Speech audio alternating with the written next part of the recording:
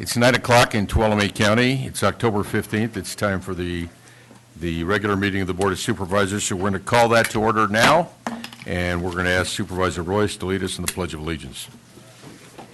Ready, begin. I pledge allegiance to the flag of the United States of America and to the republic for which it stands, one nation under God, indivisible, with liberty and justice for all.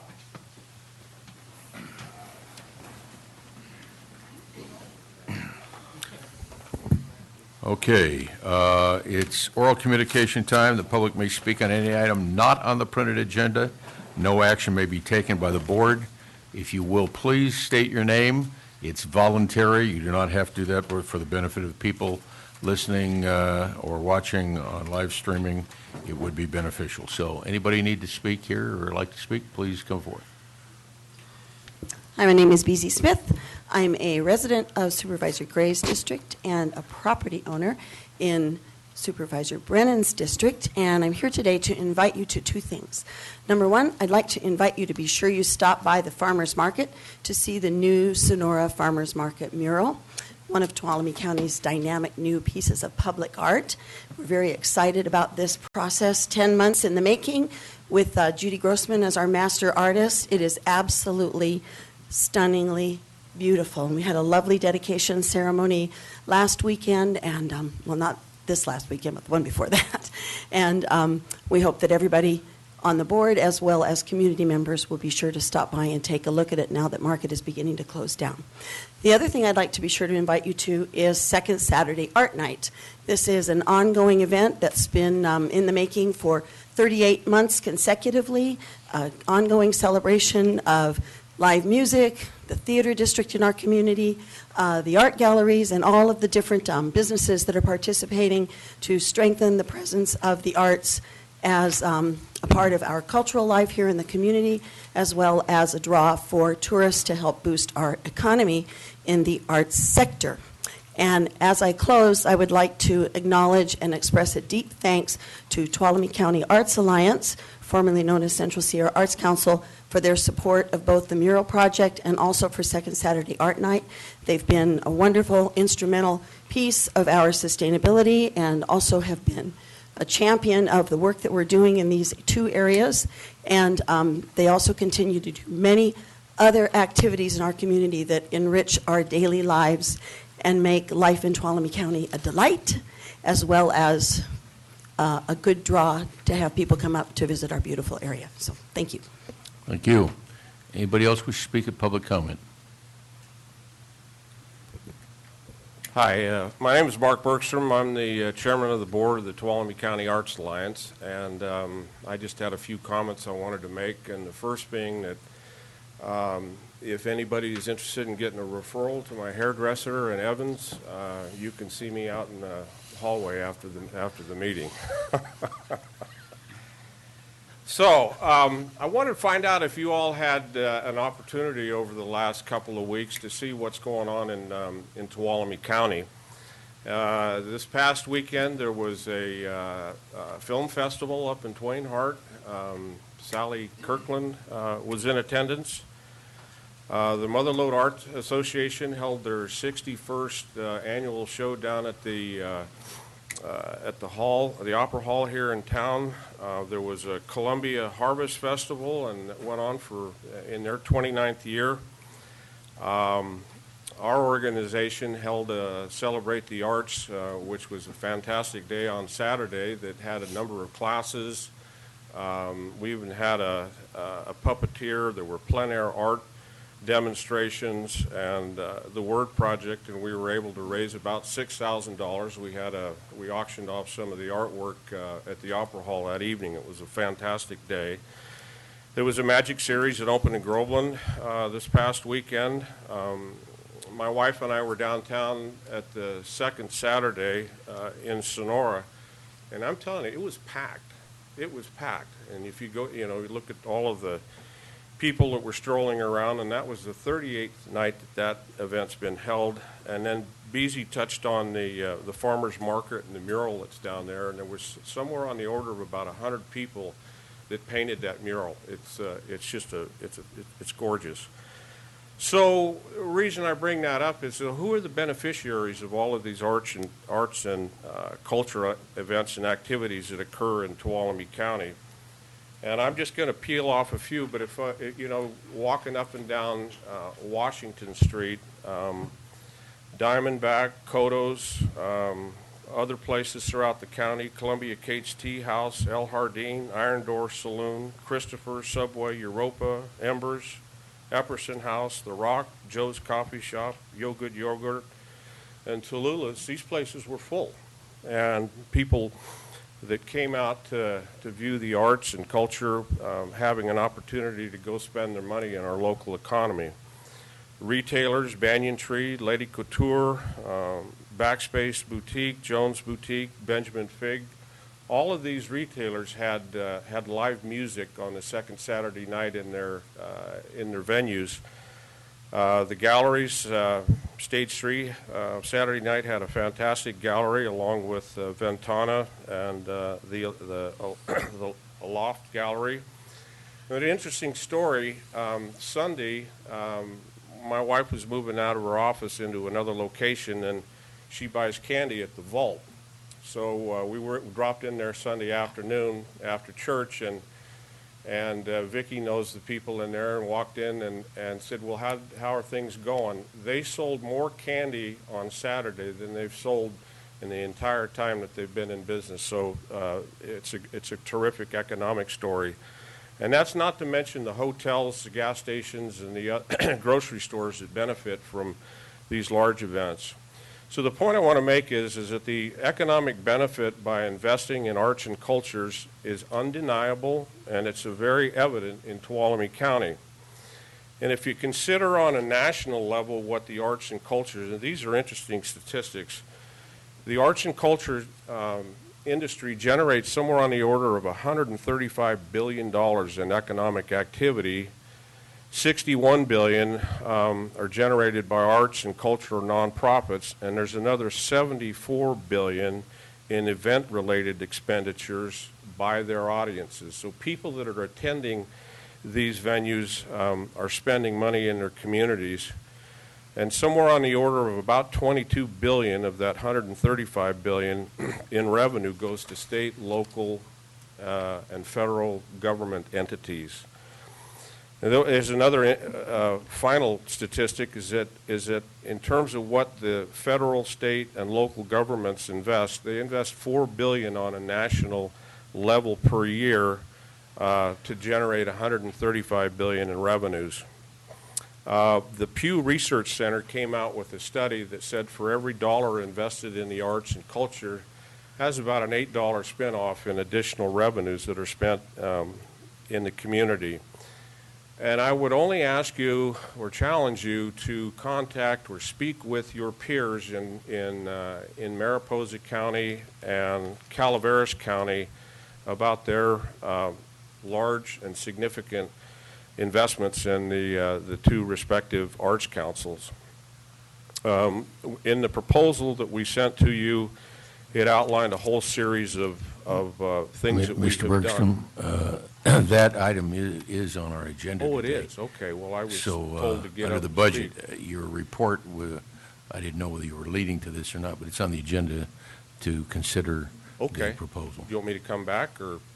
I think that would be good if you want to speak some more at that time. Okay, perfect, thank you. Okay. Anybody else need to speak on anything in the public or wish to speak? Okay, with that, I'm going to close the oral communications. I'm going to talk a little bit here in a minute about how we're going to operate the agenda today. I'm going to take the consent calendar. Item 5, which is the CDB block grant application, we're going to move to our 1:30 appointment.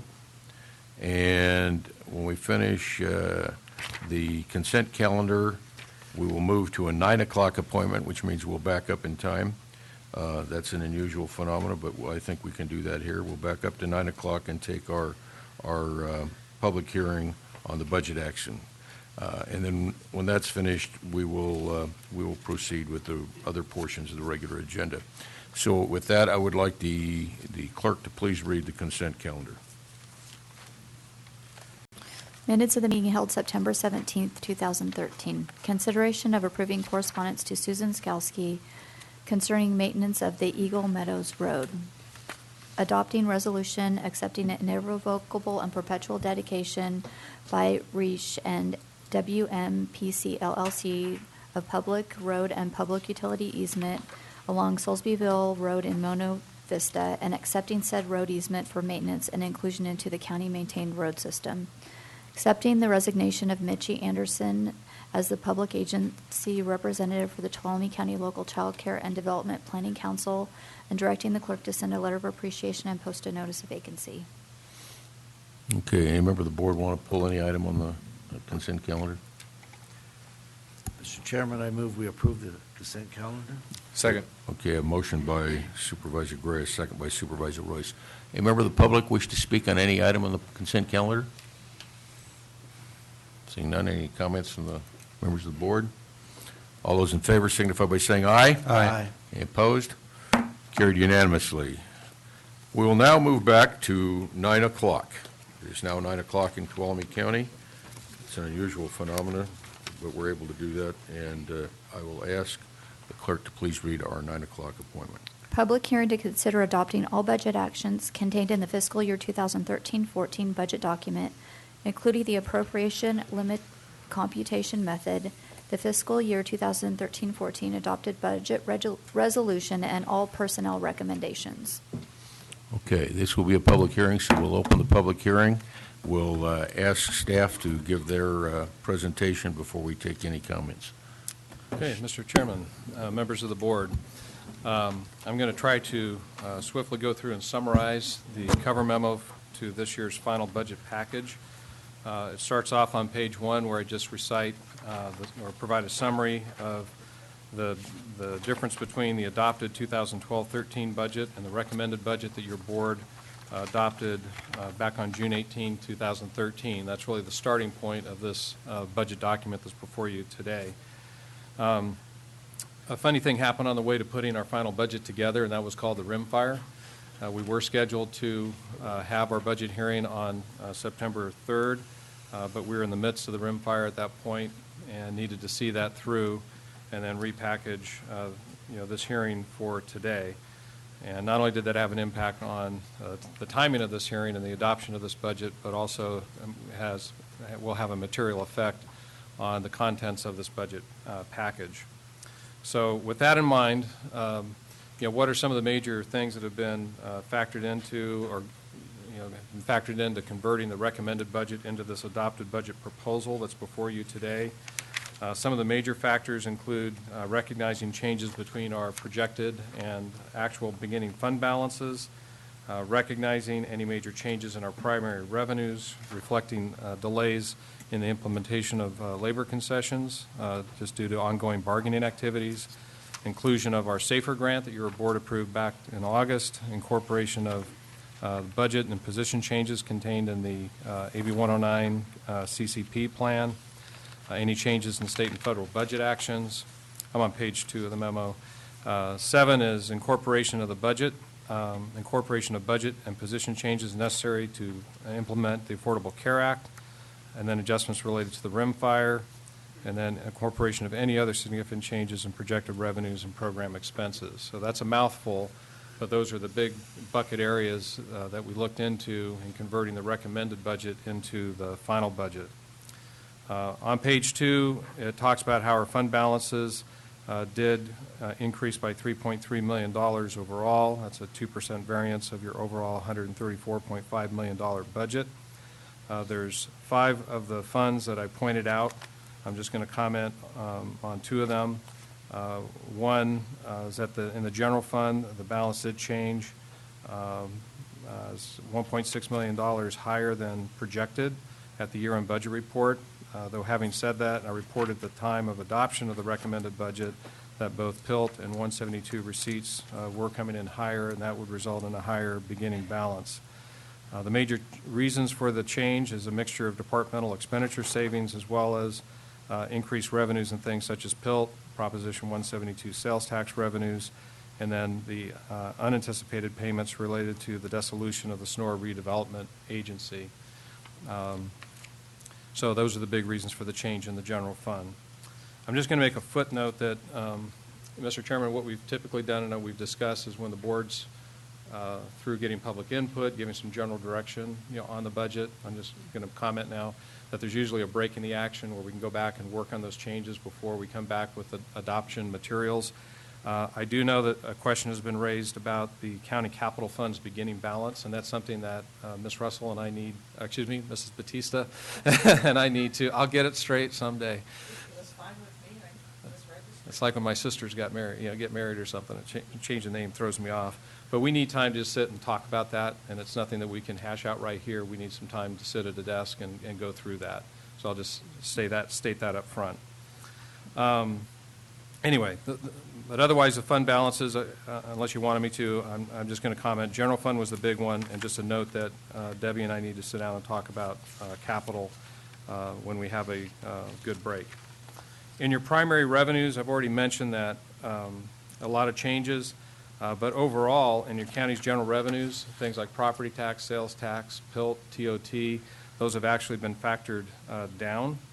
And some of those big changes are in areas such as property tax in lieu of VLF, $158,000. PILT went up by $228,000. Reductions in your sales tax and transient occupancy tax projections as a direct result of the rim fire. I'll come back to that. Well, I'll just mention now, the TOT receipts were reduced by $275,000, and with that, anytime we touch the TOT, we also have to affect the payment to the Visitors Bureau, so Visitors Bureau expense was taken down commensurately by a little under $69,000. I'll just mention there that I hope that adjustment is adequate. We looked at it strategically, looking at some of the larger lodging facilities that were affected by the rim fire, talking to those owners and so forth, and we've made some adjustments.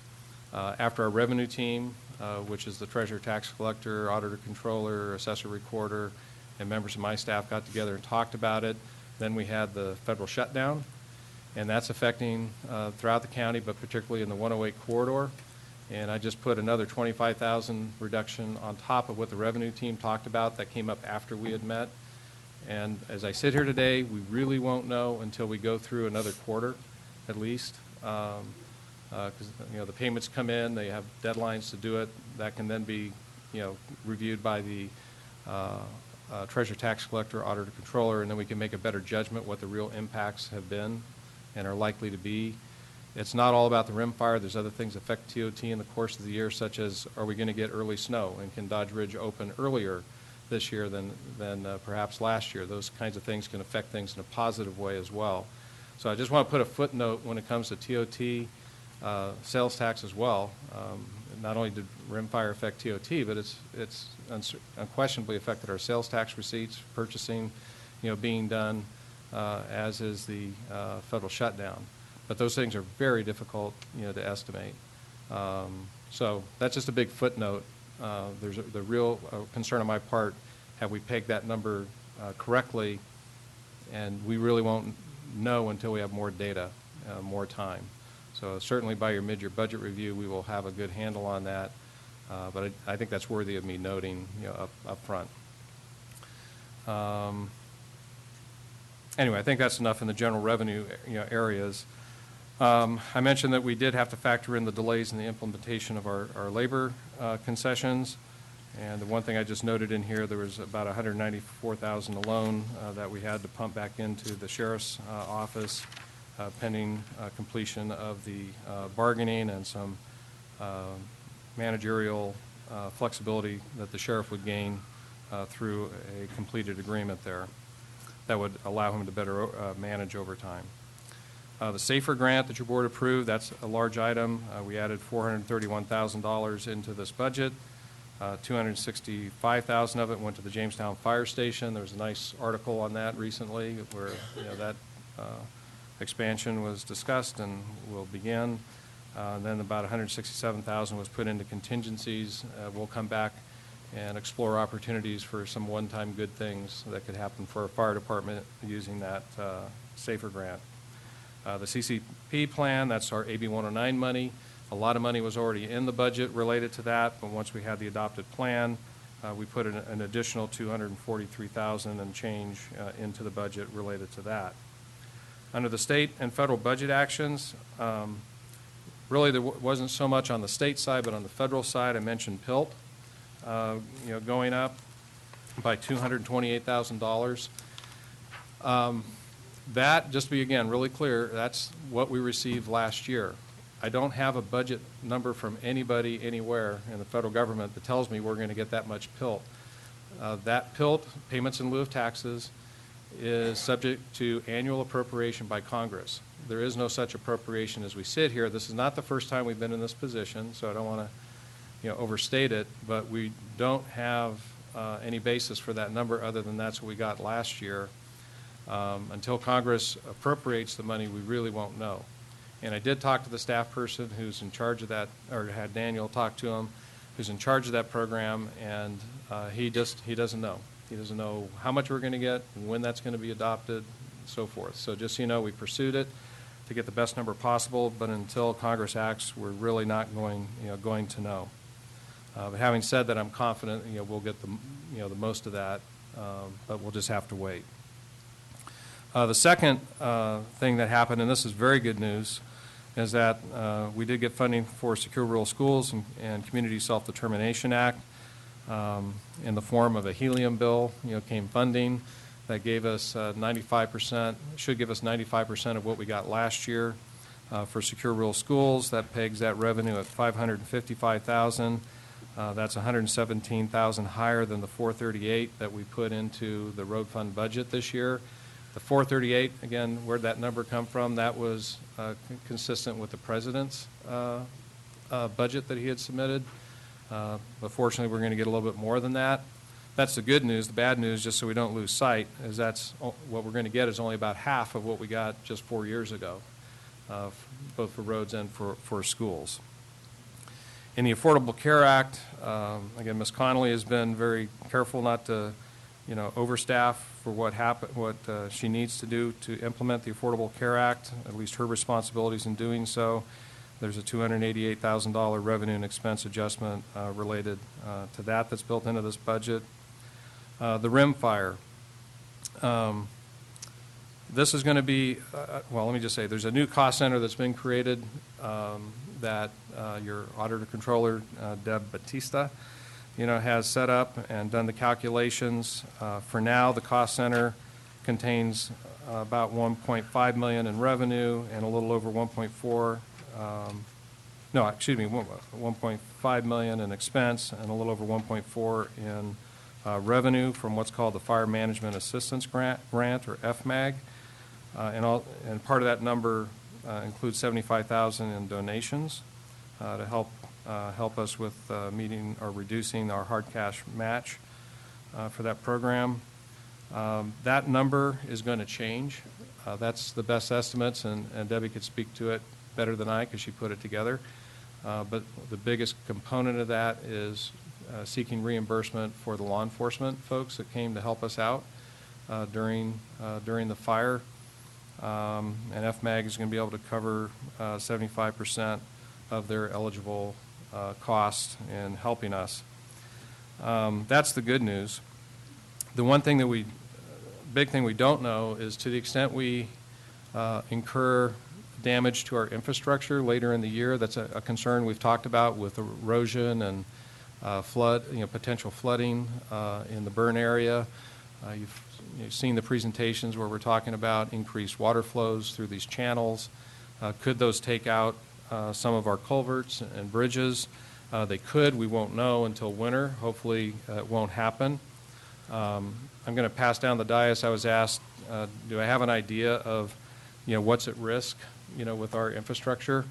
So this was a list. You'll love the title, Potential Devastation Due to the Rim Fire. I would have retitled that, but it's okay. The thing is, what if we did lose a lot of these crossings? And I'm not going to go through them all, but you'll see them broken up along Hard and Flat, bridges and other crossings on there, Evergreen Road, Ferretti Road, Golden Arrow, Aspen Valley, and Buchanan Mine. And you can see that if we lost structures and crossings, this would be the kind of cost it would take to replace those. Right now, as we sit here today, if any of those things happen, that would be 100% the responsibility of Tuolumne County government to replace those. State OES or through the governor's office, they have requested a presidential declaration. That has not been decided upon in Washington, D.C. yet. If we're successful in getting a presidential declaration, then the county could be eligible for 75% of eligible cost. And I keep putting eligible in because you'll be amazed. Not everything we do is considered eligible for reimbursement. So you might see a number on this sheet, and not all of that is going to be eligible for reimbursement. But let's say it was. The federal government, if we got a presidential, would pay for, say, 75% of that, and the county government would be on the hook for 25% of that. So that's a cost that is not in the rimfire budget, right now, because we don't have those infrastructure damages yet, but that's something that could happen later in the year. So having said that, at the bottom of that paragraph on the rimfire, I say the board is strongly advised to build on and protect the county's general fund contingencies at least through the remainder of this fiscal year to see what kind of impacts could occur on our road system in the burn area.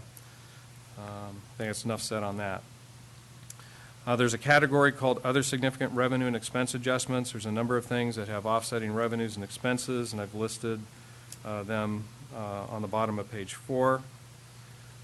Some other noteworthy adjustments is that we did put $1,361,000 and some change into your general fund contingencies pending direction from the board on how you'd like to see that directed. There's been some additional local transportation funds placed into from the Tuolumne County Transportation Council to Public Works to help with road materials and surface treatments. We have state emergency firefighting reimbursements that were increased in county fire, which helps to offset a lower than anticipated beginning balance there.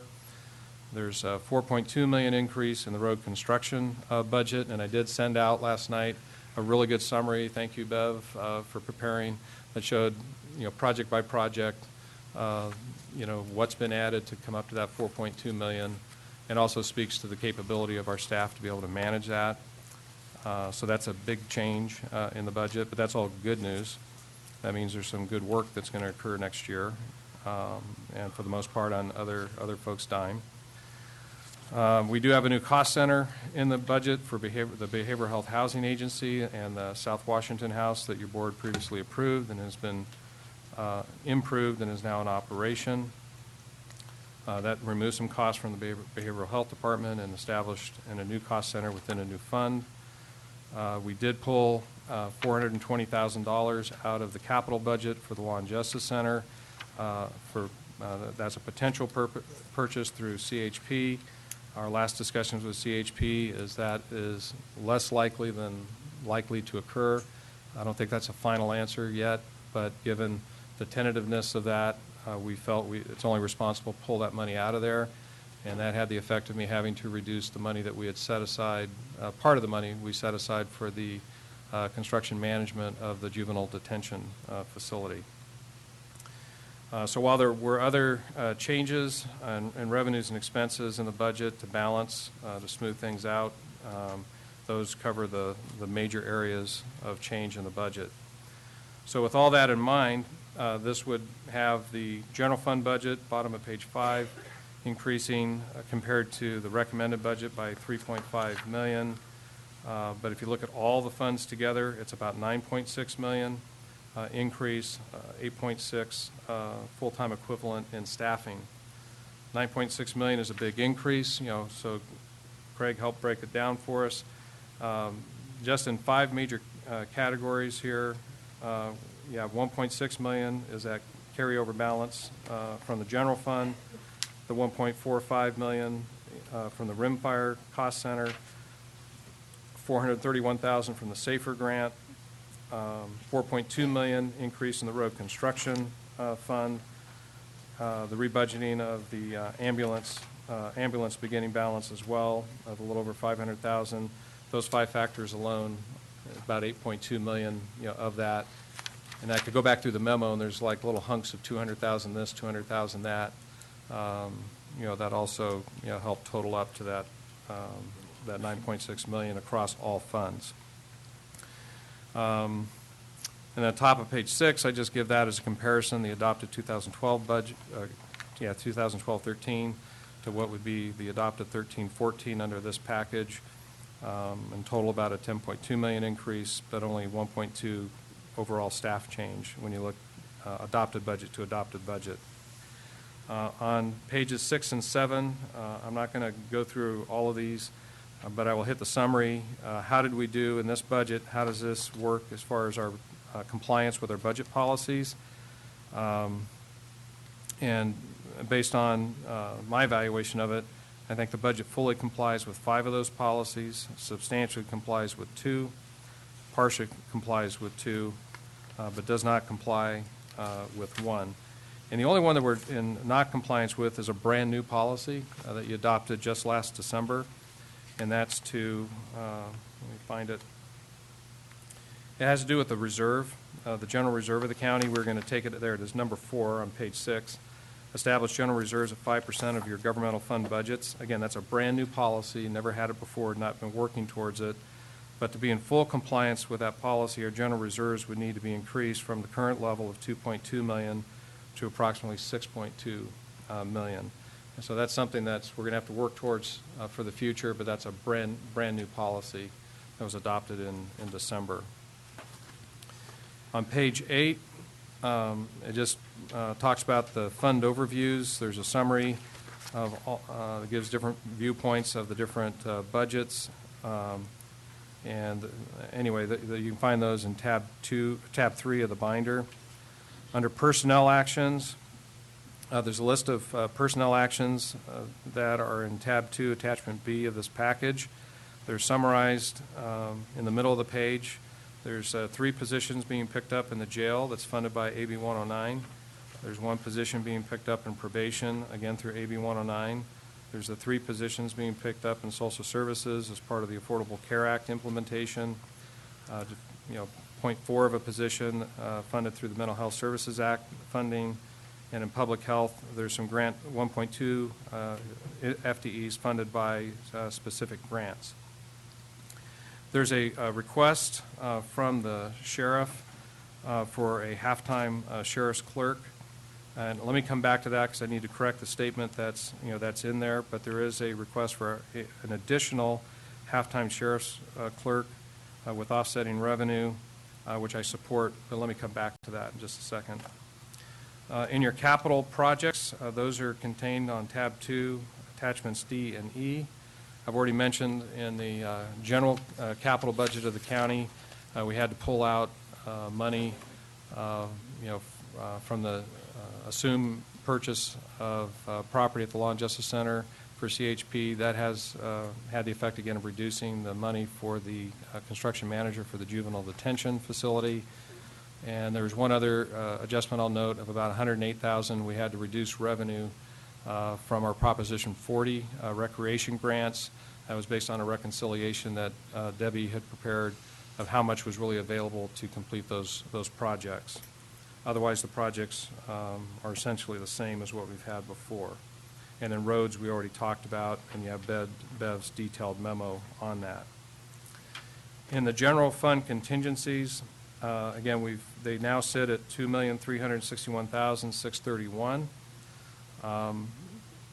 It's recommended your board establish an unobligated contingency at no less than $1 million, and that the remaining $1,361,631 be reallocated by the board as part of this hearing to meet one-time needs. And there's a list of some candidates here, and I'll just mention them briefly. The Tuolumne County Historical Society, / museum, have requested $4,500 as a one-time contribution to help them advance the inventory project of our inventory of historical assets, distinguishing between the Historical Society's assets versus the county's. and they're looking at a one-time request of $4,500 to help facilitate that. Mudload Fair has requested $7,500 ongoing, to help them get on their feet and do the strategic planning that they've already started. Central Sierra Arts Alliance has asked for $75,000 for each of the next 5 years, and that's part of a new business plan that they've developed. We would need $367,000 to restore full funding for the juvenile detention construction manager or management function. For the new jail, it's suggested to put $1 million as a set aside for that to show our seriousness that we need to put money away because we really want to get that project going. Bev has previously mentioned the need, as part of the general plan update, we have to update the environmental impact report that goes with that general plan update, while her staff's going to do a lot of the grunt work associated with that EIR update. She needs $100,000 for consultants to actually write the EIR. The Community Resource Agency has outdated CAD software. The software works, but it's an older version. It's creating compatibility problems with other files that they exchange, and they're asking for about $7,000 to upgrade that software to make it compatible. That's an efficiency and accuracy issue. Probation, they have a very slow connection, internet connection at their current offices. It'd be about $20,000 to upgrade their WAN connection. As part of the concerns expressed about downtown and security and activities at Courthouse Park, one of the recommendations has been to put in security cameras at Courthouse Park that would be piped down live to the Sonora Police Department, who said they'd be willing to monitor that, and they think that would be helpful in monitoring and responding to things that happen at the park that shouldn't. At Stryker Court, or the EOC, as the board experienced, there's not enough parking there. If you wanted to add 42 spaces, which would pretty much match the maximum seating in there, that'd be about $105,000 to do so. I'd already put conduit for fiber between the library and our IT office at Morningstar and Greenlee to complete that project and run the fiber, which again is an efficiency and potential cost savings measure. That'd be $19,000. Rimfire set aside. Again, there's costs that we haven't incurred yet, but potential reimbursements that we might be faced with. It'd be nice to put as much into contingencies as possible, and that's exactly what it says, as much as possible. I don't have a number for you. On road maintenance projects, the board has seen some good fruit come from past efforts where we put money aside to accomplish specific paving projects in the county. So those are just some of the candidate projects your board could add to, take away, whatever, but by the end of today we need to talk about those and which of those, if any, would you like to address. Kind of wrapped into that, you'll see a section for local nonprofit funding request. Again, I've already touched on those from the Historical Society, the Mudload Fair, and the Central Sierra Arts Alliance. And then there's the recommended actions that your board would need to take to adopt this budget. Before wrapping up here, I'll just mention that there were some corrected materials that were sent out to your board. We did discover a $343,000 error in the Social Services Fund. That would to rebalance the budget, we would need to take $44,343 out of their contingencies, which was setting a little over, I think it was a couple $100,000, in there, so they could do it, and that would rebalance that fund. There was a typo in the capital list for the road fund. What should have said paving projects on the chart that was in your document said contingency, so it's just a name change, not an amount change. And then back to the sheriff's request. And talking with the sheriff, well, let me just read what it said originally. It said, the sheriff has also requested that he be allowed to add an additional half-time senior sheriff's clerk to assist with administration of inmate commissary functions. The annual cost would be $27,000 and could be funded 100% by the inmate trust fund. The fiscal year 13-14 cost and funding would be $13,500. Staff supports sheriff's request. If your board is in agreement with the request, the revenue and expense will need to be added to the adopted budget at the time of final approval. And that was a misunderstanding between the sheriff and I, is exactly how that would work. So I'll accept responsibility for that. In short, while the sheriff wants that additional half-time clerk, that's to address general workload demands within his department, not directly tied to the commissary. His thought was to start using the inmate trust fund to pay for inmate care items, which is a totally legitimate use of that fund, things like toothpaste, toothbrushes, things like that. And in doing so, that would reduce the use of general fund dollars for such purposes, and that would have the effect of relieving the general fund of amount of money that he felt was roughly equivalent to pay for the new half-time sheriff's clerk. And I have checked with the auditor controller again on the availability and adequacy of that source, and she said it's absolutely there. So I'm still fine with it, but that's just a correction in how that would exactly work. I'll also note then you did get supplemental materials also from the Arts Alliance and also from the Motherlode Fair, just to make mention of that. And then in just final comments is that more than any other year, I really, really want to express thanks to the department heads and particularly Debbie and the members of my staff to try and put this thing back together, Humpty Dumpty back together again in the midst of the rim fire. With all the other things that have been going on, people have been just working extraordinary hours, putting in extraordinary efforts, and very much appreciate that. So with that, Mr. Chair, that's the end of my presentation, available for questions. Okay. Members of the board?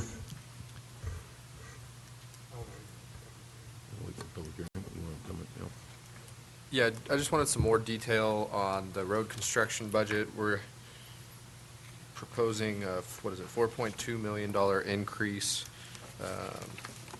because we're carrying over projects. Can you just kind of give some detail on which projects are carrying over and what and maybe Bev wants to address some of that stuff, what our schedule looks like, how that stuff's been impacted. I'm sure the rim fire's affected a lot of that, and there's been a lot of different factors. But Good morning, Mr. Chairman, members of the board. I'm Bev Shane, Community Resources Director.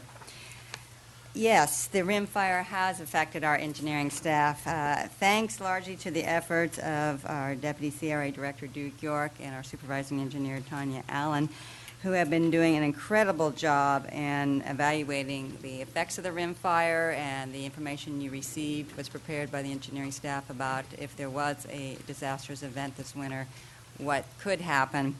In addition to that, they have been managing projects to keep them moving along.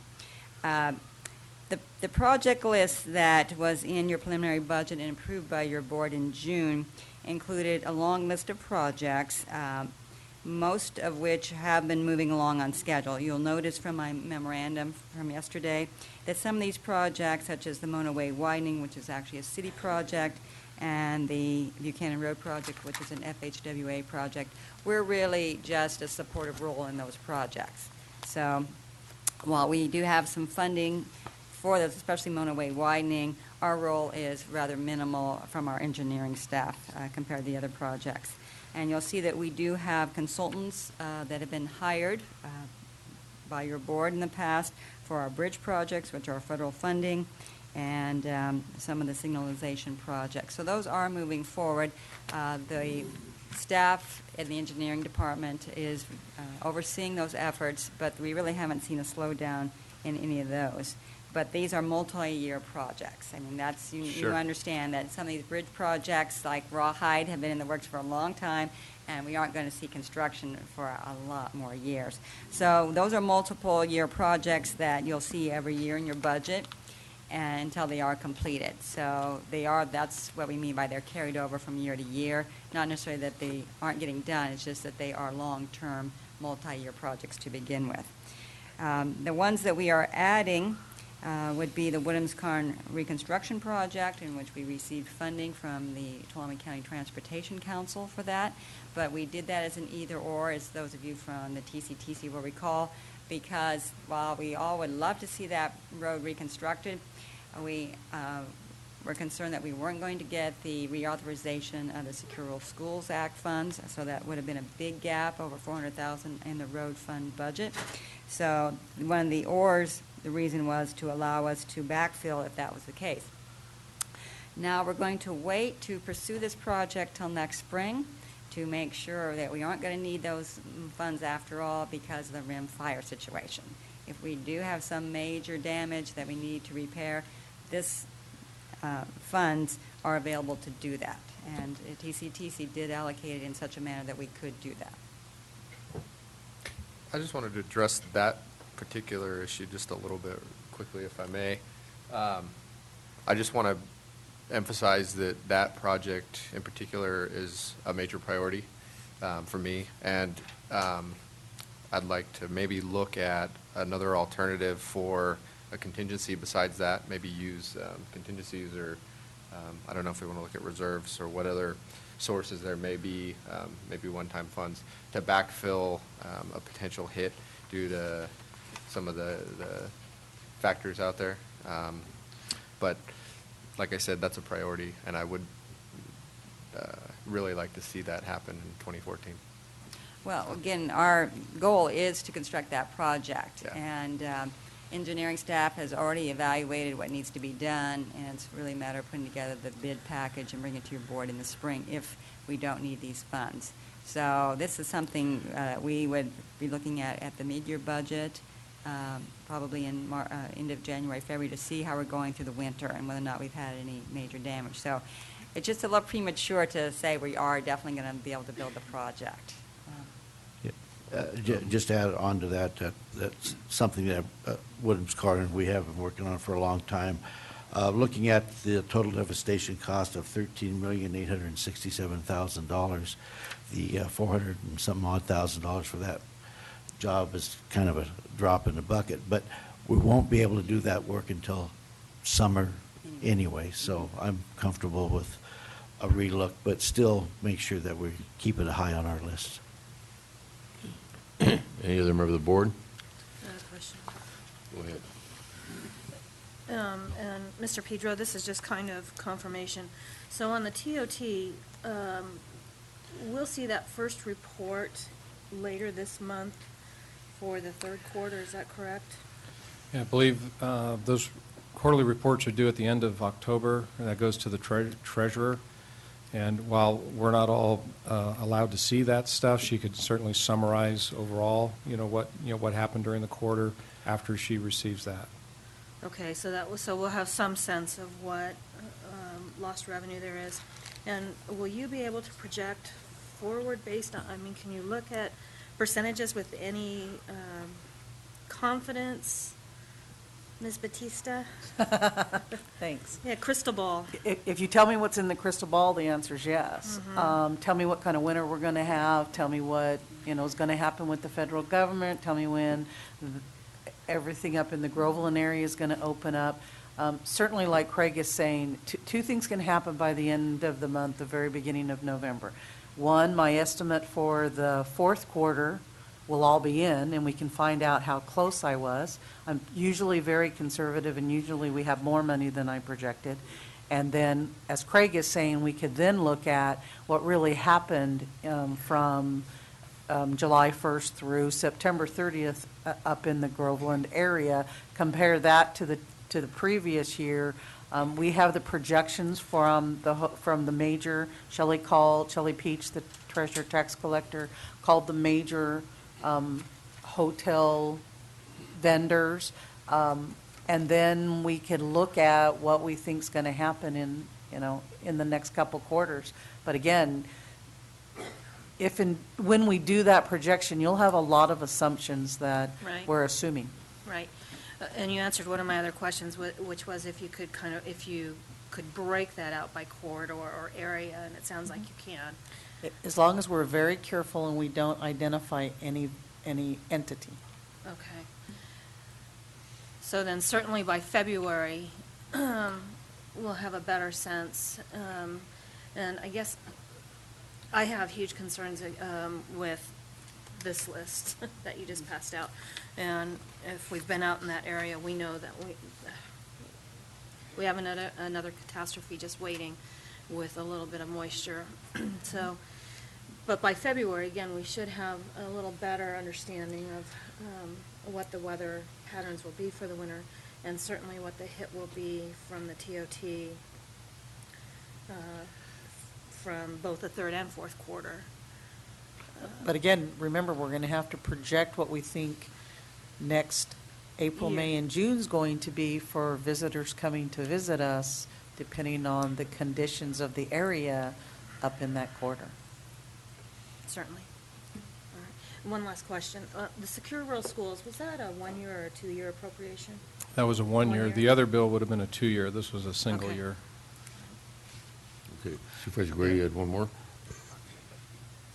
Just, maybe a procedure here. I've got questions about a number of things, but do you want me just to ask them now, or do we want to do some of this line-by-line stuff? But one thing that I want to interject right now, it has to do with the restore full funding for juvenile detention construction management. We have an issue with the highway patrol. I don't want to pick on him. I see him out here. I know it's not his fault that they're not wanting to purchase that property. That would, in my mind, free that property up for disposal to somebody else. It would seem logical that we prepare a RFP to sell that property to some commercial entity that would want to come in and put businesses that would be compatible to what we're doing, their offices, whatever. So, I think that if they're not going to use it, we should put it at the best use, and that would give us additional money for this juvenile detention construction. Yeah, just a comment about that.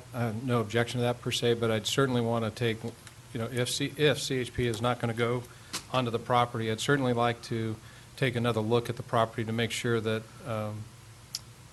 there's not an opportunity to better serve our other departments, the Sheriff's Department, Probation, DA, Public Defender, because it may allow us to adjust things a little bit that would help them out when their buildings are built. I would be fine with that.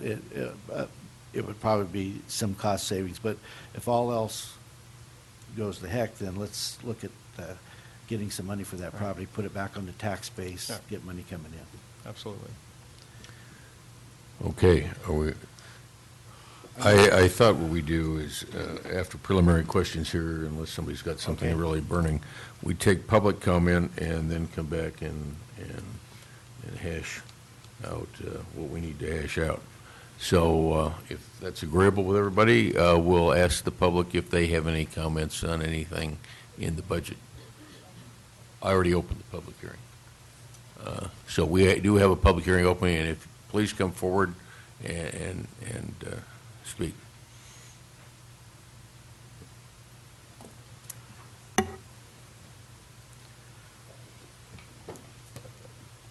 My name is Richard Baird. I'm the president of the Tuolumne County Historical Society, and I'm here regarding the $4,500 request that we have made. As Craig said, we're in the process of a major project in the museum and archiving and detailing all the equipment we have there, all the exhibits we have there, and that sort of thing. This is all going into a major software program called Pat's Perfect, and it's been quite a project for us. We spent a lot of money on it. We put $24,000 of our money into software and other equipment, and this $4,500 is to help expedite some of the project that we're into right now. And we have found that we hired a man on a part-time basis to help out in the archives, and he has been marvelous as far as helping us get projects done much quicker and that kind of thing. He was on a 4-day week. We just put him onto a 5-day week and about 6 hours a day. And that's where part of this money would go. It's probably a good thing that your request for refunds was as early as it was. Otherwise, we might have asked for a little more, because we have recently done a complete audit of our IT system. And we have 24 computer stations that we have paid for ourselves, and on a server network. And we have found that the server is about 10 years old, and the consultants that we've been talking to have said that we're going to have to buy a new one this coming year. So that's not even part of this $4,500 that we're looking at. That's something we would pay for. So anyway, we would certainly hope that you would help us out here. You've given us a lot of help as we go along with your maintenance. Your maintenance crew has been marvelous as far as taking care of a lot of problems. You're taking care of the roof now in the building, which has been a major issue for a while. And we'd certainly and I do appreciate a lot the help that you've given us, and want to thank you for it. Thank you. Thank you. Anybody else from the public?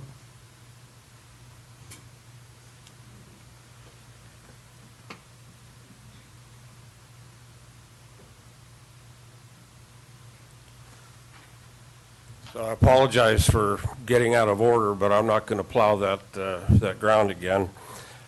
So last year, you very generously gave the Tuolumne County Arts Alliance $45,000. And as a businessman, I think it's always good to find out what the return on the investment was. And I'm just going to go through a half a dozen items. So we have a new home at the Dome, and I know most of you have been up there, and we've taken over the two buildings, the cosmetology building and the parent nursery building, and it's just a fabulous space to grow our program. We've had a number of events over the year, the annual art exhibition called In Focus. We've had art excursions on bus trips to various arts venues in the Bay Area. We had a grand opening at the Dome that sort of celebrated the new baseball field, the Master Gardeners, and the Tuolumne County Art Alliance projects. And this month we'll be holding a Native American art exhibition working in concert with Black Oak Casino and the Chicken Ranch. The largest program that we have put in place with your money was the Kids Art Studies Academy, CASA, up at the Dome, and that particular classroom venue fills a void that's been created by lack of funding for arts and culture in the schools.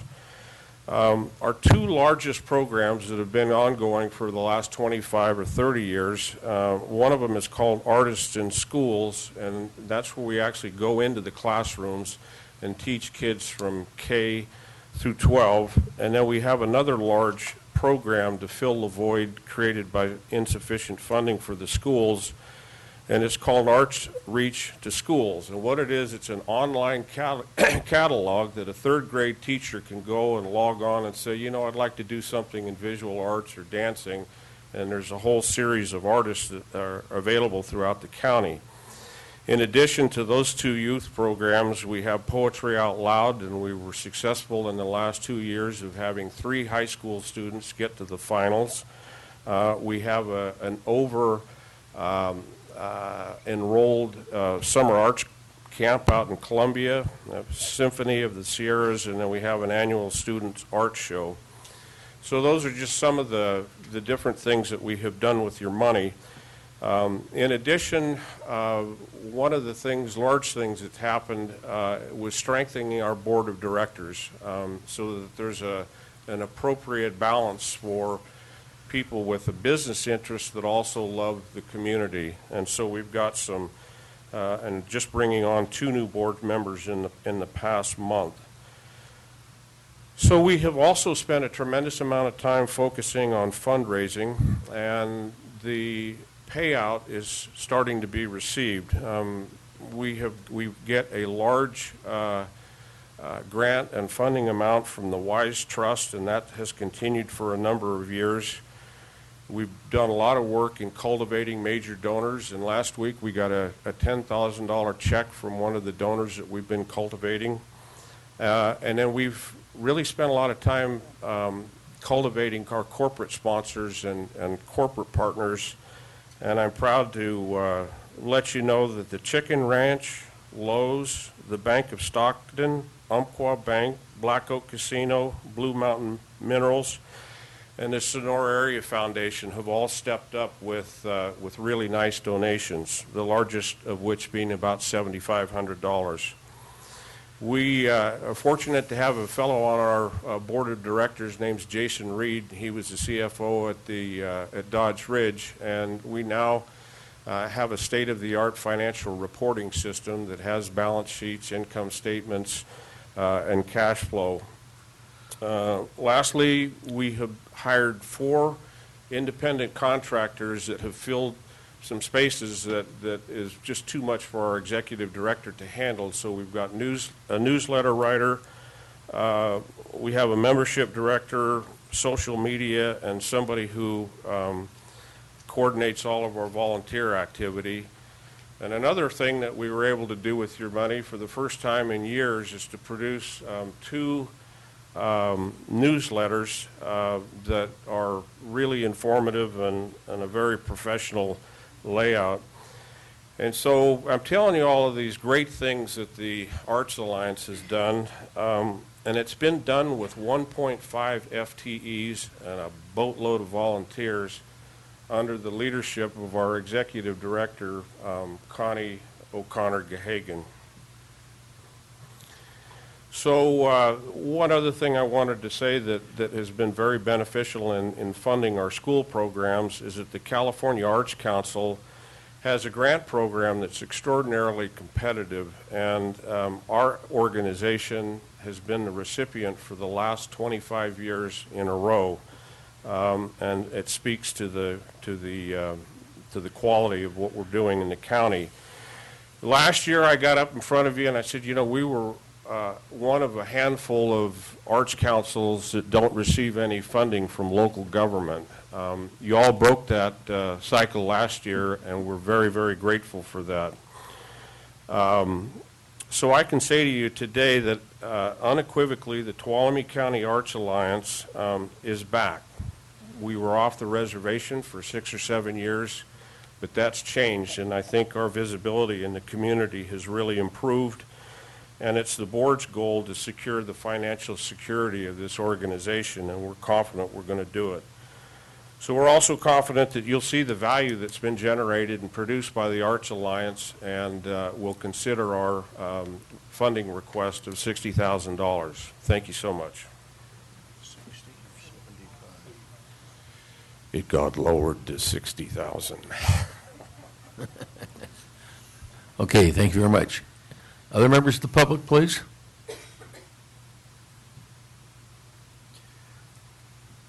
Don't see anybody else who wants to speak. I'll just mention that Mr. Bean from the Motherlode Fair had a conflict today. He would like to have been here, but could not. He did send those materials, and that's some of that supplemental information I got to the board. Okay. So, since we've heard from the public, how would you like to proceed, supervisors? You want to go through with your questions, comments? I can start if you would like. All right, I'll let you go. Well, you know, we have, on our short list here, we have, and I'm sure we have other ideas that we would like to see on here, but we have $1.7 million worth of requests. We have $1.3 million to spend.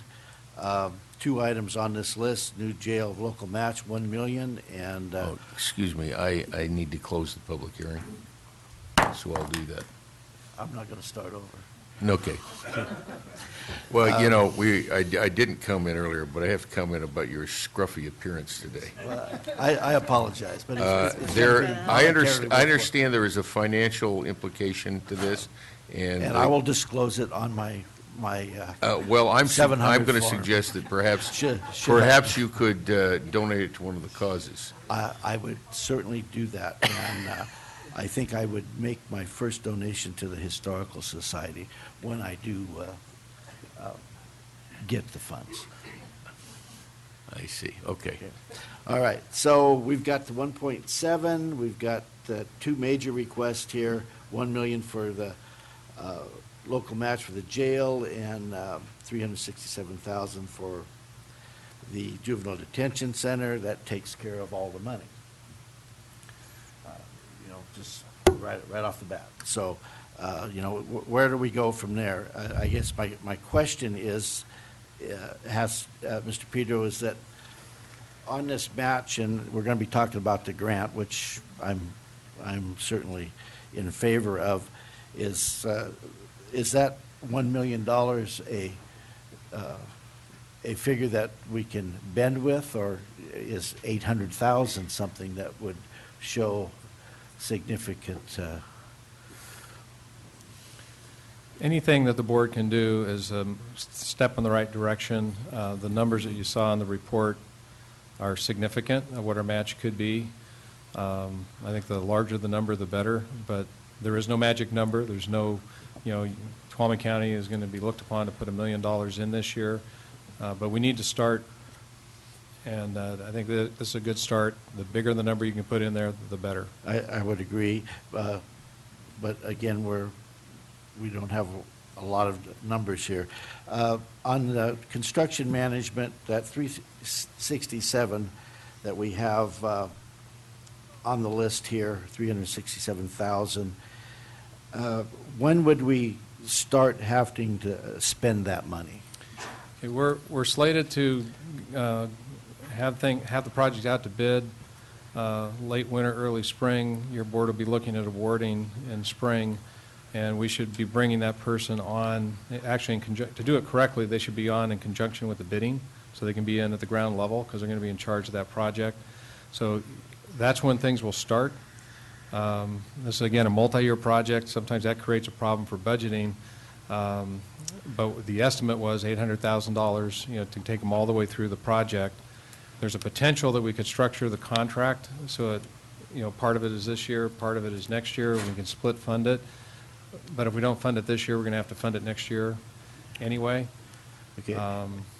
One thought, just to put out there, is if you were to put $1 million, towards the jail or law and justice center, we can certainly report back in the spring, and we'll have better information on the cost of the construction manager, because that was an estimate, and we'll also know where we're at with the grant, and perhaps there'll be some flexibility that you could maybe use part of that money to fill that hole, or if there's a way I can split fund the construction management between this year and next, I could let you know at that time as well, and we could address that 367 in the middle of the year. Okay. Would it be better to say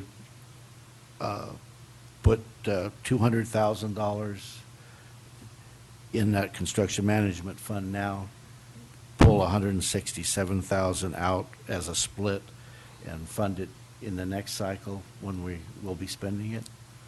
I mean, sure, it's whatever the board would like to do. We're going to end up having to pay it. I'll know the number this spring. Okay. That's an estimate. Okay. That's all the questions I have. Okay. Right now. Supervisor Rotifer, I think you. Ms. Batista, do you agree with the current fund balance of 2361631? Is that We're talking general fund? a yes? Absolutely. Okay. So that's, I think, first of all, I've been doing a little research on general fund balances, and our average over the last, from 2007 to 2008, is over $1 million a year. We make some tough decisions early in the budget cycle going forward, and we routinely end up with money that we're spending at the end of the year. I think we need to recognize that some segment of that, and I'm not sure how big a segment that is, that's up for discussion, really isn't, I mean, if it's one-time money, if it's one-time money this year, if we have the same amount of money or some minimum threshold of that money every year, year in and year out, that's really not one-time money. And I would like time to sit down, 4 days from getting a budget book is not a lot of time to come to some decisions on how to spend some very important money on some very important programs. And I would like some time to think about and talk to the staff about how to spend, especially with the jail construction coming up. That's very, very important, especially with the unknowns associated with rimfire. I think that we ought to, we can address maybe some of the nickel and dime requests, and I don't want to minimize the importance of them by calling them nickel and dime requests, but let's just say the small amounts of money. I'm not ready to spend $1.3 million today. And I'd really like to look at fixing some things that we not necessarily broke, but we certainly chipped away at with some of this money. I think there's a lot of times we forget what our budget priorities are in terms of public safety and some other things when we start entertaining how we're going to spend year-end fund balance money. And I would rather go back and take a studied approach to that. That's my view of it. I just think that getting an inch and a half thick package on the budget with 4 days to prepare twice a year, I'd rather have a little bit of ownership on this, and I think we need to look at our process and how we get to the budget public hearing as well. But I'm not ready to talk about this kind of money right now. Okay, got Supervisor Gray? Yeah, maybe address the issue of the one-time money. The experience over the last almost 5 years, looking at that one-time money, it's never coming from the same area all the time. It comes from different sources, and you take the PILT money as an example. If we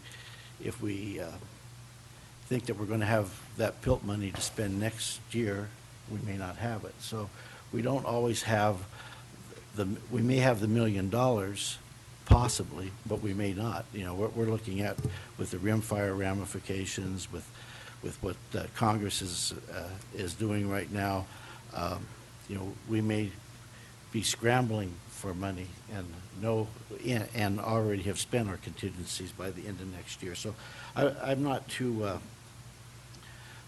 sure if it's the right thing to do to say we're always going to have the one-time money.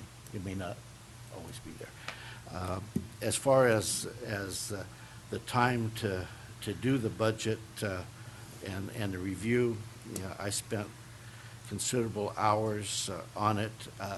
I have more detail now than I ever had. I'm probably overloaded with detail. I'm not really interested in how much toilet paper costs. It's just a matter of looking at the big things. I think the request list that we have here is legitimate. I could certainly add to some things. I will use an example of the alleyway study in Tuolumne that we did 4 years ago when Supervisor Morrison was here. I think on the CBDG grant application there was $80,000. To me, I would love to add it to this list and say, let's not get grant money to proceed with the alleyway reconstruction in Tuolumne, which is not my district, obviously, but I think it's, here we do study, we spend money, and we don't proceed with it. So I can think of a lot of other things to road projects to spend money on, but this is a legitimate list. I don't know where I would be if I'd be any different position to make a decision a week from now or 2 weeks from now. I think, time is here. We need to move on with it. Okay, any other member of the board? Supervisor Royce? Sure. Well, there's two things it sounds like we're talking about here. One is the specific budget in front of us and how we're dealing with it, and I think the other one is a discussion about budget policies and process. And I think they both kind of tie into what we're dealing with, and so we're going to have to figure out how to reconcile that. I think in regards to Supervisor Rodefer's comments about the one-time money, I think it's something to consider. The fact that we oftentimes have a one-time fund balance that we are dealing with says something about kind of the responsible nature of our budgets. We're trying to make sure that we're coming in on budget every year. I think that it also says that there's a trend that we often do have money left over, and maybe there is a way to be a little bit more aggressive about analyzing the resources that we have every year for operating expenses. I think for me to be more comfortable with looking at something like that and being a little bit more aggressive about using that money, I'd refer to one of our budget policies, which is our reserve fund, and we're talking about as a goal budgeting 5% for our reserve funds, which would equal $6 million something dollars. Right now we're at what, about half of that? 2.2. Yeah, and I can see why we need money like that. We've never actually really gotten into that much while I've been here. We haven't used reserves, which is a good thing, and we haven't had to use them, which is a good thing, but I can see things like the rimfire where that could become a situation and that money would need to be utilized.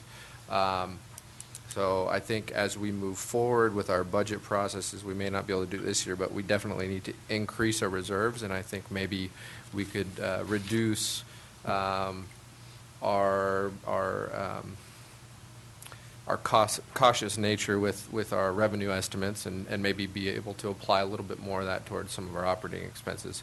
It's also a way that we use with being cautious. We've been able to use that for capital expenses and one-time costs, and I can see how that's advantageous also. But that's a discussion I think we need to have. I think it ties to our long-term budget policies, and I don't know how to really apply that here.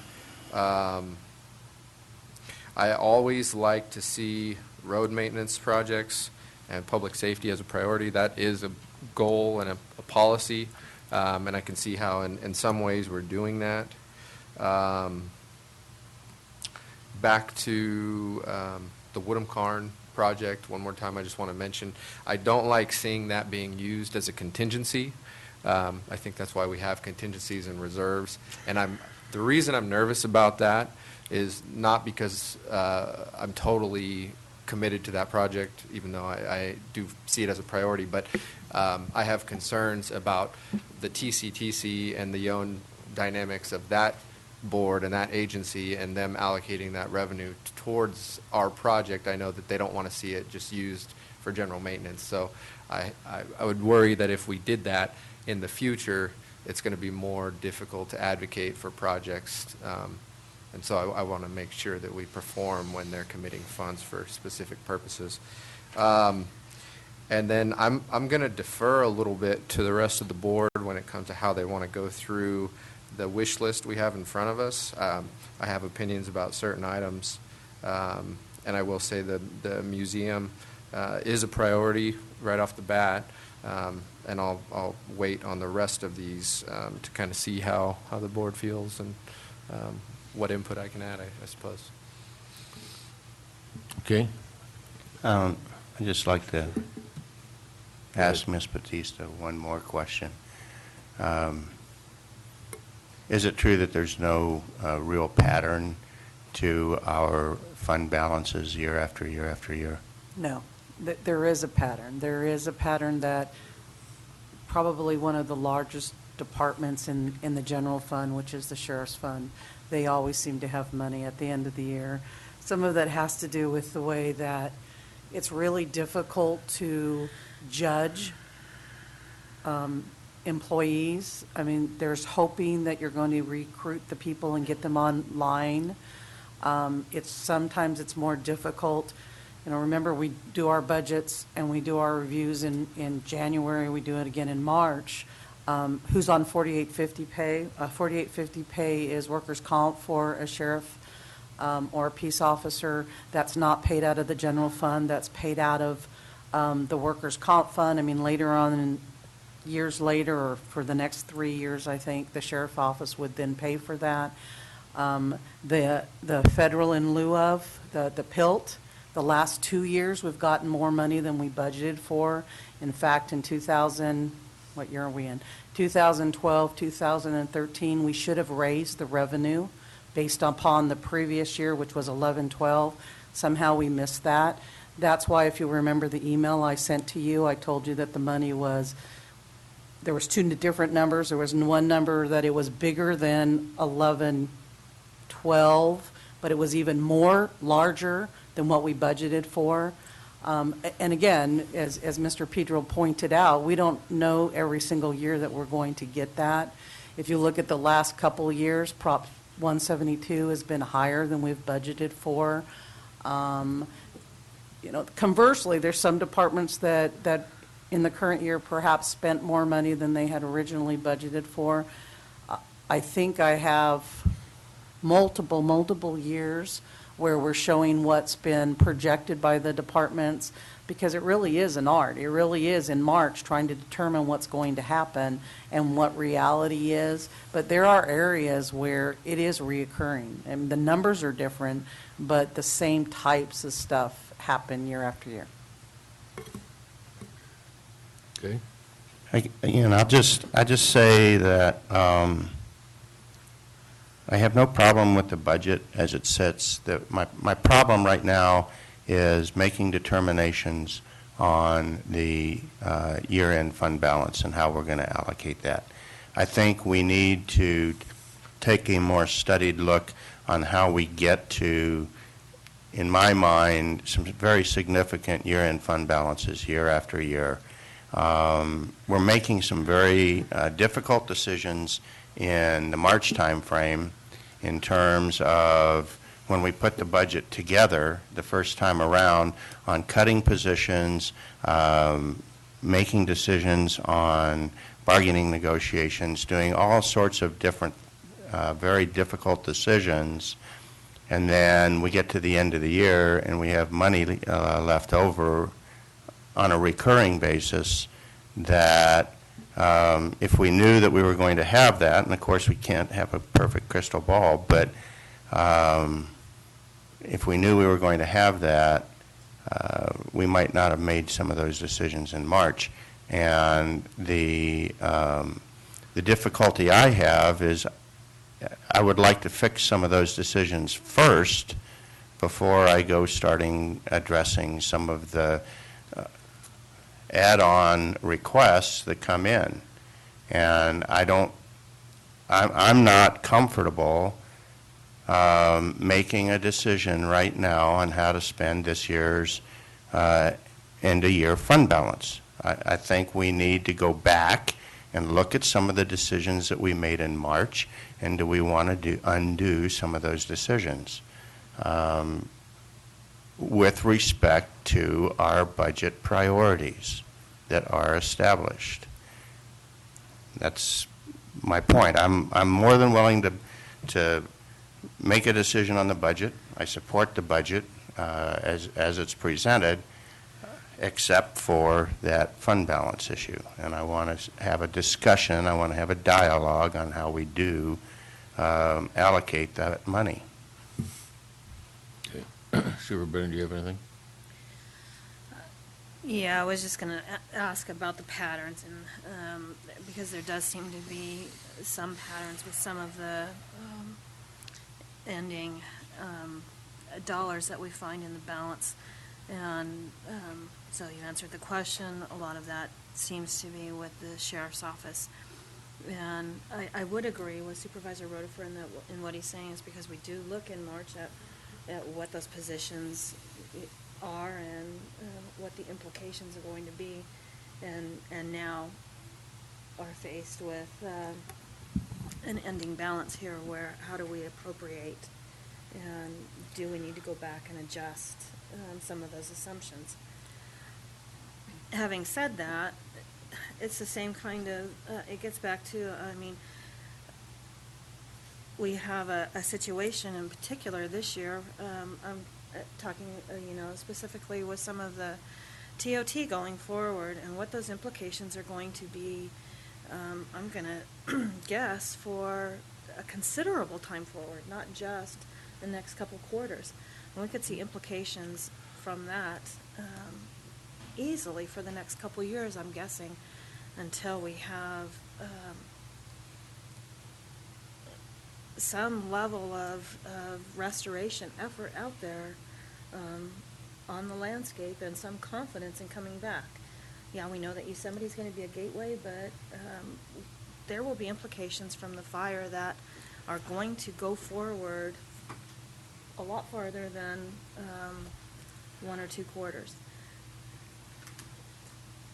So having said that, I just want to get to this idea of the reserve and what that means, and I think that it is very appropriate for us to believe that we will have expenses going forward, unanticipated expenses from unanticipated damage and unanticipated revenue lost resulting from the fire, and we need to factor that in. I am prepared to, I think there are a couple of items here on the list that I would advocate for, and we can have a discussion about that. But the lion's share of these funds, I really believe we need to be looking very honestly at what the overall implications are from the rim fire. Okay, Supervisor Gray? Yes. I'll weigh in. Ms. Batista, she mentioned the crystal ball. Through the budget process, and I won't pick on the sheriff, but I'll just use the sheriff as an example. He's taking his budget, he's making his best possible estimate of what he thinks is going to cost him to run the sheriff's department at a staffing level that he thinks is adequate for him to do the job for the taxpayer. So that's his job as an elected official. It's ours to do our best to give him those funds to do his job. But when you go through the budget process using the crystal ball, you're making your best possible estimate of what it's going to cost to run your department. And I want to commend the people that we have running our departments because they've been able to be efficient with the money that we give them. It's very easy to take the philosophy that I've got X number of dollars and I'm going to spend it all because next year I'm not going to get it. So let's look at it from the standpoint of them doing a very good job of managing the money. We're coming at the end of the year with some funds that are available that weren't spent for various reasons. And now we have an opportunity to take those funds and spend them on things that are needed. I don't think that's a bad process. I think it's one that works well. If we got to a point where we had no one-time money, we wouldn't be looking at a list like this. So, just my 2 cents. If you got the impression that I think the way that the sheriff's office budgets is incorrect, it's not. We want people to be as conservative as they can to budget, hopefully thinking that the recruits, the new deputies, the new staff members are going to come in March, and when they don't come in till June, because it's a whole lot easier to be in the position you are today with money to spend than to be the opposite, where the sheriff says, they came in and we didn't think, and I'm not just saying the sheriff, anybody who loses positions, I lost a position and putting it in, there's some savings in my department, a couple $1,000 because I brought the person in later. It's a whole lot easier to spend the money in the following year than to have a hole of a couple $100,000 because pattern says we don't normally get these people, and they get a great crew of recruits or applicants, and they're able to get through the process and get the people on board faster, you rather that your finance team is conservative. Every year, the last couple of years, property tax has been higher than we budgeted for. I'll own that, but where the team is conservative, we rather have money at the end than to tell you, oops, we have a mistake and we're $200,000 in the hole. I would agree, and I wasn't picking on the sheriff. No, I just used it as the same example as you did. I agree with what you just said, totally. I think that's the right way to do it. And I agree too. But my problem is with the concept of the one-time money. I don't disagree that we're much better off in a position where we're at today than if we were looking at a $1.3 million shortfall. There's no doubt, okay? My problem is every year we have about that amount of money, and we treat it differently than we do the rest of the money in the year going forward. We call it one-time money. And all I want to say is that if we have $1.3 million every year or more, that's not necessarily one-time money. We ought to be treating that as part of our going forward budget and apply it to the same budget priorities that we apply all of our other money to. And I'm not even saying treat all of it as recurring money, but we ought to recognize the fact that a good chunk of it is recurring. And we can predict that it's going to be recurring and recurring again and again. My problem is in the past, we've always fenced it into one-time money, and we spend it only as one-time money. What I'm saying is a good chunk of that could be treated as recurring, and then you can address some of the things, some of the decisions you made in March and fix them long-term, okay? That is all I'm saying. I'm not criticizing the fact that we have $1.3 million. I just want to talk about, have a dialogue about how we treat that $1.3 million. And these are all one-time things. I think there are some recurring issues that we need to fix. Okay. You want to come in? I'm going to weigh in at some point, but go ahead. I'll be brief. I've spoken with Supervisor Rodefer, on the concerns he's expressed. I have no problem at the appropriate juncture. I don't think it's today, and I think he'd agree with that, to have the discussion about the process. And I will say this, I'm very proud of our process. It's a much more sophisticated process and successful process in most rural communities that you're going to see. Having said that, everything's subject to change, looking at again, and be more than glad to come back and look at our process and have this discussion. It's a healthy thing to have, so everyone is totally on the same page as we move forward. Probably more important now than ever because of the composition of the board. It's a new board, new day. So I'd absolutely welcome that, and we could schedule that for don't know exactly when, but as soon as we can. Certainly before we start constructing next year's budget. And so just to put that out there, I think we need to have that discussion in a separate period. As far as today, there are some things in here that I know that some of the agencies would appreciate knowing, the ones that spoke today, as to whether or not the board would be receptive, because it make a difference on what they're going to do or not do. I'll offer a couple thoughts. One is on the EIR. I think that's something that you're kind of bound to do, because if you want to have a general plan update, you've got to have an EIR. On the matter of the jail set-aside, you could certainly put that into, don't do that now, put it in contingencies, revisit that if you'd like. I'll just offer this thought, and I've shared this with some. I think it'd be really good when our delegation stands up before the Board of State Community and Corrections to pitch our project, to say that we've begun the process of setting aside our funding. But is that a final answer? Is that absolutely necessary? No, but I just put that one out there. So if you want to address certain things, pack the rest into contingencies, address that at a later time, that's certainly your prerogative. But I would think you'd want to address a few of these things, today, and then pack the rest in contingencies. We can come back another day. Okay, my turn? We have if we abide by our rules, we have $1 million that we put in contingency fund, and we have $1.36 million of funds that have accumulated over the course of the year, and I will give a lot of credit to our staff and our department heads and their staffs for managing their budgets well, because all of this was, in theory, intended to be spent.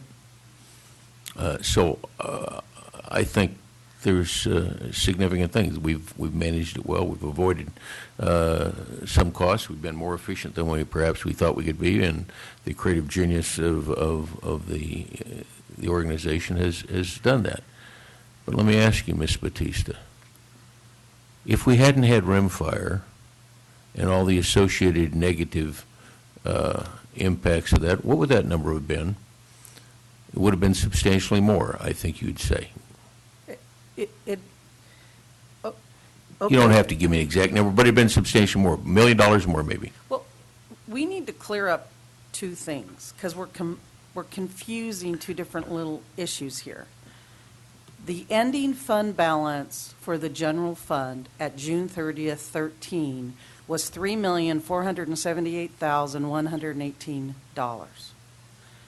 After we put together the budget for fiscal year 13-14, contingencies, exactly as Supervisor Hanfeld expressed, with all the positives and negatives, all the changes that we did, including the rimfire, which I think we said the rimfire without any of the issues that we're not sure what's going to happen was about a $28,000 cost. That's the 2.3 of which 1 million we want to keep in contingencies. We're confusing apples and zucchinis here. Are we? Yeah. So what you're saying, what the 1.3 comes from is after you've put the whole budget together for 13-14. The ending fund balance was 3.4, which if it was a perfect world, and it's never going to be a perfect world, that ending fund balance should be $1 million, which is what our contingency is we're carrying year after year after year. So we really have 2.4. We had 2.4 at June 30th. But remember, we're projecting what's going to happen in 13-14. Our revenues are going to be down in TOT. Yeah, well, thank you. That's my point. And Yes. a lot of that is associated with rimfire. Some of it is, yes. Definitely the TOT, the sales tax, and a tiny piece of the property tax. And there is risk associated with rimfire. Big time risk with the rimfire. Big time risk with the rimfire. And is it positive or is it negative? Very negative if it happens. Thank you. You have made my point. QED. Okay, that's my problem. I have an unknown uncertainty, and it's not upside, it's downside. All downside. I personally am reluctant to spend money I'm not 100% sure, what I would call contingency money. I'm not 100% sure I'm going to have. I don't even need to be 100%, but I need to be more comfortable than I am right now. I believe the downside is significant. All I got to do is look at the sheet that the road department gave me on roads that we're responsible for inside the burn perimeter, the footprint. And I'm not sure who's going to come to our rescue when we have a problem. The water flows that the hydrologist put out with normal, they were talking about 5 times flow. Well, once that ground's saturated, we get a major storm in there, 5 times flow may look pretty small. If we get a major storm after the ground's saturated, everything comes off. And while I'm not a soil hydrologist, I do know something about fluid flow in very complex multi-phase environments. And I view this risk as a little bit unacceptable. On top of that, we haven't finished our negotiations, so we don't know what those union negotiations, we don't know what the impacts of that are. We may suspect we know, we forecast, but we still don't know. We haven't finished. And delay costs money. Every week we delay. I would tell you that I'm reluctant to make that decision today. I'm not reluctant to look at any of these things. I think they're all good causes. I have a few more maybe that I'd like to add to the list, but the list is obviously over-constrained because there's 1.36 and there's a lot more money there. And so what is the harm if we approve the budget as presented, but we take all those funds and we hang out a little bit until after union negotiations are complete, until after we find out a little bit more about what our risk might be? Time solves some of that problems. Now, I don't want to hurt the Historical Society. I love art. I love the Motherlode Fair. I love all these things. I'm not going to be able to spend all that money. It's just not going to happen. So my point is the risk exceeds my comfort zone, and until it doesn't, I'm reluctant to spend money that may disappear. It's simple as that. So with that, I would like to take about a 10-minute break. We'll come back. We can discuss this some more, and then we'll look at taking some action. By my clock, I will tell you we'll come back at about 10 minutes to the hour and reconvene. Thank you.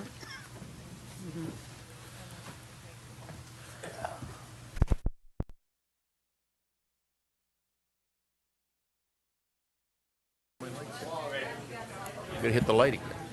Okay, let's reconvene here.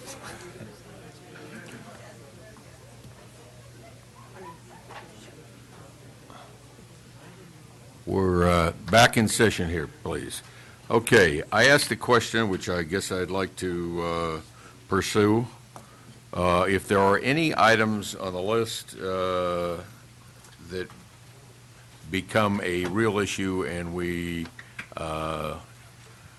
put a negative impact on the county or the organization or the project, if we don't make a decision today. I was told about one of those at break, so I'd ask Ms. Shane to come up and comment about that one and ask if there are any others.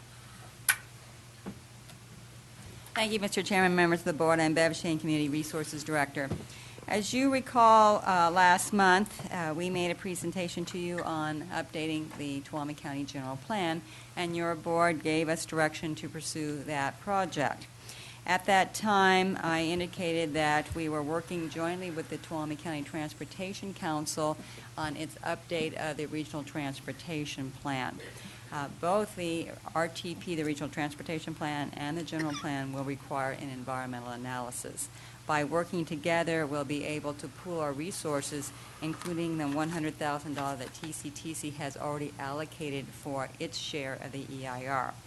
In order to keep on schedule with the RTP and not jeopardize TCTC's efforts, I would ask that you consider allocating the $100,000 for our share of the EIR for that joint project, again, in order for us to work with TCTC and uphold our end of making sure that they meet their deadlines. I wasn't here for that presentation, so I don't know the full background of what was presented, but I was under the impression we're doing kind of a,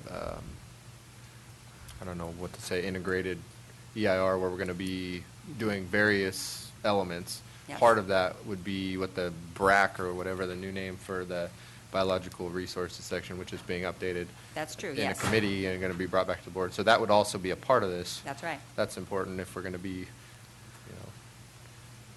Yes. that's another facet. That's a very important one, that you already have a committee working on that, and again, those issues could be addressed in the comprehensive EIR for the project, the general plan update, which would be the appropriate time to do it and what we intend to do. This is just a matter of timing, and while you don't have a deadline for the general plan, the TCTC does have a deadline to complete their RTP. Okay. Are there any others, Mr. Pedro? Somebody's got another question that you believe will be impacted if we delayed the decision? Not from the county. Again, I'll just mention, I think those local agencies would like, some direction, but I'll just stop there. Okay, let me ask one more question. On the personnel actions, you have the sheriff also requested he be allowed to add an additional halftime. That's X proposed budget in addition? That would be in addition. So if your board was supportive of his request, we would add the halftime FTE, and we would add the $13,500 in revenue and expense. So Okay. that would be something to get consensus you'd like that built into the final numbers. Okay, that number would come out of the 1.3, obviously. No, right? there'd be an offsetting revenue from the inmate trust. Okay. Trust. Again, that's going to pay for things we're already paying for using general fund dollars, and then we would just add the halftime FTE. That's a wash completely then. Right. So if there's consensus, we can put that into the final numbers. Yes. Is there consensus on that? Consensus. Yes. Okay, so I think you got consensus on that one. Okay. You're welcome, Mr. Sheriff. Okay, and now, so on this list, are there any, we don't have any that you think would hurt from a delayed decision until we got the reports, and we have, my feeling is we get the reports on the actual TOTs, we know how well our guesstimates were, our scientific guesstimates, and then at some point, we do have to fish or cut bait and go forward, but. Practically, no. Okay. I know there's anxiety about the Okay. courthouse park stuff. Just want to get that I clear. know, So just- the question really comes in my mind, how much risk are we willing to take? How much are we willing to put out there? So, Mr. Chairman, taking your line, we would take no action on any of these items? not necessarily, Okay, I'm just. not necessarily. clarification. It's just, how much risk you're willing to take? I'm just trying to put it in perspective, in that, for me, I'm not willing to take a lot of risk till I feel a little better Okay. about some of the assumptions, and we'll have those soon, the end of the month, right? Yeah, for me personally, I'd rather get through at least the first 6 months to get a full picture. We'll know the quarter, but that's only part of the picture. There's a lot of, the winter, what happens with the snow, and that affects both those TOT and sales tax numbers too. Yeah, but I would also argue that the winter also has a big impact on the list that Ms. Shane and the road Right, department I would agree with that. And I'm just saying, that's risk. I think you have a better idea. We'll be in a better position to give you a better number, something we'll all feel more comfortable with if we can have 6 months' worth of data, because the impacts are greater than just on the first quarter of the fiscal year. Okay. But we don't have the good enough data to make that estimate. Okay, Supervisor tighter. Rutherford. I've got a proposal to offer up. I propose that we consider Ms. Shane's $100,000 request for the EIR, along with the Tuolumne County Historical Society and Museum request for $4,500, the Motherlode Fair request for $7,500, and consider, I'm not comfortable with the request, but I'm not comfortable with saying completely no either, but the Central Sierra Arts Alliance request today, and at what level we would fund those, if at all, and set the rest aside until we have more clarity on some of the issues. I would like also to consider earmarking $1 million of that for a jail match set aside to be held. And the reason I want to earmark that is I think it sends a very important signal in our request for jail funding under SB 1022 and AB 109, or not AB 109, AB 900. So and the remainder of that, I would just set aside until we have more clarity. I'm not really wanting to discuss the rest of it. Okay, just another clarification here. We need to do the recommendations, but that will be this afternoon after you come back? Correct. Once your board gives us the direction on what you want in or not in, then we will go back and change the numbers. We have a computation on the appropriation limit needs to be redone, and a resolution needs to be changed to reflect all of this. We'd come back in the afternoon after your 1:30 appointments with it all packaged up for your action. Okay, so you basically got consensus on the sheriff thing. Anything else you need consensus on before we go at this list? No. Okay. Mr. Supervisor Gray. In Mr. Rotifer, I would agree with most things, but I would like to add, and I'm probably going to defer to Supervisor Brennan, but I believe those courthouse park cameras are something that we should address it at this time. It would take some time to get those in, and we know we have some ongoing problems there. It's a relationship with the city, so I'll defer to you on that, but that's just my personal opinion. Getting back to the funding of the museum, I'm totally comfortable with the Motherlode Fair. I'm comfortable with that, but it's that $7,500. It was for a period of time. I'd like to see it one time. Is that your thinking, Mr. Rutherford? Well, I'm certainly not comfortable with a 5-year commitment, and I'm not really comfortable with that level. We were at 45,000 last year. And Oh, no, I'm talking about the Motherlode Fair. the Motherlode Fair, I'm absolutely Yeah. comfortable with 7,500 one time. And with the Central Sierra Arts Council, at this time, I wouldn't be comfortable with the long-term commitment either. I would be comfortable with the contribution that we did last year. I believe they have really shown that they're an organization that is moving forward and are doing some good, and it is an investment, in my opinion, also of economic development. So, but I'm not in favor of this, at this time, of the 75 on the long-term He commitment. reduced it to 60. He reduced it to 60, I'm reducing it to 45. So Okay. that's I just wanted to clarify. Okay. And as far as efficiency goes, that CAD software update of $7,000 seems very reasonable for the CRA department. I'm done. You're done. Anybody else? Yes, Chairman. So I agree with the $4,500 for the Historical Society and the $7,500 for the Motherlode Fair. I like Supervisor, Talking about gray here, it's hard to recognize Yes, him. I It's look the at beard. that Look at face the and color of the just- beard, and you got it.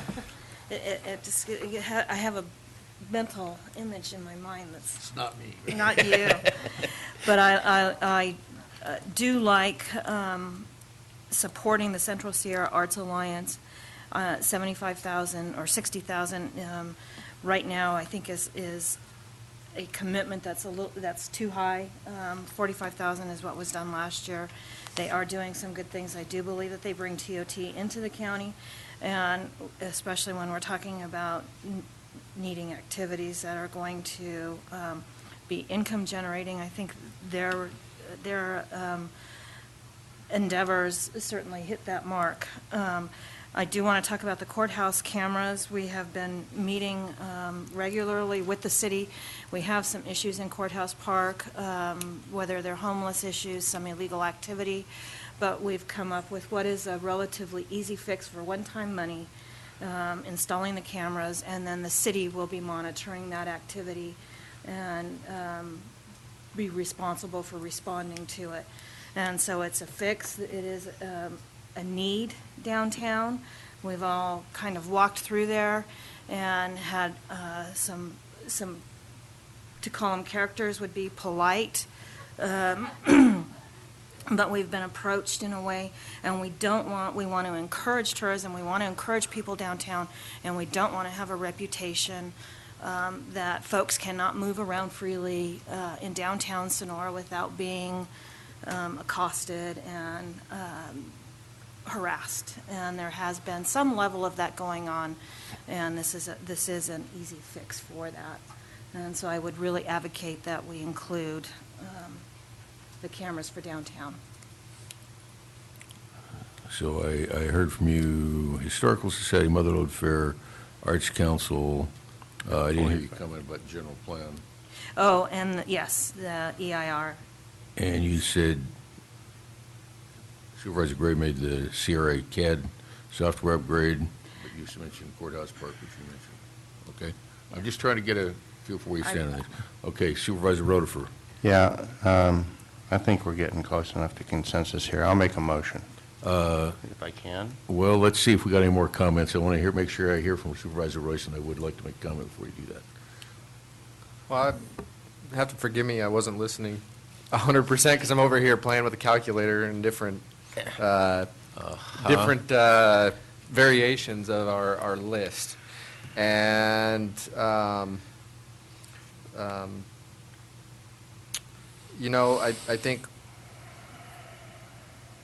we have a good budget. I think the entire list, each item on here deserves our attention.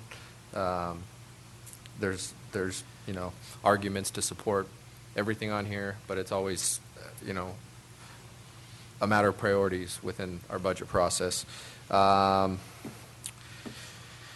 So, with that being said, looking at 1.36 million available, and if you add up the list minus the as much as possibles, you're looking at, what was the number, 1.65 million.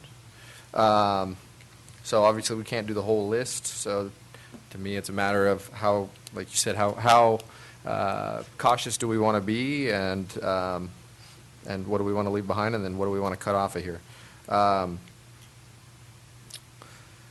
So my first inclination is an easy way to do it is to take the local match set aside from the jail and reduce that. I think it's important that we do set money aside for that, and we are going to have to find more money for that. But the point of what we're doing with that particular item is to make a statement within our grant application that's going to be coming up that we are going to set aside local money. I think that we can still do that by setting aside $500,000, and that gives us a little more flexibility within this list.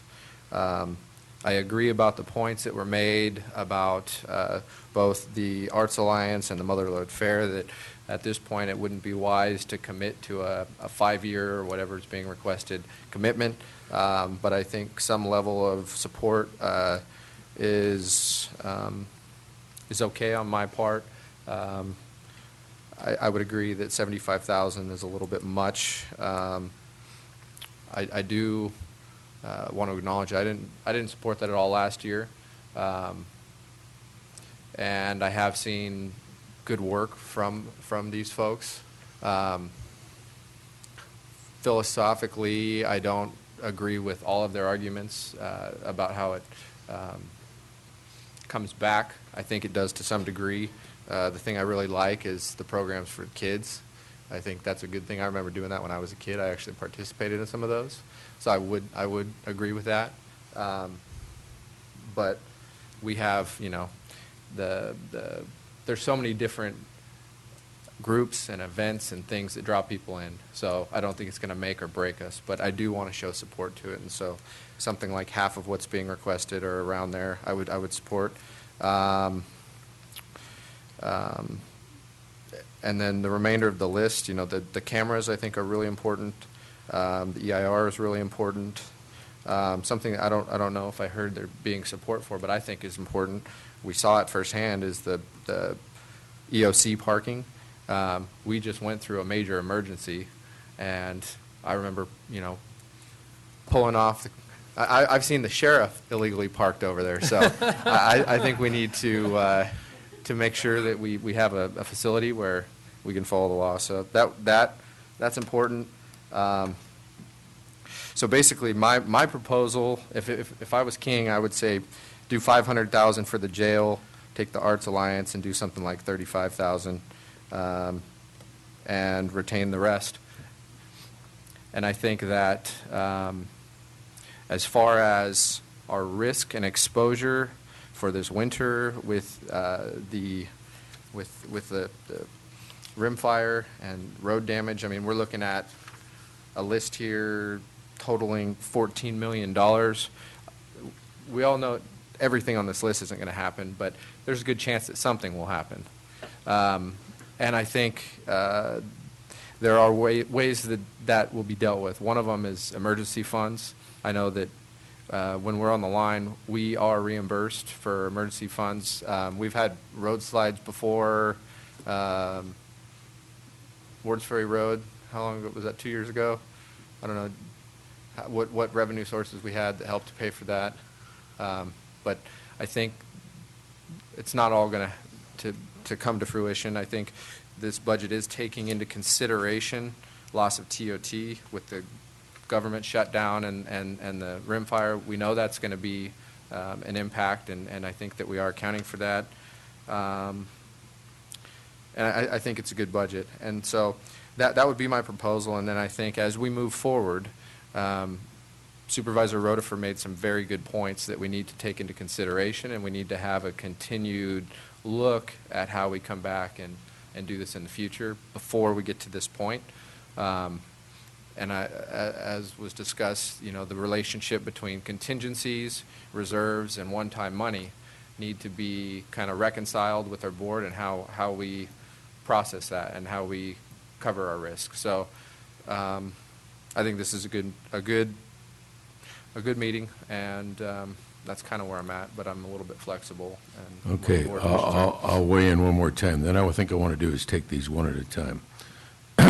I think we need to support our Historical Society Museum. I think those people do a terrific job over there, and we already learned that even with this, they may have a few problems.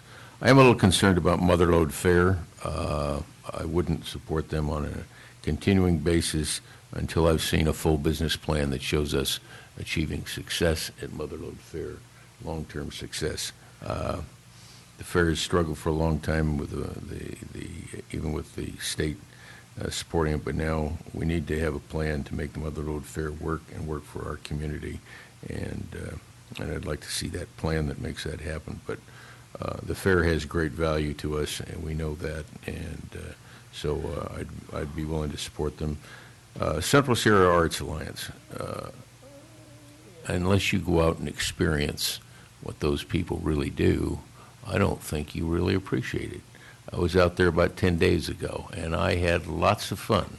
And I went out, and I will confess I kind of was going to go make a cameo because I had something else.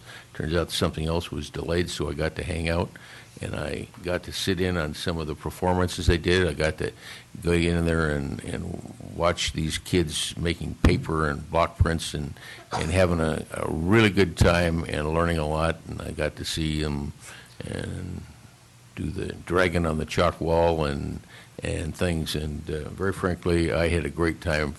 And for what I thought I was going to be there half an hour, I was there closer to 2.5 hours, and it was well worth it. And I know they make a difference in people's lives, and in the most positive sense. Art touches us like few other things, and I have to speak about all forms of art, the performing arts, as well as the graphic arts and some of the other things that go on. It was a wonderful experience. I'm very glad they're up at the Dome and have the facilities and the space to do the things and make the contributions they do.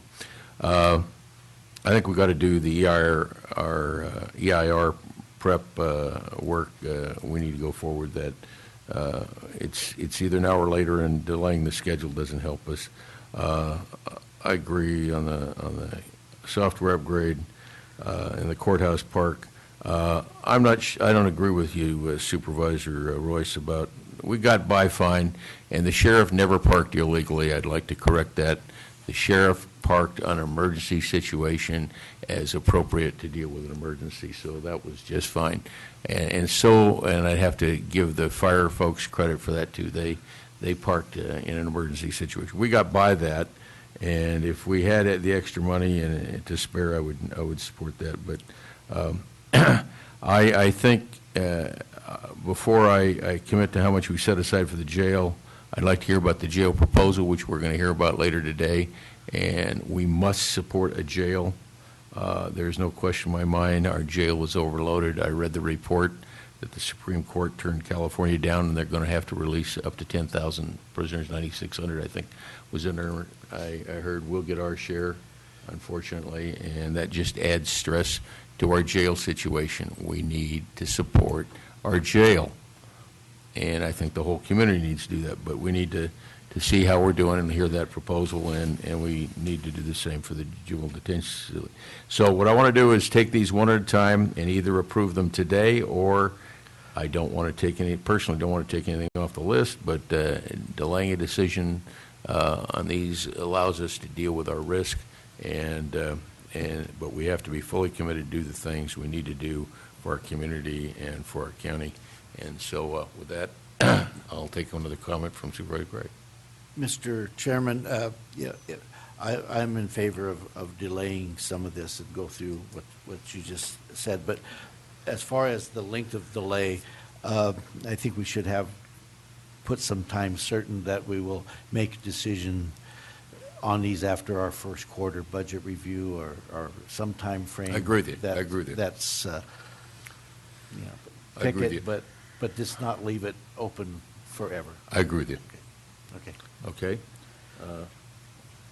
Anybody disagree with the process? Then let's take them from the top. Somebody want to make a motion on the Historical Society? I move to approve the $4,500 for the Tuolumne County Historical Society and Museum. Do I hear a second? Second. Okay. I will take public comment if there is any on the Historical Society. Not all those in favor signify by saying aye. Aye. Any opposed? Carried unanimously. Mother Lode Fair. Mr. Chairman, I move that we approve one-time contribution of $7,500 to the Mother Lode Fair. Also subject to a update on their business plan on how they're going to operate their fairs. Yeah, I'd second that. Okay. And a motion is second. Any public comment? I just want to clarify one thing about the motion. We're approving the $7,500. We're asking for them to come back to present their business plan. Yes. Okay. Okay. All those in favor signify by saying aye. Aye. Any opposed? Carried unanimously. Central Sierra Arts Alliance. Mr. Chairman, I would move to approve a one-time allocation of $45,000 to the Central Sierra Arts Alliance. Second. Okay, a motion by Rutherford, second by Brennan. Any final comments? Comment from the public? I do have a comment from the public.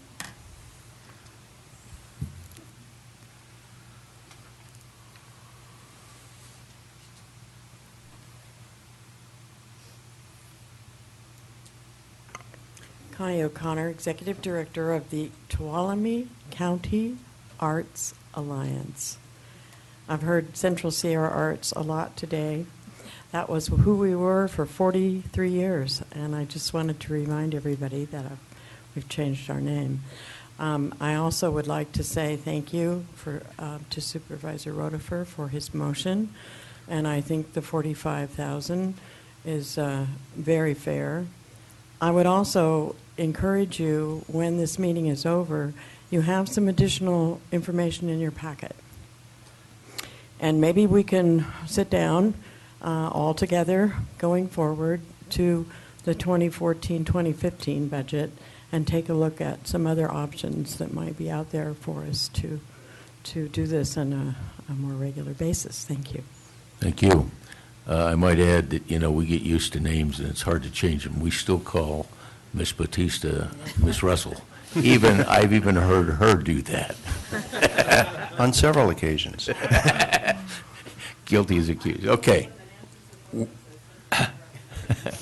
With that, All those in favor of the motion signify by saying aye. Aye. Any opposed? Carried unanimously. Thank you. Restore full funding for juvenile detention center. You want to continue that? I'd like to defer it, yes. Anybody? Okay. The new jail local match, defer that? Or you want to do it now? We haven't heard the proposal on the, I'd like to defer that until we hear the jail proposal. okay. Will it be too late this afternoon? Yeah, if we're going to package the materials up, we could, that would make a difference how we finalize the documents. We would just need more time after that. That's okay. Let's hear it and. Okay. And we'll, if we can get that hearing this morning. Well, if we can It's speed a- round this morning, we might be able to do It's it. a nice round number. All you got to do is add a 1. Okay. It's not that simple. Okay. Let's go to, so we're going to continue the new jail item until after we hear on the, I forget which item that is. General plan update. I'd make a motion to approve the $100,000 for the EIR prep for the general plan. Second. Okay, a motion by Supervisor Brennan, second by Supervisor Royce. Any comment? Public comment? All those in favor signify by saying aye. Aye. Any opposed? Carried unanimously. Okay, the CRA CAD software upgrade. Mr. Chairman, I move that we approve the software upgrade. Second. Motion by Supervisor Gray, second by Supervisor Royce. Any final comment? Comment from the public? All those in favor signify by saying aye. Aye. Any opposed? Carried unanimously. Probation upgrade. Mr. Chairman, it may be fair to have Mr. Richardson and give Ms. Arnold a chance just to speak to that, because we really didn't talk about that. Okay. Sure. Daniel Richardson, Deputy County Administrator. Probation recently went live on a new management system, and they are using the cloud. So the system is housed elsewhere. And right now, of course, with probation's flood, they're out of their facility. So they're on good internet a backbone at Tuolumne General Medical. But when they move back into their old facility, they'll be on their old internet, which is not as robust as what they're enjoying right now. Not that they cannot function on what they currently have, but preparing them for the future. We do have a phone upgrade, which is also coming, which will go to voice over IP. We're fearful that in the future they won't have sufficient bandwidth for both their management system and the phone upgrade. So when's the phone system going to come? It may come this fiscal year. It may come the beginning of next fiscal year. We're just trying to prepare for the future. This could wait, but it's something, trying to give them a good tool. I'll let her speak. Ms. Arnold. Good morning, Adele Arnold, Chief Probation Officer. I have to tell you, in the flood, as you always look at trying to be optimistic and find the horse at in the bottom of the pile of the you-know-what, we found it, and that was that we were in the cloud. Otherwise, I don't know that we would still have service, internet, and our computer service ability had we not switched to a web-based system. So it is slower. We are struggling through the inconveniences of being in the other building, but it is an opportunity to upgrade our servers and move us into the 21st century so we can increase our efficiency. So we would really appreciate that and be considered in terms of upgrading our system. I have a question. Does this affect the ankle bracelet monitoring or anything like that?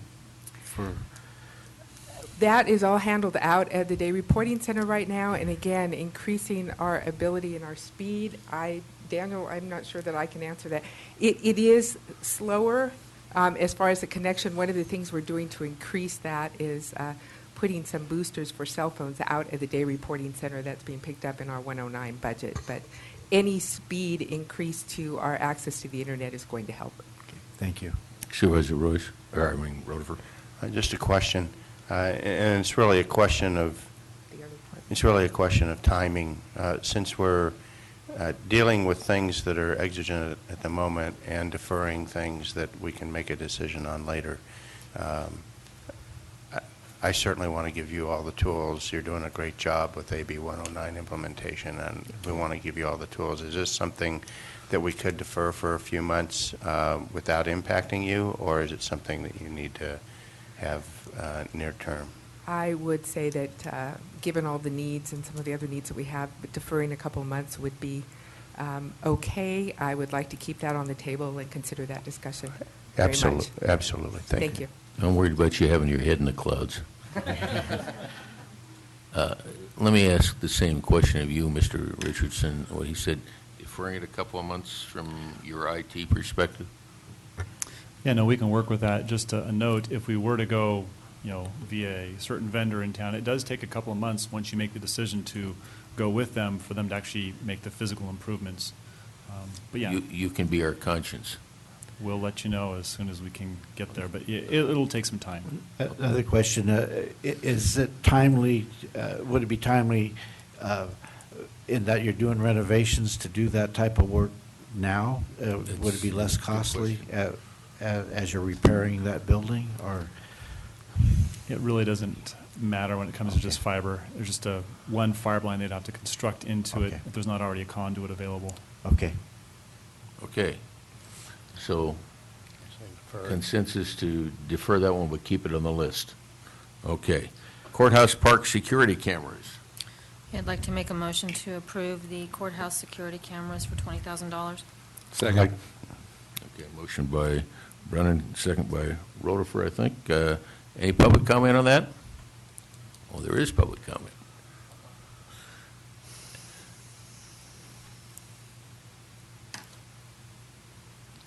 Morning. George Sigarini, business owner in downtown Sonora, and I would encourage you to support this project. The businesses, not particularly mine because I'm down at the other end of town, but the businesses that are around the park have been suffering from some problems and issues with people in the park. I'm not sure that this is going to be the all-ending end to that problem, but certainly I think it would help at this point. And more than ever, we're going to need to support our tourism here in Tuolumne County. With all that's been going on, we've got to make us as accommodating as possible. We do that on a regular basis, but I think we're even going to put more effort into it right now. Thank you. Thank you. Anybody else from the public want to comment on that item?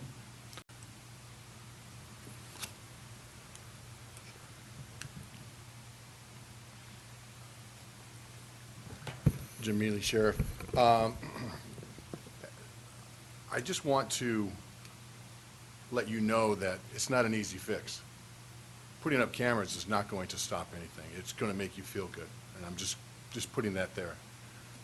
As I've sat here, one of the things that we need to, and I support it. I'm not saying that I don't. I think it's a very good idea. We have cameras on our jail, and we need to do this. But as I sit and as I've listened, one of the things that we need to remember, or you need to understand, is that when this budget was put together, we lost 2 deputies, a dispatcher, a halftime clerk, that I found the money, thank you, that we found, and we came to you and said, we have a solution. And finally, a position of the rank of a sergeant. So there's some collateral, there's some damage here to that's coming from this budget, and I have sat and I did not get up and say anything about these other organizations coming and saying we would like to have this money. But just understand that there are departments that have cut positions, and I know you understand this, but I'm saying this for the public to understand and to realize that there have been positions that we have foregone so that these things can happen. And one of them is public safety. Would it be better for us? And that is a county park. It is not a city park. And so is it the responsibility of the city, or is it the responsibility of the county to make sure that safety is there? There's no doubt that the revenue goes from that park, because it is a beautiful landmark, to the city. And we do have a great partnership with them. But I just wanted to bring to the forefront that there was some other things that were taken away so that things can be mended and built on this budget. I do support the fact of the cameras, but I do want to make sure that you understand that it is not an easy solution just by putting up cameras. Let me ask you a question, because I have had these questions about these cameras. That's the cost of the cameras. What about the cost of monitoring those cameras? I assume that you have to pick that up. Well, No, Supervisor? What Supervisor Brennan is talking about is that the city is, from this conversation, is that the city is willing to take that The on. city will be monitoring the cameras. They have had success in the other park down the street with cleaning that up. And I agree with what the sheriff has said, and it gets back to some of what Supervisors Rodefur's comments were earlier, and we're going to take those up. But was, specifically to this item, when we had this conversation, Sheriff, and I was under the impression from you that patrolling the park per se was the responsibility of the city. And I'm sorry. If I said that, I apologize. It is a cooperative, just like this building. If there's an incident that happens here, we're responsible to come and take care of that incident. So if I said that and that was your understanding, I misspoke. I apologize. It is a county park. If the city wants to enforce any ordinances, and maybe county council can chime in on this, it's a county ordinance. It's not a city ordinance. I believe that's accurate, but honestly, I haven't looked at that issue, so I would need to. We're talking generally, but I Right, think that's the and tone again, that I'm we'll get trying back to to say. Mr. Segarini's comments about just some of the loitering and trying to have it be a nice place for our visitors to go and sit and buy lunch, have lunch in the park, and not and be sure that everybody is being well behaved. Sure. And that has huge implications for the downtown, and so I appreciate what you said as far as it being a joint, you work together on that, but I certainly think that the city takes the The lead, brunt, the right. lead on the patrol of that. And it's not prudent for me to put a deputy No, there. exactly. So that is When you where the have the entire cooperation county. from the city comes from. Correct. So I do support this, but I did want to bring my comments to the forefront. Supervisor Rodeford and Supervisor Royce. I just want to say thank you for the sheriff's comments. Supervisor Royce. Just to clarify also, the stream from the video cameras would go straight to the PD's headquarters, right? Correct. Okay, we got it. Any further public comment? We have a motion. All those in favor signify by saying aye. Aye. Opposed? Carried unanimously. Thank you very much. We'll step down to Stryker Court. I don't see anything. We'll defer that one. How about the fiber extension library to IT office, $19,000? I'd like to hear from Mr. Richardson on that one. Last year, when Greenlee Road was fixed, when it was repaved and reconstructed, part of the Law and Justice Center construction that facilitated, we put in conduit in the ground. In this conduit, it's there for the purpose of putting fiber in it. We do know that the Central Valley Next Generation Broadband Project, that CVIN Scenic, you've seen them cutting fiber in the road. They have yet to put the fiber in. What this does is when they do put fiber in, we would contract with them to also put fiber in our line from the library to IT as a backup internet pipe for the county. The library, through this project, is going to get an amazing amount of bandwidth, more than anybody in the county has. If our county bandwidth went down for any reason, this could be a fail-safe mechanism for us. So, is this imminent? They said they're going to be live months ago, and they're not yet. So I don't know when they're going to put fiber. So the glacier's coming. It could. We're just anticipating it coming sometime this fiscal year. But this could be deferred along with the other things. It could be deferred because we don't know exactly when. Okay. Keep that on the list, I guess, and we'll defer that one. The others two are as much as possible. We'll defer those. Have you got enough direction at this Yeah, point, just- Mr. Pedro? I believe so. Just to recap, so $4,500 for the Historical Society, $7,500 for the fair, $45,000 for arts, $100,000 for the EIR, $7,000 for CAD, $20,000 for the cameras. That would be a total of $184,000. Take that away from the $1,361,000 and change, it'd leave you $1,177,631. And if I understand at least what Supervisor Rotifer was thinking is that would go into contingencies with $1 million of that earmarked. I think we deferred the decision on earmarking how much for the jail until after the jail After we hear the jail Okay, presentation. well, that's where you stand right now. So what we would be doing, just for the documents, we'd be sitting there with that much in contingencies pending your discussion. Mr. Chairman, a question for Mr. Pedro. On that set aside for the jail, I do agree that, we want to put as much money in contingency as possible. But in a sense, if we earmark that $1 million for the jail, could we not, if emergency arose, go and take that money to use it for something else? Yes, you could. You could reverse all or a portion of the action if conditions dictated. So, to put a good spin on our grant, it would seem logical to me to put the $1 million in there, knowing full well that we could go back and get it. Yeah. If we had to. And let me be clear on the grant itself. That verbiage will not be in the grant. It would be a point made at the time of presentation. Okay. Of the grant. All right. I strongly feel that we should put our best foot forward if we're going to try to get that money. Okay, what I'll do then is I'm going to change the agenda again, and if we're done with this, I'd like to go to take item 8, so we can do that before lunch, and then we can deal with that issue right away, if that's agreeable. Does that work for you, Mr. Pedro? Absolutely. Okay, so we're going to continue the rest of the budget till this afternoon after the 1:30 appointments, and we'll take item 8 now. You read that. Consideration of approving a resolution authorizing the county administrator to submit SB 1022 Adult Criminal Justice Facility Construction Financing Program Grant. You guys are welcome to come on up to the table. Mr. Chairman, we did not rehearse this. This is just a presentation. We gave you a presentation on October 1st that gave an overview, and that was done in the form of a PowerPoint. So what you have here today, is just a wrapped-up, condensed presentation of the same information. I'll just run through this, and again, you have your cast of experts assembling at the table.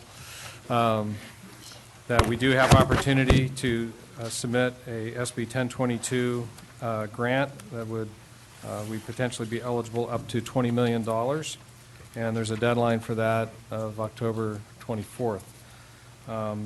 So you do have this entire package. The first part of the package is a needs assessment that was prepared by a consultant that looked at our jail. That's attachment A of your document. It's showing that while we have an effective bed capacity of 140 beds today, it's showing that we have a need for 269 today.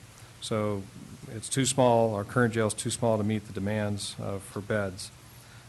Just in summary, I'll just hit the high points. That it's concluding that it's inefficiently laid out, making it staff intensive to safely operate. This is the existing jail.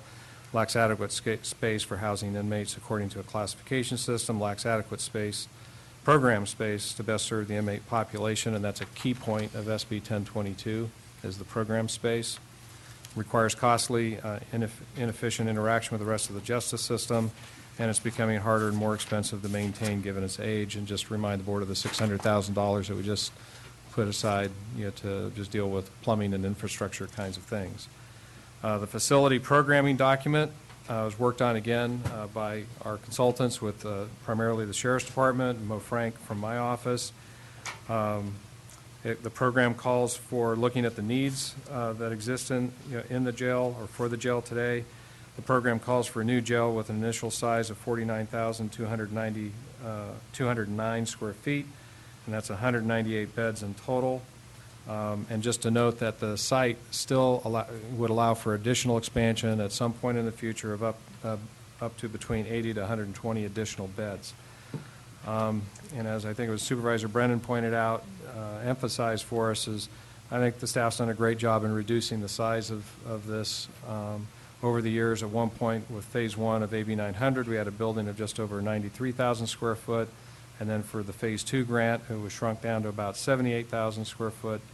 And now we're coming with a proposal of a little over 49,000 square feet. And that's not to say that includes everything that the sheriff feels that he needs, but that's something that could meet at least today's immediate needs to replace that old jail and with the population that they have today and add the program space. The project cost, again, in summary, is $35.8 million. That's the hard cost that it would take to build the new jail. If we got the $20 million on page 3 of the memo, $20 million, if we were successful in getting that, that'd leave $15.8 million. That would be a county share of cost. How would we come up with that? As pointed out, you could look at ways to further reduce the project's cost during design. And I just, again, point out, make sure people know, while we have a site that's been identified, we have an architectural program that defines what needs to go into this facility, and at least in, the size of it initially. We have a cost estimate that's been done. The building itself has not been designed, not yet. So there's a lot to be still accomplished in the design, and perhaps that would be a goal to try and reduce the cost as we went into that phase. I mentioned in here which was the subject we were just talking about, is setting aside one-time and ongoing general fund dollars over the next 3 to 4 years, because no matter what color of money, we are going to have a match. The state is not going to fund 100% of a new jail, regardless of whether it's AB 900, 1022, some combination. There will be a county match, and we have, while we have bought the property, put in the infrastructure to serve it, we have not put money aside specifically for the jail to actually build it. So it's something we need to do, and we need to start sooner rather than later. As far as how do we get that share of cost down, if we do, we can pursue AB 900 grant funds. We talked about this last time. Since we discussed this, SB 365 was passed, signed by the governor, and they are going to be moving $80 million from the AB 900 Phase 1 to AB 900 Phase 2. The legislation does not appear to say that it has to, it was coming from a larger mid-sized county, has to be used for a larger mid-sized county, but that's definitely how at least the staff of the Board of State Community Corrections is looking at it. But that's not a done deal. They will be meeting, the board will be meeting on November 14, and this will be a subject on that agenda. And again, I don't have the time yet, but they typically, I think, believe in meet in the afternoons, but it will be on November 14. If we were successful in convincing them to use some of that money for small counties, we'd be the first in line. And potentially, if they put enough money in it, we could go for a maximum grant of $33 million rather than the 20 through SB 1022. That would reduce our share of cost from 15.8 to 2.8 million, roughly. So, or we can also look at some combination of the two between AB 900 and SB 1022. That gets more complicated, but it's something we can certainly look at. That's a real important thing. If your board really would try to want to get that state money and get it soon, that is our best shot. And I don't know how realistic a shot it is, because there's a lot of momentum built up to put this towards the bigger counties. But this is your shot, and now's the time to exercise it. If that didn't work, another way is, then we'd have to come up with that share of cost. We'd need to explore borrowing alternatives, and I mentioned both general obligation bonds that would go to the voters, and there would be a tax assessment that would go with that if the voters so chose to do that. That's one option. The other option is if we did not want to go in that direction. Mentioned before, we could use certificates of participation, where we go out and secure borrowing, relying on our existing revenue streams. And as I mentioned earlier this month, the borrowing cost on that, depending upon how much one-time money we could set aside. Say if we borrowed $10 million, that means we could set aside or reduce the cost of the project by 6, and we had to borrow 10, that'd be $825,000-ish a year in debt service. If we had to borrow the whole amount of just round numbers of $16 million, that'd be $1.3 million in debt service. and that would be coming out of your existing budget. On this point, certainly, I know everyone here would agree, let's go after the AB 900, but I think this is something, this matter of borrowing alternatives is something that should be referred to the, Finance Committee, and let the committee look at it, bring it back to this board, February timeframe. That's about the time you'll know if we're going to be offered an SB 1022 grant. Your annual operating cost for the new jail, mentioned at the last meeting, would be approximately $600,000, and that's primarily for food and medical, costs. There's other costs involved with that, but be approximately $600,000 a year. That alone wouldn't be so difficult to build into our slow-growing budget. But then in the middle of page 5, if you put the debt service and that operating cost increase together, you're looking at potentially, if we can't get AB 900 funding or, say, a general obligation bond, and we had to take on the operational cost and borrow to come up with our local share, the cost would range anywhere between $1.4 to $1.9 million a year, and that would be a tough pill to swallow in our existing budget. You could do it. You just need to make some very difficult decisions, and we'd probably be pruning other services in order to do that. So that leads you to the grant application, and that's really the decision that's before your board today. The reasons to proceed in approving the resolution that authorizes the submission of the grant is that the need for the new jail has been clearly demonstrated, that not seeking state assistance in the form of a grant would put 100% of the funding responsibility for a new jail on the county and its residents. And thirdly, submission of the grant alone does not tie the county's hands to accept the award offer and commit to the one-time and ongoing costs and funding options that I just went through. That would be a decision the board could make at a later time. I will mention that on the grant application, I've taken the work, again, prepared by the team. It's already been presented to the BSCC staff, and the comments that are coming back are typographical, errors, essentially. So the work has been it's been well done by the team. There'll be some adjustments made to what's in this packet, right now based on those comments, because their goal, the BSCC staff's goal, is to try and help us make the application as strong as it can be. So we'd incorporate those comments. So the resolution, there's a number of things that are contained in that resolution. Well, I can't summarize this stuff. It's you acknowledge the completed and certified environmental impact report was done on the property. It states our goal of seeking funding preference points. It assures the state that our county cash contributions are legal and authorized. That, frankly, is going to be defined, but anything that we do, that of course, we're only going to do something that's legal and authorized. The pledges that our cash contribution funds and project are not and will not be mortgaged and pledged, meaning we can't double leverage a building that is the subject to the borrowing here. It authorizes staff to proceed with the project if state financing is awarded. Of course, anything that happens, we're going to be back talking to your board before anything else moves forward. And it designates myself, Maureen Frank, and Deborah Batista as a project administration team. Ensures the county adheres to state requirements in terms of the funding agreement. Certifies the county will not lease out beds for a period of 10 years beyond completion date of the construction, and ensures the county has control of the proposed construction site. And in the agreement, it talked about the board is approving the form of several agreements that are related to the financing and our use of the facility. I asked County Council to take a look at those. These are kinds of agreements we've seen from the state before. I'll let her comment on her review. Maybe I'll just pause. Sure. Well, I'll just be brief. I spent a great deal of time Sunday reviewing them because they're rather large documents.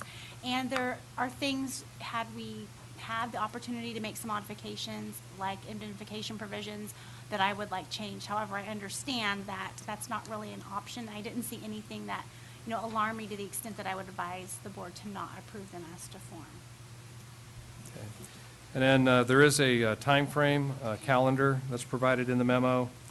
I think the keys is in February, if we do this, authorize this, we get the grant in on time, you'll know whether or not you have a tentative award in February, and you'll still have time to have finite discussions on how you want to finance it, because that'll be critical to whether or not you ultimately accept a grant if and when extended.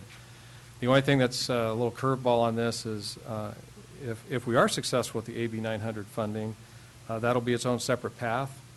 That's a separate grant program. But I think you know the themes of that if we're successful. And there could be, if we are successful and say we don't get all the money that we'd hope for under AB 900, there may be some kind of a melding then between a 1022 application and an AB 900 application. That depends on if we can get any traction on November, if indeed your board does want to talk to the BSCC board on that date. So again, the recommendation, though, is that your board go ahead and approve the resolution authorizing the signing and submission of the 1022 grant application. And I'll stop, and you have your team of experts at the table. Do they want to add anything before we? You want to add anything? Okay. Questions from the board? A couple of things. First of all,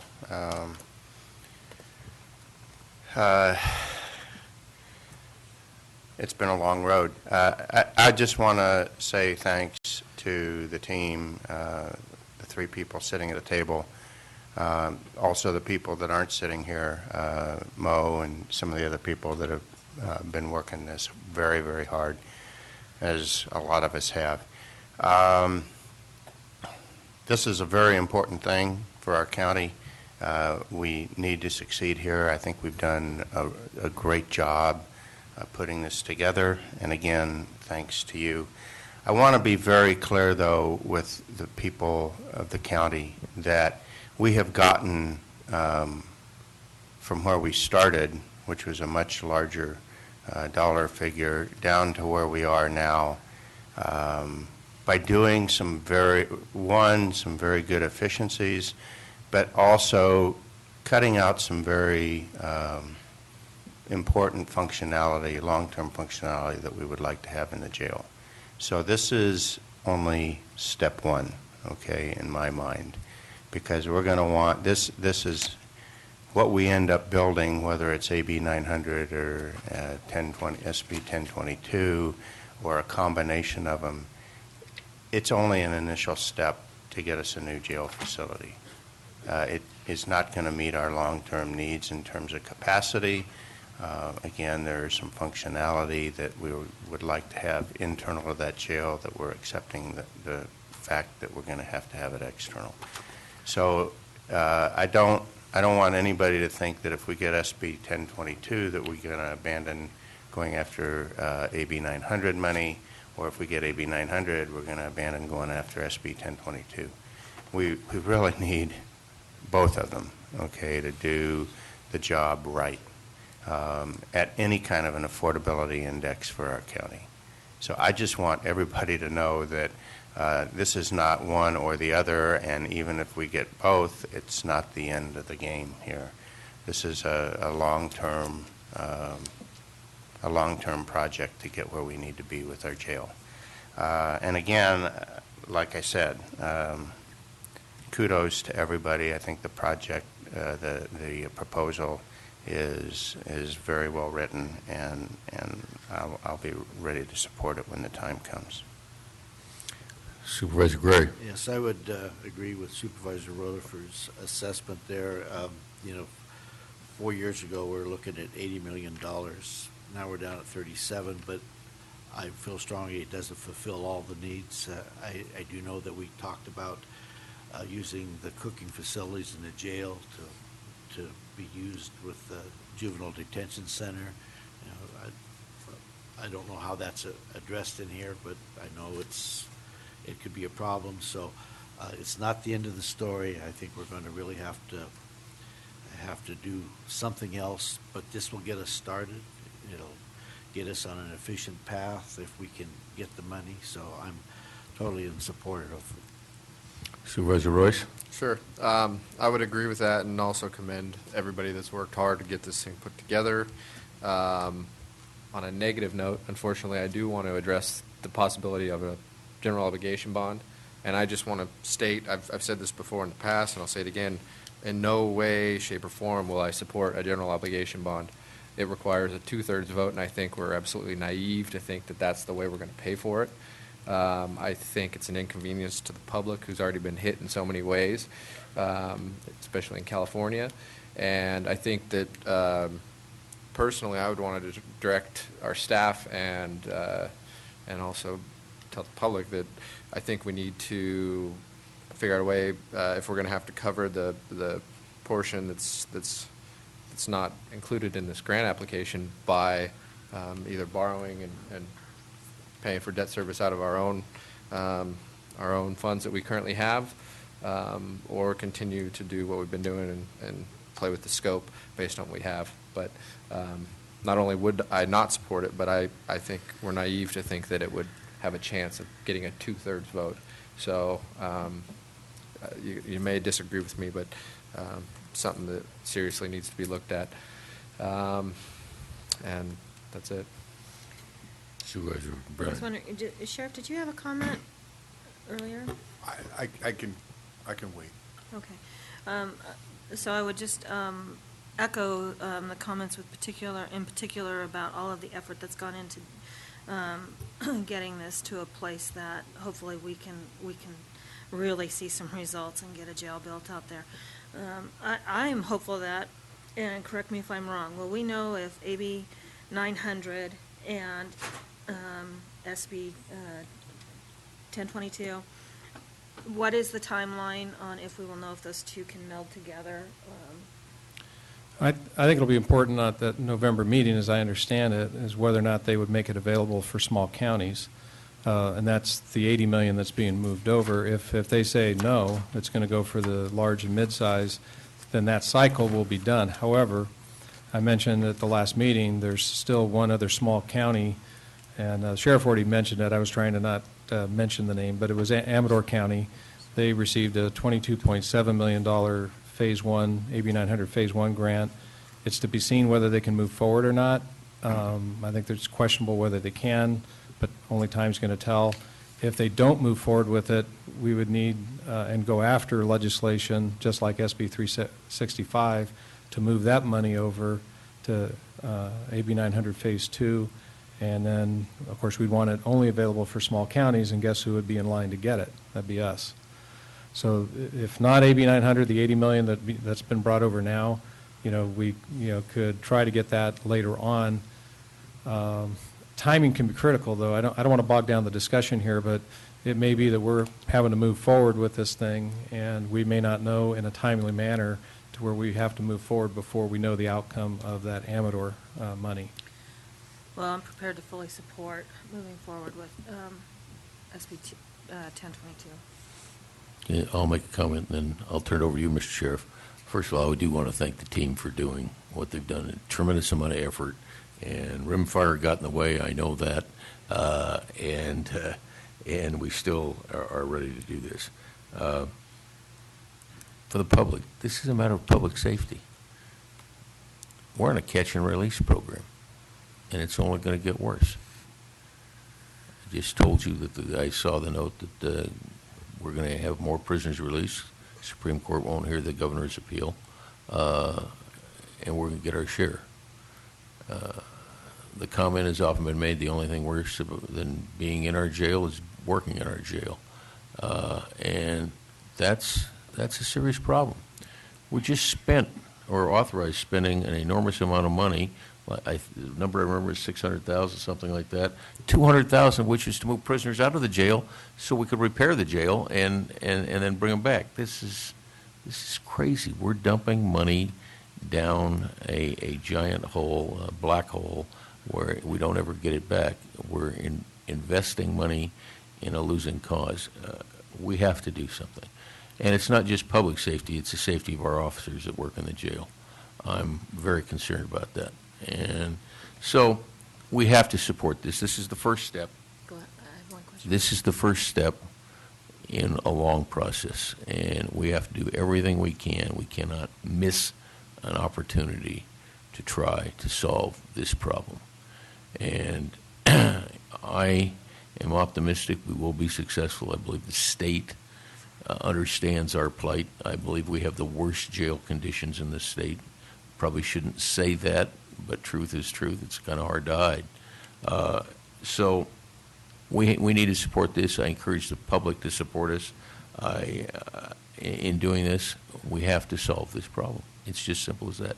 And I do want to say special thanks to our jail commander and our sheriff for participating in this at the level they have. I know they've committed a lot of time to this, as well as the sheriff, of course, but the two of them have made a difference in going forward. I know with your help, we will be successful, so I just want to say thank you to that. And you have something you want to add? And if you could address, if you have a sense of what the number is on, we're talking about obligating some money towards the jail effort. If you have some sense from the folks that you talk to, is that number $750,500 or is $1 million the number? Jamili, Sheriff. I think Mr. Pedro answered it correctly in the sense that the color of money is the color of money. And whatever you put forward showing the level of your commitment is just going to speak volumes. I think what speaks volumes more than that money is that jail. When you have state representatives coming into the county of Tuolumne and saying this is one of the worst jails that we have ever been in, as of less than 24 hours ago, we had a state official coming in, and they all talk about, gee, Fresno is this, and all these other counties, they're terrible. This county ranks right up there. It's a team partnership that we have, and I'm going a little bit longer on your question. I can't. I have to thank Chief Probation Arnold for her connection with the state. There are doors that are being opened because of her, and she needs to get that credit. Yes, the sheriff is sitting at the table, and people will say, boy, the sheriff, you did a great job. But without my partner, Odell, with the undersheriff, the jail commander, Tammy McKay, both these people to my right, they've been in their positions less than a year. And in some regards, it's only been less than 6 months. And so they've been able to tackle this huge problem and huge effort, and have done an outstanding job, along with Mr. Pedro's office. So, kudos go to them. But I can't stress enough that we are going, doors are being opened along with your contacts that you have done at CSAC, and it's a complete team effort. And so I'll leave that comment at that point, but Mr. Chair, I do have some other comments that I would like to address, but. Please, go ahead. Some of the things, we're talking about the 10,000 inmates. We need to understand that it's not 10,000 inmates that are going to be released. It's more along the lines of 20,000 inmates, because we have inmates right now that are out of the state of California, and they're going to be bringing those inmates back. So the reality is that it's not 10,000. You need to understand that it's more along the lines of 20,000 inmates. Okay, so that's number one. Number two, in regards to the AB 900, Mr. Pedro brought up a very good point the other day, and I brought it to our state representative from the State Boards of Correction, is our preferential points, or our points, are higher than some of the other larger counties. They broke it into medium and large. And that was one pot of money, and then they had small counties. When I brought that comment, she says, well, you need to understand that now we're mixing apples and oranges. So the likelihood of bringing AB 900 money and cutting that $800 million that's up there with the larger county, it's probably not going to happen. The more likely is exactly what they've done with the larger counties, is if you're not going to use it, then let somebody else use it. So we have some money that is out there by some of our smaller counties that are not using it. They're not ready to go forward, and the state is wanting counties to start moving forward. So I think that you'll probably see that type of pressure and the money get released in our own small county network.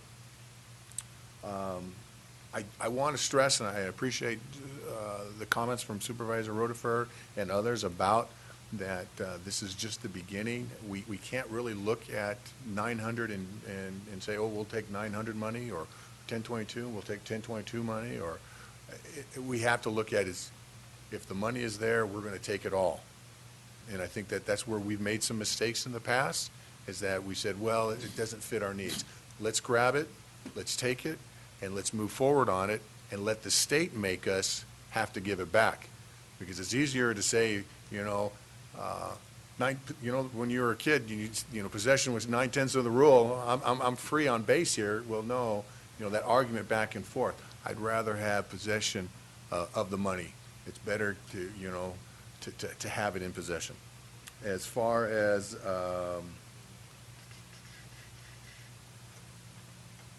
I think that was all. Those are all the only points that I wanted to bring up. But thank you. Okay, let me ask you a question. What color is the color of money?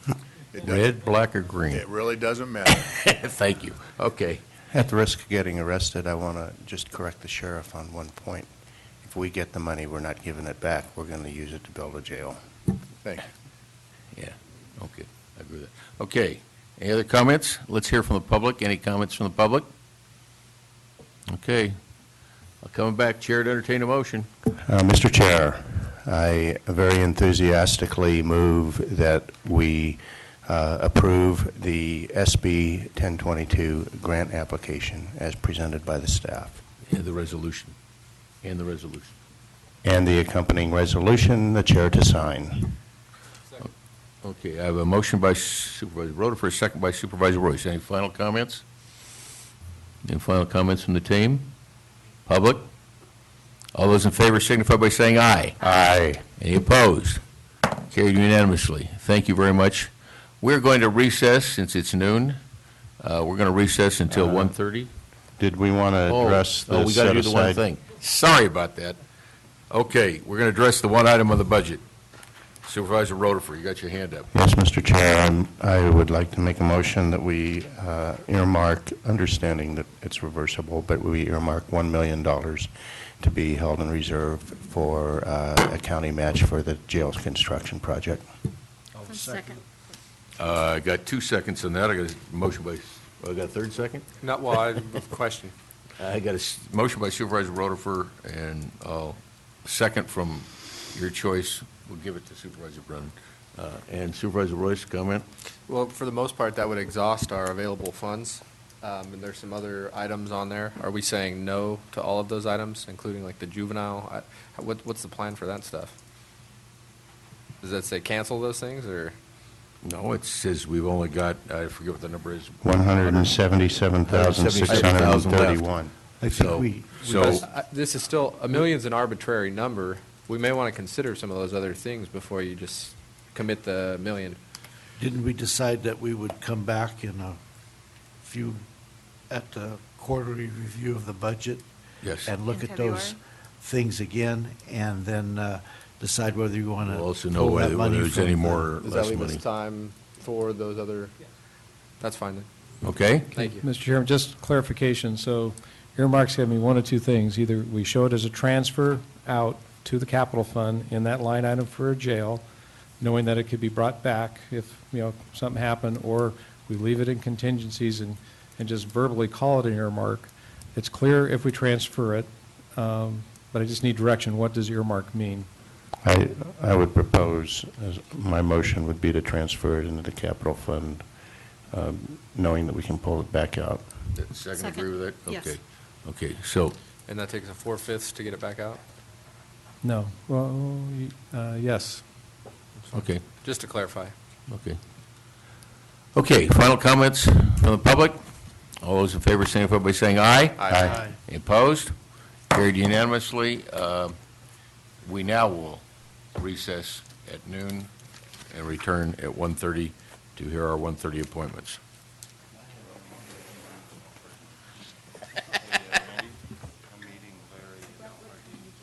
Oops. Larry. And who? And who else? Okay. Yeah. I was going to do something else, but that's all right. I'll do that.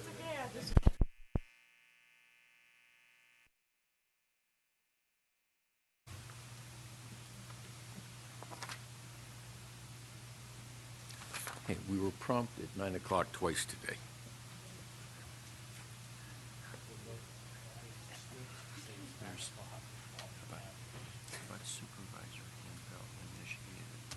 That works. I know. I heard it. Well, we have Supervisor Road. It is 1:30 in Tuolumne County. It's time to resume the Board of Supervisors meeting on October 15th. And so we'll call ourselves back to order, and we'll take our 1:30 appointment first. Then I intend to move to item 9, then to item 5, and we will proceed from there. But would you read our 1:30 appointment, please? Consideration of approving a monument sign plan for the proposed Dollar General store. Ms. Shane. Good afternoon, Mr. Chairman, members of the board. I'm Bev Shane, Community Resources Director. On August 21st of this year, the Tuolumne County Planning Commission approved Site Development Permit 13-001 to authorize the construction of a 9,100 square foot commercial building in Jamestown. The building's proposed to house a Dollar General store. The project site is 3.9 acres in area and is Zone C1D, General Commercial Design Review, combining an open space along Woods Creek. The site is located along Highway 108 between the Deo Coffee Kiosk and the Rawhide Saloon. Property owner is James A. Oliver and the Oliver 2000 Revocable Trust. In reviewing this project, the Tuolumne County Planning Commission did approve it, but made modifications to 2 conditions. They amended Condition 11 to require that a detailed landscape plan be submitted to the Commission for review and approval. They also added Condition 11A, which would require that a sign plan for the monument sign in front of the building also be submitted to the Commission for its review. The Condition 11A also stated that the Commission requested that the lighting of that monument sign be external lighting rather than interior lighting to the extent feasible. The applicant submitted the plans, and they were considered by the Tuolumne County Planning Commission at its meeting on September 18th. The Commission approved the landscape plan and also approved the monument sign. The sign, which is shown on page 6 of your agenda package, is 8 feet in height, has a concrete base that will match the concrete on the building, and the sign itself will have black letters on a yellow background, which is the standard logo for the Dollar General stores. The Commission again approved the sign, but added a condition of approval, and that was that the lighting for the sign not be internal, which was proposed by Dollar General, but instead be an exterior floodlight or a light on the top of the sign. The applicant appealed the decision of the Planning Commission on September 25th.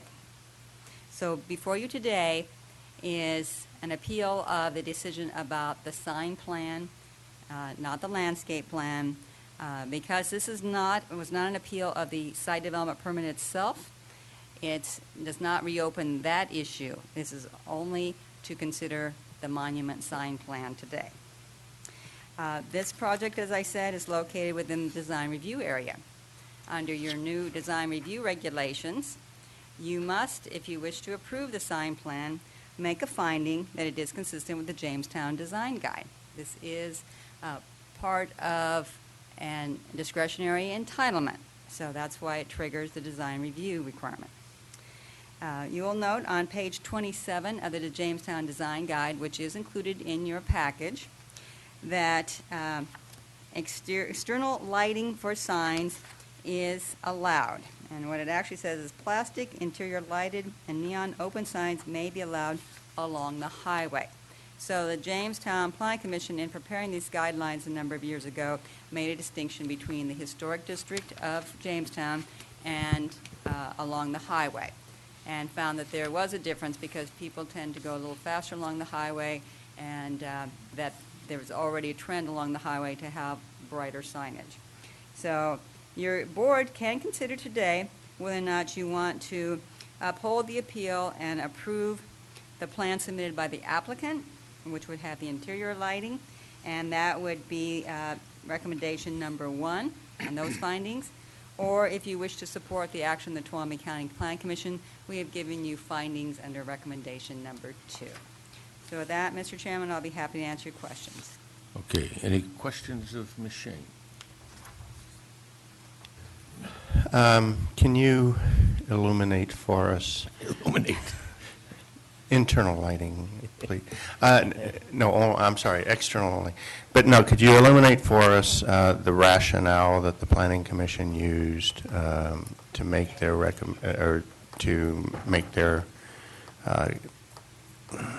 exceptions to the proposal? The Planning Commission expressed, again, support for the overall design for the sign, but felt that because it is the historic community of Jamestown, that a floodlight or exterior light would be more appropriate than the interior lighting that Dollar General prefers to use. Even though there's at least 3 and possibly 4 or 5 internally lit signs along that highway between the 2 entrances to Jamestown? Yes, that was brought up, and they said that they need to start somewhere to, again, recognize the unique character of Jamestown. Okay, thank you. Any other questions? Okay, for now, let's open it to public comment. Any members of the public like to speak on this subject? Either way. I think this is not officially a public hearing, is that right? That is correct. Yes, you can speak. Please. It. It is not a public hearing because this is not an appeal of site development permit. It's only an appeal of the Commission's decision on this particular condition. Thank you. Mr. Chairman, members of the board, my name is Amy Stieg, and I'm with Evergreen Devco, representing Dollar General as the developer of their project. I'm here to, as was said, appeal the Planning Commission's decision regarding the lighting of the Dollar General sign. I'm sure that you are aware that very visible signage that shows the store logo clearly is very important for any retailer. And this importance is magnified along a highway where cars are moving quickly and you have conflicting lights. And it might be the difference between having customers stop or drive right by, which is why it's so important to Dollar General. And I'm sure as you've seen driving through that area, as you brought up, that both the Harley-Davidson store right across the street and the gas station just north of the site have 16-foot internally lit signs that allow their corporate character to be well recognized, even along the highway and after dark. Dollar General has already agreed to reduce their proposed sign height to 8 feet at the county's request, as opposed to 16 feet, and they request that they would be allowed to have their internally lit sign along the highway. I think that a relevant comment to this question is that the Dollar General property is not within the Historic Design Preservation District, which is a even more restrictive district. That is along the central Main Street of Jamestown. But in the in the Jamestown Community Plan, some guidelines for signage within that Historic Design Preservation District is specified. And I read from the Jamestown Community Plan, Section 14A-E, about signage. In Section 4B, it says that plastic signs, electronic signs, and interior lighted signs shall be limited within the Historic Design Preservation District as follows. And in Section B, it says, on parcels fronting State Highway 49-108, plastic and interior lighted signs shall be permitted when oriented toward the highway. So even in the more restrictive district, the Jamestown Community Guidelines specifically state that an internally lit sign should be allowed. This is obviously not Main Street where people are able to see the signs as they stroll along. Internal lighting, I think, is very important, and I would request that you consider to provide the same standard of consideration for internally lit sign as to the other developments that are the neighbors along that corridor. Thank you very much. Okay, thank you. But before you leave, any questions? Yes. Okay, thank you very much. Thank you. Anybody else from the public wish to speak? Whoops. Oh, I'm sorry. Did you raise your hand? No, I'm fine. No Oh. questions. Just comments whenever you're ready. I missed it. Sorry, John. Thank you, but, okay. Jumping the gun. Please. Thank you, Mr. Chair. My name is Sharon Maravich. I'm representing the Tuolumne Heritage Committee. For 8 months, beginning in February of this year, the Tuolumne Heritage Committee has responded to requests for comments from the Planning Department regarding the Dollar General project. We also attended 2 public hearings. To date, we are very pleased that the corporation, which has over 8,000 stores in the United States, has agreed to certain design modifications that make the 9,600 square foot building and adjacent parking lot fit in better with the Jamestown community. Frankly, we've come a long way from the corporate box with a 19-foot tall pole sign that the company proposed to build on Highway 49, which is a heritage corridor and connects most of California's gold rush towns. That the company was willing to make some adjustments to its standard design is exactly what the general plan states, specifically in the Jamestown Community Plan. Encourage all new development in the design review and historic design preservation district and along Highway 108-49 corridor to be designed in a manner that is compatible with Jamestown's historic theme. We believe this applies to signage.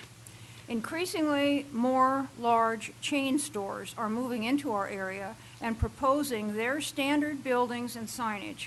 For Tuolumne County to protect its economic base, continue to be a rural area surrounded by great natural beauty, and to keep its unique identity, large corporations must rethink their buildings and signage. So we're pleased to support the Planning Commission on this one to a certain extent. Backlit plastic signs are not compatible with today's idea of historic communities and their surroundings. And I'd like to emphasize surroundings. If all you care about is the main street of our historic communities, then those communities are going to dissolve into architectural petting zoos and will be surrounded by the garish modern signs and structures that we see in other communities. So please keep in mind that the main streets of these towns are not the only thing worth protecting. Elsewhere, franchise businesses and chain stores change their designs to fit in with the local character of the surrounding community.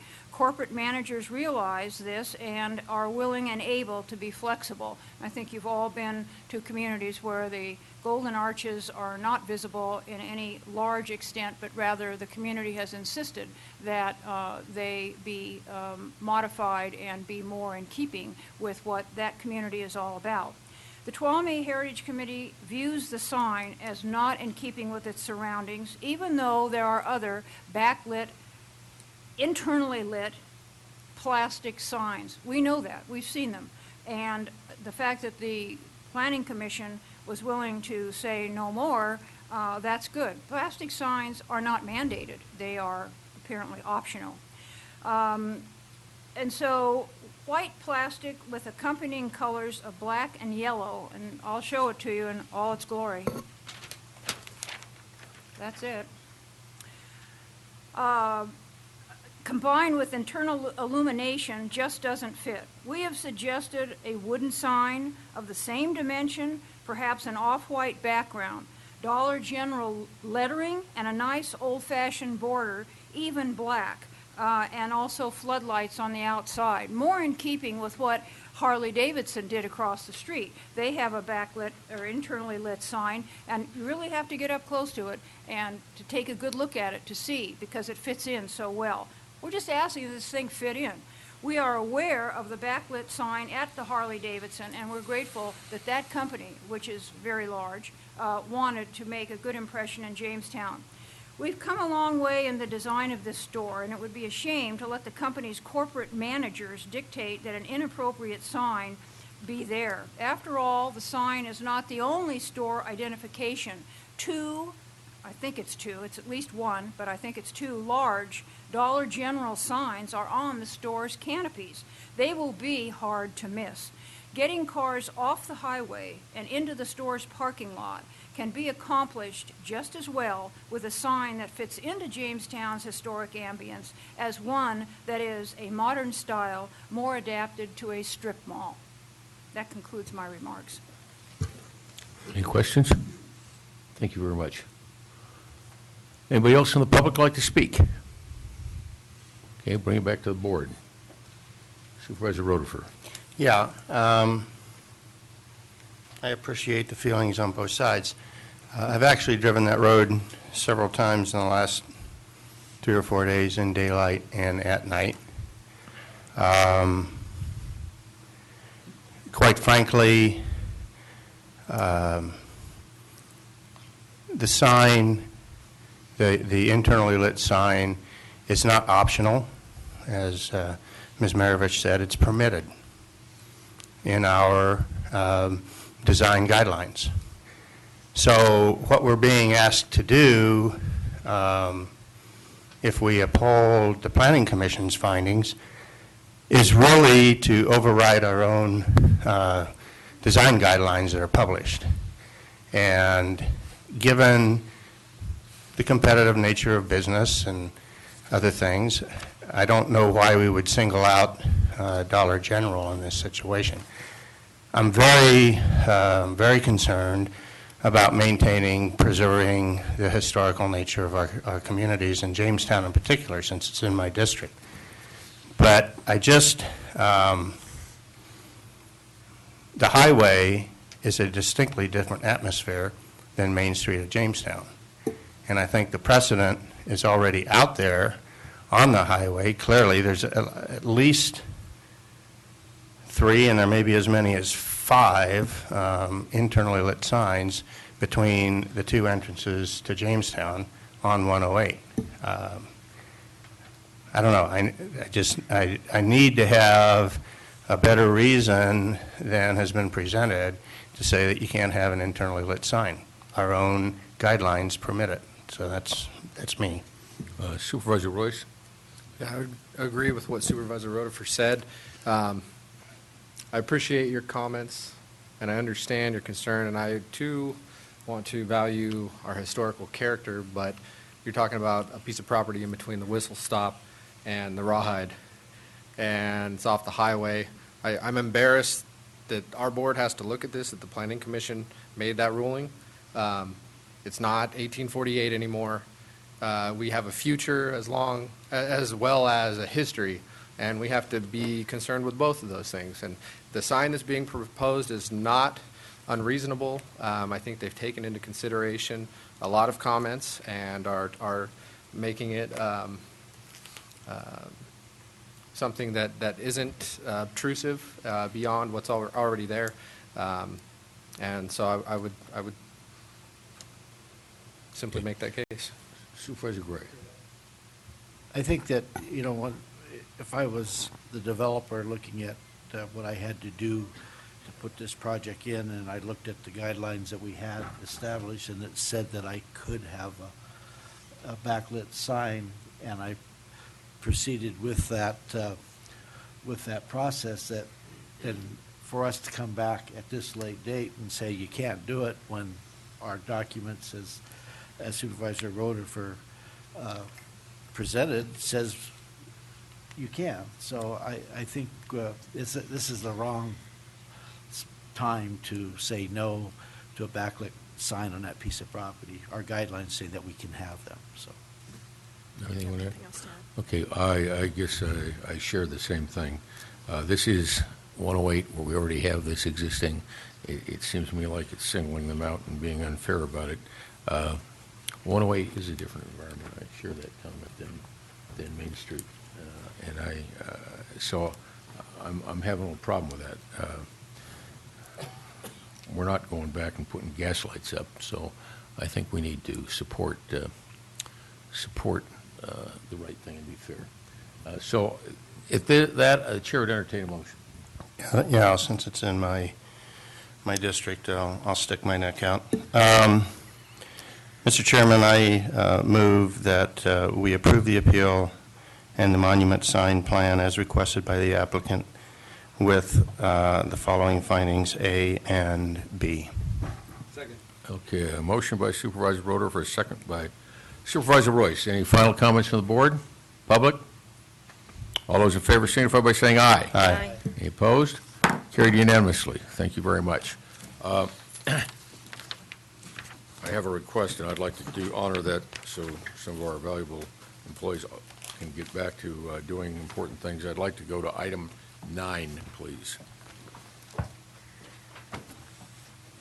Consideration of adopting a resolution delegating the authority to the Behavioral Health Director to authorize behavioral health staff to take into custody persons with mental disorders. Mr. Chairman, thank you for taking this item. Steve Boyack from the Human Services Agency. Along with me today is Rita Austin, our Director of Behavioral Health. The sections just articulated by our board clerk authorize the county to designate professionals who may take persons into custody as a result of a mental disorder by where the person is either a danger to themselves, others, or is gravely disabled. While reviewing the county's 5150 Evaluation and Response Multi-Agency Agreement, County Council recommended that your board take action to delegate authority to the Behavioral Health Director to designate who may take persons into custody because of a mental disorder as previously described. The resolution clearly outlines staffing and training requirements that would be applied to those that would be taking care of this type of duty. Specifically, we are looking at authorizing staff that work in behavioral health that are either licensed or licensed eligible, are contractors to behavioral health that are licensed, and or other staff that the Behavioral Health Director deems appropriate. Now, I understand there may be some questions on what other staff might mean in this situation. For this piece of it, we are looking at only designating staff that are formally educated. They either have a bachelor's degree or a master's degree that may not be essentially on a track towards license or license eligible with the state of California. And those folks would have to undergo a training regimen as provided by the Director of Behavioral Health and perform at a certain level with the skill sets being able to be applied to do a 5150 assessment. There is no proposed, this proposal will have no budget impact. So it's our recommendation that the board adopt the resolution delegating authority to the Behavioral Health Director to authorize behavioral health staff to take into custody persons with mental disorders pursuant to Sections 5150 and 5585.50 of the California Welfare and Institutions Code. We're happy to answer any questions. Okay, before I open it to questions, what happens now? That was my question. I'll let Rita respond to that. Good afternoon, Rita Austin, Director of Behavioral Health Department. Currently, this has been functioning as indicated in this board memo. I believe that because during the transition, we previously had a designated facility in this county with Tuolumne General Hospital, which is a long-standing. So with the designation, we really did not require that. It was a direct admission into a designated facility. For counties over time that never had, many small counties or most small counties did not have any sort of designated facility. So this particular proposal and authorization was probably taken care of in the late 60s and early 70s. During our transition here, we automatically shifted into with the model that other counties have operated under, whereby the mental health director actually provides that designation of staffing. Okay, Supervisor Rutherford. Yeah, this is important that we're able to do this. I understand that. But I do have a question, and I think it's of county council, with respect to liability on people that might be designated to do that are not licensed. Right, there actually has been some case law that Chris Schmidt in our office looked at, and the issue in terms of liability is more the board actually making this designation and then ensuring that the people who are doing it have been trained. So it's not necessarily that they have to have a license, but your board must make the designation, and then they must undergo the training that is going to be provided by behavioral health. Okay, so just to clarify, nobody would be designated that had not been through training. That is correct. Okay. Okay, any other questions? Any public comment? Seeing none, come back to the board for a motion. I'm question? sorry, I'm not, I'm having trouble shaping my question here.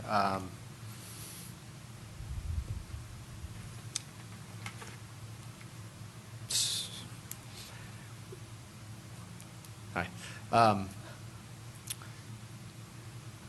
Currently, how many times a year do you see people being placed with, what is the term here? It's involuntary placement? Supervisor, for fiscal year 12-13, behavioral health responded to 634 requests for 5150 evaluations.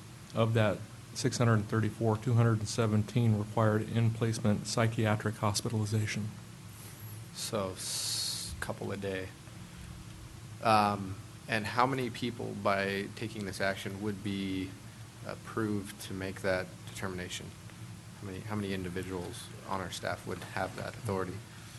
There wouldn't be any change in our current staffing, as I have 7 staff who regularly perform 5150s. The evaluations? I'm sorry, yes, the 5150 evaluations, which is an application for admission. I have... Is that like a standard form, or what process takes place? It is a state-regulated form that is consistent. It's used by law enforcement, and it is used by all departments. I have 14 staff who are actually trained to perform this duty, but I prefer, the way we are assigned currently, 7 of them are actually providing the service. 7 are doing that? And by taking this action, how many will be?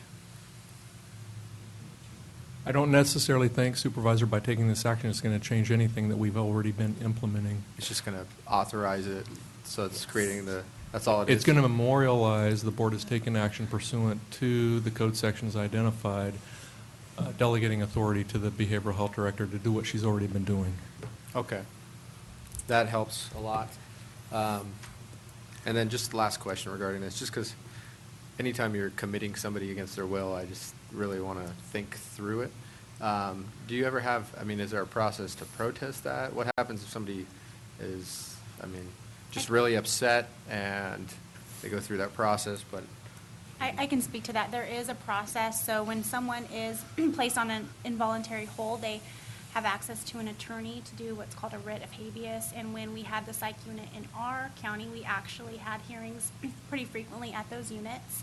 And then depending on how long they're going to be held, there's time frames when they also can file other types of documents. There's also medication hearings where they refuse to take their medications, called a Reese hearing, and they get an attorney and they get represented. So there's a lot of due process for these people.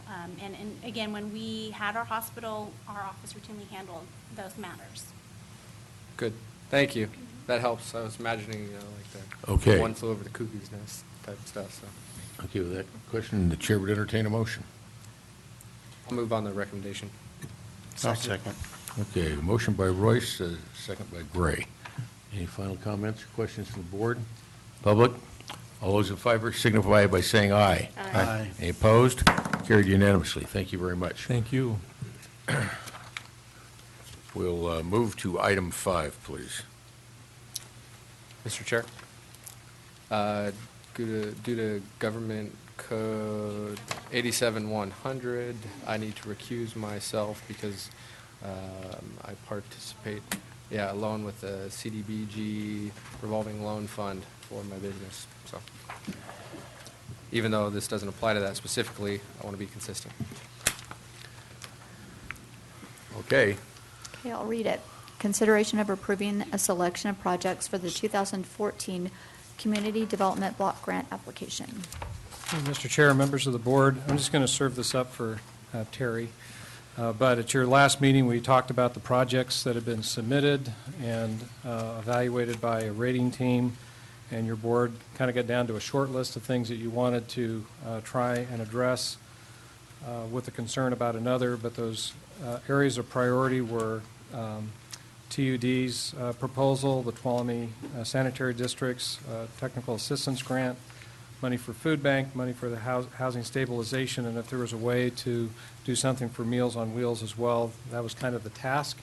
And we were trying to figure this out on the fly at the last meeting, said why don't we come back with some alternatives for your board to consider to try and address those various needs and just give you guys some alternatives to act upon, and that's what we've done. And with that, I'm just going to turn it over to Terry, who's the guru of CDBG.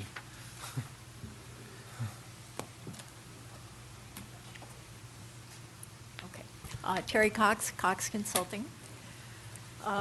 You all will remember that when we brought this before you in September, we had the most response we have ever gotten in our request for projects for CDBG. We had a dozen different projects, and all of them are good projects, but what we do try and do is make recommendations for what will be most competitive within the CDBG system.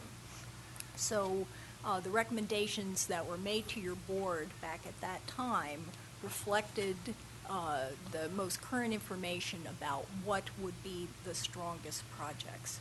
Now, keeping in mind the feedback that we got from your board at that time, we did put together this handy chart that I think is probably going to be the best basis for discussing the pros and cons of different scenarios. So if you wanted to refer to that, then I will go through the different alternatives.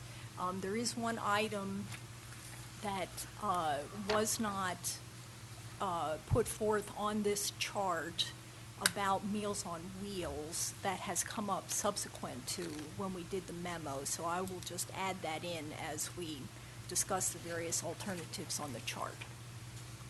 So the first one discusses 3 different pools of money and different ways of applying those pools. Now, the 2014 grant, which is the competitive application that the county would submit next spring, you can apply for up to 3 activities, and in June they were telling us that they thought that the funding cap would be about $1 million. Now, since then we've heard that it might be slightly higher. They haven't really given us anything definite on that. So in this scenario, we're looking at $1 million as the funding cap. Now, within that, there are activity caps.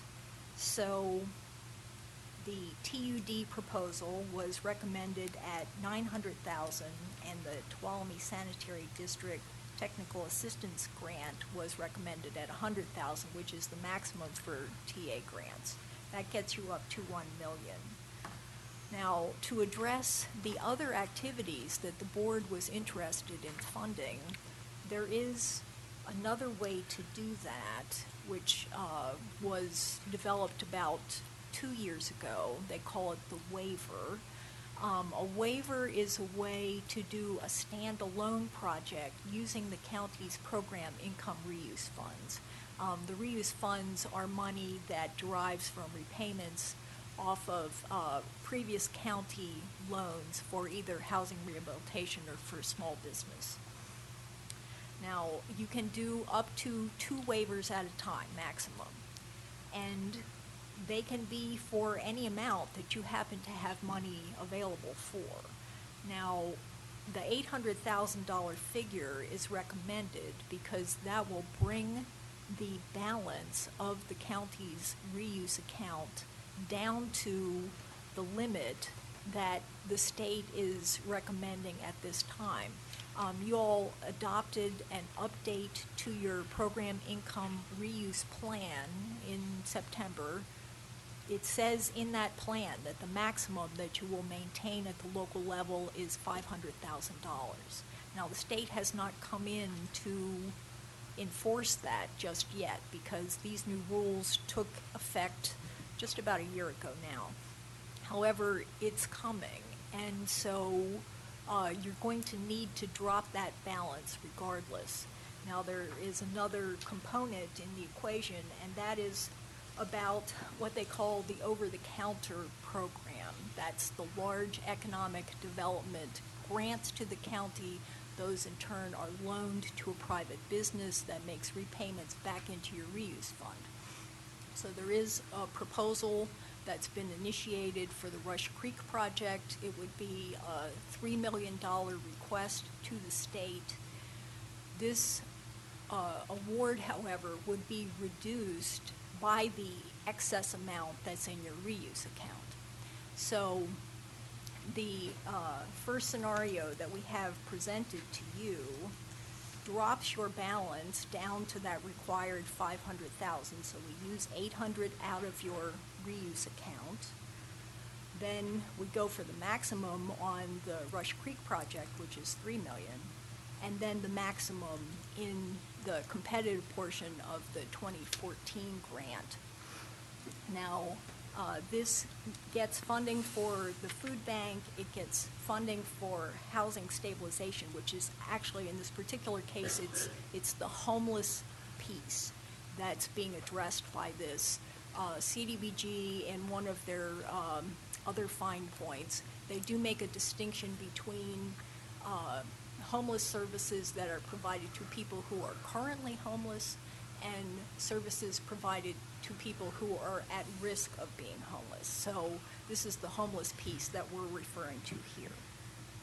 Now, the original scenario did not address Meals on Wheels. However, in discussing with my state field rep how we could get funding to Meals on Wheels, there was another alternative which came up, and that is you have an open 2012 Community Development Block Grant that has Meals on Wheels in it as what they called the set-aside project. It was a non-competitive activity in the 2012 application. In 2013, they discontinued set-asides. You can't do that anymore. Everything has to compete now. However, they will let the county add reuse funds to that open grant. And that would get you at least to September 2015, which is the point at which the expenditures on that grant have to be completed. It's possible it might actually run a little longer. I've got a question up to the state right now, and I haven't gotten an answer on that part yet, but that would take care of at least funding through that time period. And so that would deal with all three of those public services. Now, there is one other alteration that has come up in conversation since this memo was put together. Looking at $800,000 for ATCA, there's actually a preferred scenario where it would be $400,000 that went to the food bank and $400,000 that went to the homeless program. There has been an issue that's come up at the food bank by one of the agencies that monitors the food bank, specifically that the facility is not well insulated. This is a county building, and so ATCA will have to go in and insulate that building. Otherwise, if this isn't done, they can close the program down. So they have an unanticipated expense that needs to be addressed. The extra money that went to the food bank could then help offset their operations charges so that they could use other funding to do the required insulation. So the recommendation from ATCA would be $400,000 for the food bank and $400,000 for the homeless program. I'm sorry, say those numbers again. 400 for the food bank and 400 for homeless. Thank you. And then money going to Meals on Wheels would come out of the reuse account, but would be allocated through the 2012 grant. Okay. And would that be at $100,000? Well, that was the request. The amount that you wanted to allocate is up to the board.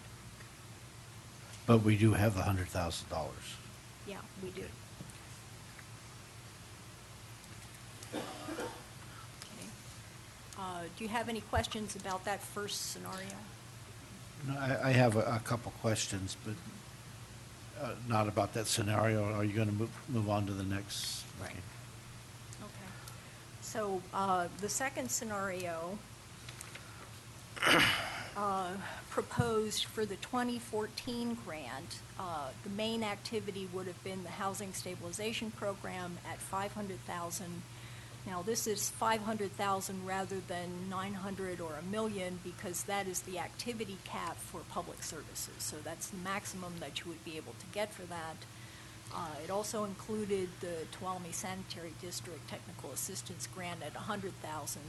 So the maximum you would get in that scenario for the 2014 grant is $600,000, $400,000 less than scenario number one. For your waivers, then we would have the food bank. We had it at $350. It could be $400, and then $100 for Meals on Wheels. That's the maximum, $2 for the waiver, and that totals $450,000. And so you haven't dropped your reuse account down to $500 yet, so the balance would be taken out of your over-the-counter grant. So that one then would be dropped by $350,000. The net would be $3.7 million total, $1.1 million less than scenario number one. Now, the third alternative would have as the 2014 grant, this one assumed a higher funding cap, going up to $1.5 million rather than $1 million. If you kept it the same at $1 million, the total for this scenario would be $4.1 million, $700,000 less than alternative number one. Now, in the third scenario, the 2014 grant would be $1 million for TUD, $400,000 for housing stabilization, and then $100,000 for the Tuolumne Sanitary District Technical Assistance Project, total of $1.5. Then the waiver would have $350 for the food bank, $100,000 for Meals on Wheels for $450, and then since you still haven't got down to $500,000, then your over-the-counter grant would be $350,000 less there. So the total yield in this scenario is 4.6, but that does assume a higher cap on the 2014 application. So any questions on this part? Supervisor Gray. Yes. Using the over-the-counter, the $3 million, now, as I understand it, if we do get that $3 million, and it does go to Rush Creek, and they pay it back, they've been a good customer, then that money would be, again, available in our account to use for other purposes. Second question has to do with the Tuolumne County request, the $80,000 for the alleyways. We did a study, used CBDG money to do the Tuolumne City alleyway study, yet you don't feel that that $80,000 is competitive request? In CDBG's definition of it, it is not. The reason for that is that any public works project for CDBG has to address a serious health and safety need. Pretty much for them, it tends to be water, sewer, very occasionally something else, but it's always got some documentation that it's a health and safety issue. So within the competitive system, you would never get any money for that. Okay. In the future, or say from this day forward, if you could put your thinking hat on and maybe look for some way that, some grant or something out there that might come available that we could proceed with that that Yeah, work? I definitely will. And there are, as I mentioned before, other communities that I deal with that have similar type of needs that I've been looking for them also. So I will see if I can't figure out a way to do this. Okay, and the one last question is on the Groveland Community Service District. It's not on the list. Could you give a brief explanation of why you don't feel that that's would be something that we could fund? Yeah, Groveland did request a couple of different projects. One was an infrastructure project, the other one was a recreation project. Recreation projects are not competitive in CDBG. As far as their infrastructure project goes, ultimately that could be a competitive project, but it's not as ready as the Tuolumne Utility District project is at this point. Also, they were requesting $1.5 million, and we don't think there's going to be that much money available. But, you know, we can certainly work with Groveland Community Services District to begin developing that project. You know, it's common for these to take about 2 years to put together. Okay, and so you will continue working with the Community Service District and try to get them to a point where they would be more competitive? Yes. All right, thank you. I'm done. Okay, Supervisor Rutherford? Yeah, I missed something in the translation as you were talking. It's probably me, I'm sure. But there seems to be some linkage between the over-the-counter and the reuse. Am I Yes. reading that right? That's correct. Can you explain what that linkage is, Yes. please? The state requires that you use your reuse funds ahead of getting additional grant funds for a same type of activity. And at a minimum, they're requiring the grantees to limit the amount that they retain at the local level to $500,000. So it's a use it or lose it sort of situation. Okay, so if, for instance, in option 2 or 3, if we got our reuse up higher, that would give us more over the counter? That's correct. Okay, then, okay. And what limitations are there on putting programs in that reuse column? Well, 2 waivers, maximum at a time, so that's 2 projects. Okay, you've answered my question. Thank you. Any further questions? No, just a comment in general. We need to find a way to maximize the funds, and I think clearly alternative 1 does that for us and allows us to fund the largest variety of projects. I think we can have a discussion about TUD and, you know, should those customers be more responsible for some of the upgrades. The bottom line is we have an opportunity to help what is an old failing system. And I think when we have that opportunity, it doesn't mean that we won't, the other discussion is not a valid discussion to have, but when we have the opportunity to help some of these failing systems, I think we have an obligation to do that also. Okay, I take it you're recommending item 1? Yes, sir. And item 1, if I understood what you said right, the food bank would go to $400,000 and that reuse, housing stabilization $400,000, and you add Meals on Wheels at $100,000? That was their request, yes. Okay, and that would end up being a total of 4.9. Is that right? That's right. Okay. Okay, well, let's open it up for public comments on this, and then we'll bring it back to the board for decision here. Anybody from the public want to speak on any of the items reviewed here? Absolutely. Chairman Handelt, members of the board, Pete Campa, General Manager, Tuolumne Utilities District. And I am here on behalf of the ratepayers in the Gibbs system, the customers there. They certainly meet the definition of disadvantaged community. And when you take a look at the infrastructure improvements that are required in that area, Now and into the future, this is a segment. This is about a quarter of the system that serves that community. And our estimation is that it will need to, by our agreement with the California Sport Fishing Protection Alliance and our obligations to the State Water Board and our permitting, that it will need to be upgraded immediately. That's why there's an urgency on this particular project as far as timing. We are seeing that as the second highest overflow location, both in quantity, numbers, and also the severity and their proximity to drainage courses, which is the concern of the state. And that's untreated or partially treated sewage. In that case, it's untreated sewage that can wind up in a drainage. We do respond. We do take care of it immediately. We rarely have people running through it or real exposure, but boy, I'll tell you, it can get out there quick, and then we have to deal with it.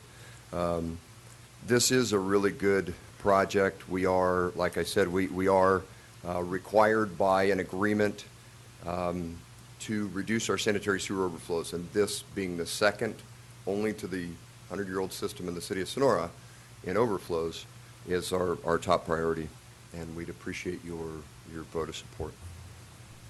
Supervisor Rutherford. Yeah, what's your current base rate structure, please? If you want the exact number, it's in the packet. It is $35.59. It's the existing monthly bill. That's the sewer monthly cost. Okay. And what is the rate structure that the State Water Board considers for either disadvantaged or non-disadvantaged communities for qualification for low-interest loans and state-paid fees? Can you tell me that? Well, for the CDBG is a completely different animal. I understand that. But just answer the question, please. Oh, absolutely. In the other, some of the other programs, they're, again, this is not in regulation. This is in policy and the way that they administer the funds. They look at anywhere between they look at 1% of the median household income to be an affordable rate, 1.5% to be approaching an expensive range, and 1.5% to 2% to be unaffordable. With regard to what do they use for if you want to come in and get a low interest loan through the State Water Board, okay? And they're the approval authority. What rate? What is the percentage of the median income that they use to determine whether they're going to give you that loan or not? I'm not really sure how to reframe it.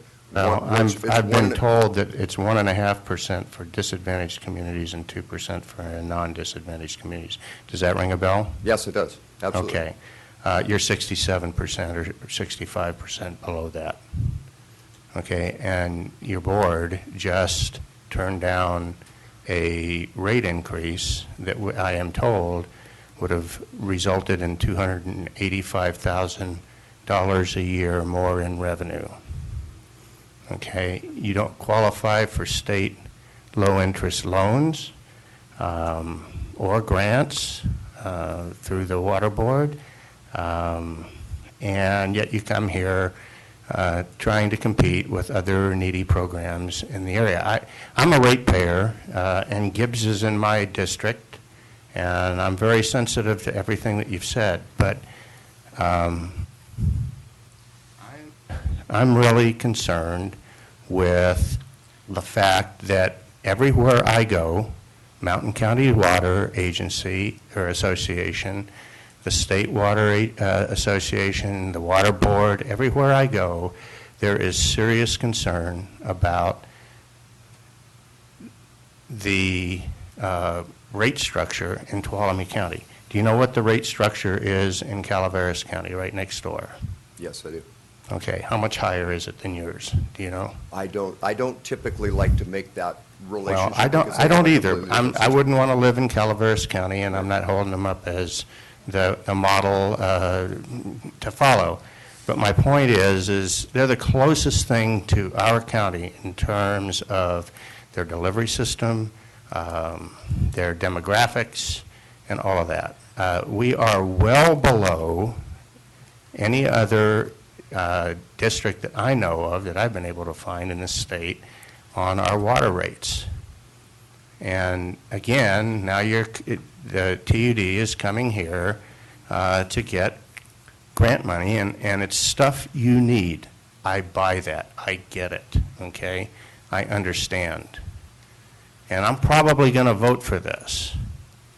But I want you to understand the message that is out there with respect to TUD and the management of the rate structure over there. And we'll see how I vote, but I'll tell you this, you come back next year, I will not vote for it. Supervisor Gray.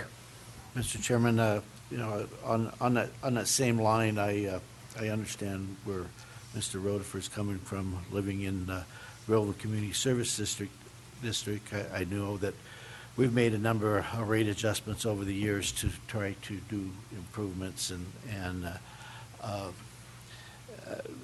water upgrades and sewer upgrades, and I know there's a definite need for this $1.5 million there. So, community services in my district, but I don't want to leave this money on the table at the state. I want to get it and put it to best use we can, and with the best chances in it. And it appears, Ms. Cox has told us that the best chance is to go the route, try to get that public sewer in. Feeling Mr. Rutherford's pain, I totally understand it, because I would love to see that $1 million going to Groveland Community Service District as well. But I think that we have an opportunity here to get some money, give the TUD some help with the understanding that hopefully they do look at their rate structure and do some self-help there. I'm sure there's disadvantaged people that live in that Gibbons area that when that rate goes up, it's going to hurt them also, just like it has done in Groveland, Pine Mountain Lake area. But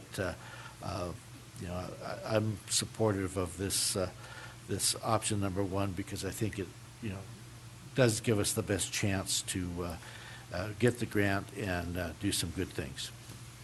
Okay. Anything? Thank you, Mr. Campa. I don't know, I'm going to see if anybody else has anything else they want to say. Good afternoon.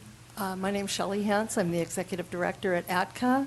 I just really want to thank you for your confidence in our programs and including us in your scenarios. And I have Lee Kimball, our Food Bank Director, and Beetle Barber, our Housing Director, should you have any questions for us. Thank you. Any questions? Okay. Thank you. Okay, thank you. Anybody else from the public? Supervisor Rutherford. Okay. I think I was clear, but I really want the message to go out. We got 2 board members from TUD. Okay. This isn't a question. It's a statement. I believe it's very important to everybody in this county, and it's very important to me as a TUD customer, that TUD has a vision for the future that includes sustainable water rates, and I understand that for me that's going to be more money out of my pocket.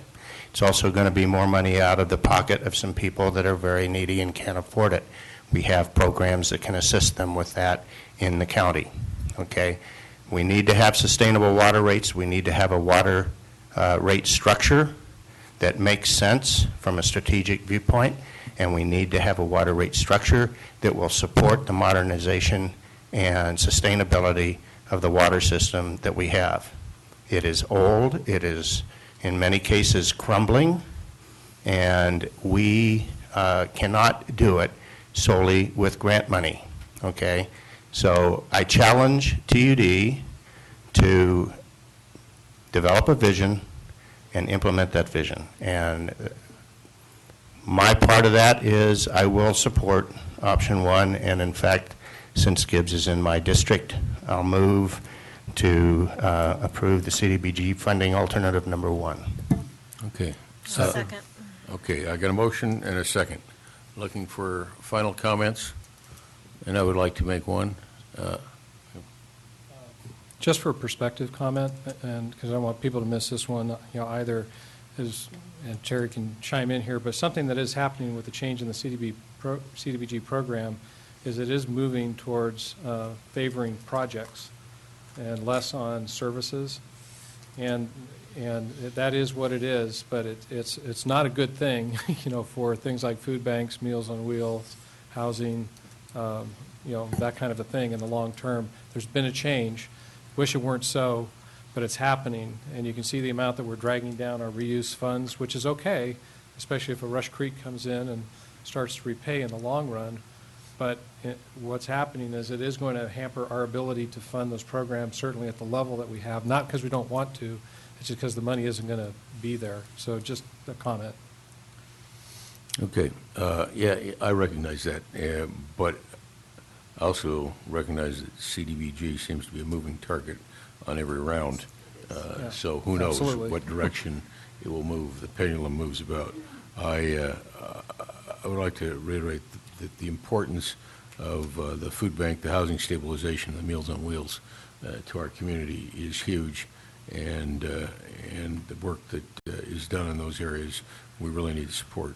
I do share the comments by both Supervisor Gray and Rotifer. We need a long-term water plan and sewer plan in this county, and we need leadership, and it needs to come from TUD, the premier agency in the county when it comes to water and sewer. I'm in your district. I'm not a customer because I'm on well and septic, but you need to have a sustainable financial program, and turning down that rate structure, in my view, did not push you that direction. That was wrong, and you need to fix your house. I am going to support this because I want to support the people that need it. But if I were an agency looking at you, I'd say come back and see me after you get your house in order. So we got a motion. Motion and one last comment, and this is for the benefit of Grover Community Service District. Please work with Ms. Cox, and hope to see you next round with a good, solid project that we can put some money towards. Thank you. Okay, with that, we have a motion on the floor. All those in favor signify by saying aye. Aye. Any opposed? Carried unanimously. Would you like to invite Supervisor Royce back? I hope he hasn't taken a nap. Okay. With that, I think we'll take a 10-minute break and come back here at 2:40. Thank you.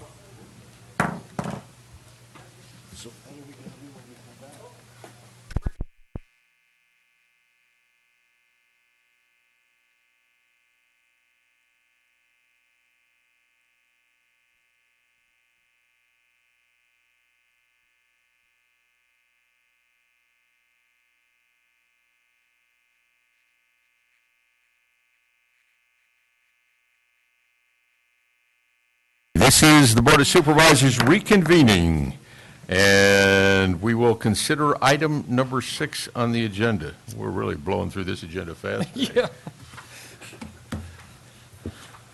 Consideration of approving a resolution, either continue in the local state of emergency as required by the California Emergency Services Act, Article Number 14, Section 8630C, or declaring an end to the local state of emergency. Okay, Mr. Chairman, members of the board, it was back in August that you first declared a state of emergency, local state of emergency to exist here in Tuolumne County. That was done by the Director of Emergency Services, the Chairman of the Board of Supervisors. That was later ratified by the full board. And I believe it's been twice now that we've extended that declaration. And per statute, you need to consider extending that every 30 days. So you either continue the declaration or terminate it. So what we've done is provided you, two resolutions in this packet. One is to continue the local state of emergency, and the other one is to terminate it. If you're to continue it, per the statements in the resolution that continues, you point to the continued threat from fire and potential winter flooding. If you're to end it, there's language in there that still conveys the board's concern about the potential of future flooding, and yet continues to ask for the governor to extend CDAA and to get federal assistance as well. I didn't provide a recommendation between the two in the memo, but my sense is that, you know, with the fire essentially contained, and there is no imminent, you know, threat from the fire or the flooding, that it be terminated. Do the second one. If you were to continue it, I just give you, two thoughts. One would be, what would be the the end strategy of when we would stop continuing these things every 30 days? One would be to look to when the fire is 100% contained, because they still haven't gotten to that point, and pick that as a date. That, otherwise, you'd be probably waiting to go all the way through winter, and it'd be sometime in April or May before you'd actually terminate.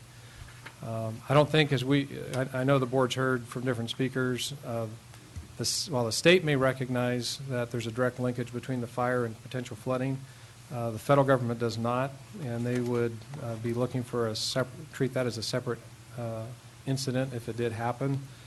And I just provide that in as anecdotal information. So, Mr. Chairman, members of the board, it's up to you. I'll start with comments from the board and your wishes. A question, if we discontinued it, it's my understanding that we could also have a state of emergency should we have the flooding occur and stuff. Absolutely. You do a new state local emergency, and if prudent, go after the state and go after the federal. Okay. And in fact, that would be the way we would have to do it, since they wouldn't recognize it under the state of emergency, correct? Right. The federal, absolutely. The state might see a nexus, but you've also not seen the state really moving quickly to, while the governor did proclaim a state of emergency, he has not extended the California Disaster Assistance Act, and it's been 2 months now. Supervisor Rutherford. One of the things that just kind of niggles at me in my brain on this whole thing is, as far as the Forest Service is concerned, FEMA aside, as far as the Forest Service is concerned, there's still an emergency because they've got the forest shut down. They're citing as a reason the continuing danger out there, which is very real. I agree with them. So I see two aspects. One is the continuing danger to our people that is present in the burn area, pretty much throughout the burn area. I see the Forest Service justifiably with the forest on lockdown. We don't have access to the forest for any number of reasons because of the public safety problem. And then on top of that, I'm concerned about possibly losing the linkage of, I understand FEMA's position that a flood and landslides and all of that would be a separate incident, but it really isn't separate. It's a direct result of the fire itself. So I don't know how to, I'm not necessarily saying that I think that continuing the state of emergency is the right way to go. I don't know that it's not the right way to go. Those two things seem to me to argue to continue the state of emergency, at least in the near term. Okay, well, see the other comments. I'll make a couple. Regardless of what the city dwellers in the east, known as D.C., Washington, D.C., think, they don't live here. They don't understand how we live, and they don't understand what massive devastation there was with rimfire. They don't recognize the residual effects of that. Before rimfire, we technically, in my mind, had a state of emergency. We had a state of emergency because our forest wasn't healthy. We had a public safety issue. Rimfire proved that. We had a state of emergency relative to the water, and the winter is going to prove that to us all because we're going to get a lot more water out of our watershed because it isn't going to be a controlled flow. It's going to be an uncontrolled flow. But that state of emergency existed with quantity and quality of water we were getting before. Our forest was overgrown. We had a state of emergency because all our species, whether they were threatened, endangered, or thriving, were all threatened as well by the possibility of a disaster like which we just saw. And now we also have an economic disaster that comes out of this thing. We don't know the magnitude of that. I'm in favor of continuing this, but I might add that for all the reasons I think we had a state of emergency before Rim Fire, we have those in the Stanislaus watershed right now. And until our federal government starts realizing what their job is in terms of public safety and providing the right kind of management for our forests and the environment in which we in the mountain counties of California and the forested counties, until they start recognizing the kind of danger that we exist in every day because of their active neglect of the needs, not only the population, but of the natural environment, we will have a state of emergency. But for right now, for the case of Rim Fire, I believe we should continue a state of emergency at least until we can feel comfortable. And like Supervisor Werver said, the Forest Service still thinks it's an emergency because they have emergency personnel out there doing things, they're controlling things, and they have emergency people who are considered essential, thank God, and are here working on exactly that emergency. And they just got some more funds, and I hope they'll continue to work on that. So that's just my feeling. Supervisor Gray. Our understanding is that we have to keep doing this every 30 days. Yep. Yes. Okay. So I would be comfortable to extend it for another 30 days at this time. But, you know, we declared this state of emergency because of a fire. When we don't have the fire, we're going to have to redefine what the state of emergency is. So right now, with the fire going, we can still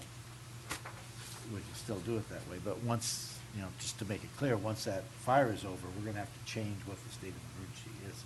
And I agree with what you said, your assessment, but that's not what we. No, I understand. planned. I understand. So, I just. You know, I'm fine with doing it for another 30 days. Okay. Any public comment? Seeing none, Chair to entertain a motion. Mr. Chair, I move that we continue the state of emergency and approve the resolution to be signed by the chairman appropriately continuing that state of emergency. Okay, do I hear a second? Second. Okay, motion by Supervisor Rutherford, second by Supervisor Gray. You want to say something? Just a thought, in the event that we do have major problems this winter, does it come into play that we're already in a state of emergency and it takes away from the fact that we have an emergency and we need to declare one? It's a different emergency. Or would we declare a different one? In the eyes of FEMA, it's a different emergency. It may not be in our eyes, but, you know, so we just declare a state of emergency for another reason. I mean, to satisfy them. I mean, there's. But I very frankly don't expect them to be beating down our door to help us out when we have a problem. They didn't beat our door down this time. I would just note that the government code does say it has to be reviewed every 30 days and that it should be terminated at the earliest possible date. The earliest possible? The earliest possible date. So if there is another emergency, for instance, flooding, my recommendation would be that you all declare another state of emergency related specifically to that issue. A separate one? Yes. Okay. But we're not there yet. You're right, we're not there. Okay. Okay. You got any more? Well, I don't know. I understand all the points that were made, but I don't know if it's really accomplishing anything by having it. I don't know if it's taking away from anything by having it either. I'm trying to really think through this, and I mean. Well, maybe in another 30 days you'll have an answer.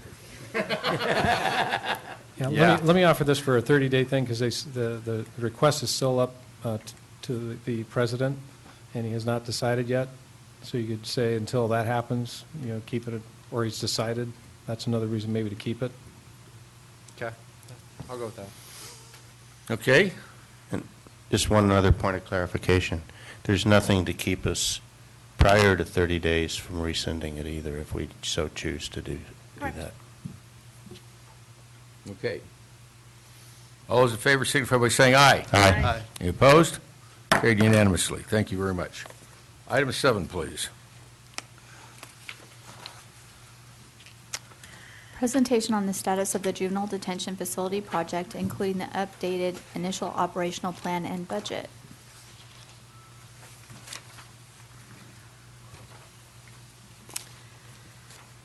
Mr. Pedro? Mr. Chairman, members of the board, switching locations, different view on the day. We just thought it was timely with all the major decisions. Lights? The PowerPoint should show up here now. We just felt with all the major decisions that your board is facing, a lot of challenging decisions on long-term capital and also operational, it was timely just to bring, and we promise to keep this brief, update to your board on what's happening with the juvenile detention facility.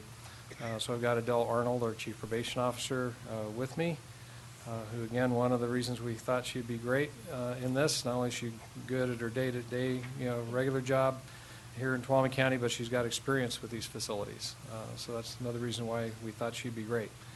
I'm just going to, for the public, here is the site of the Law and Justice Center, Highway 108, Old Wards Ferry Road.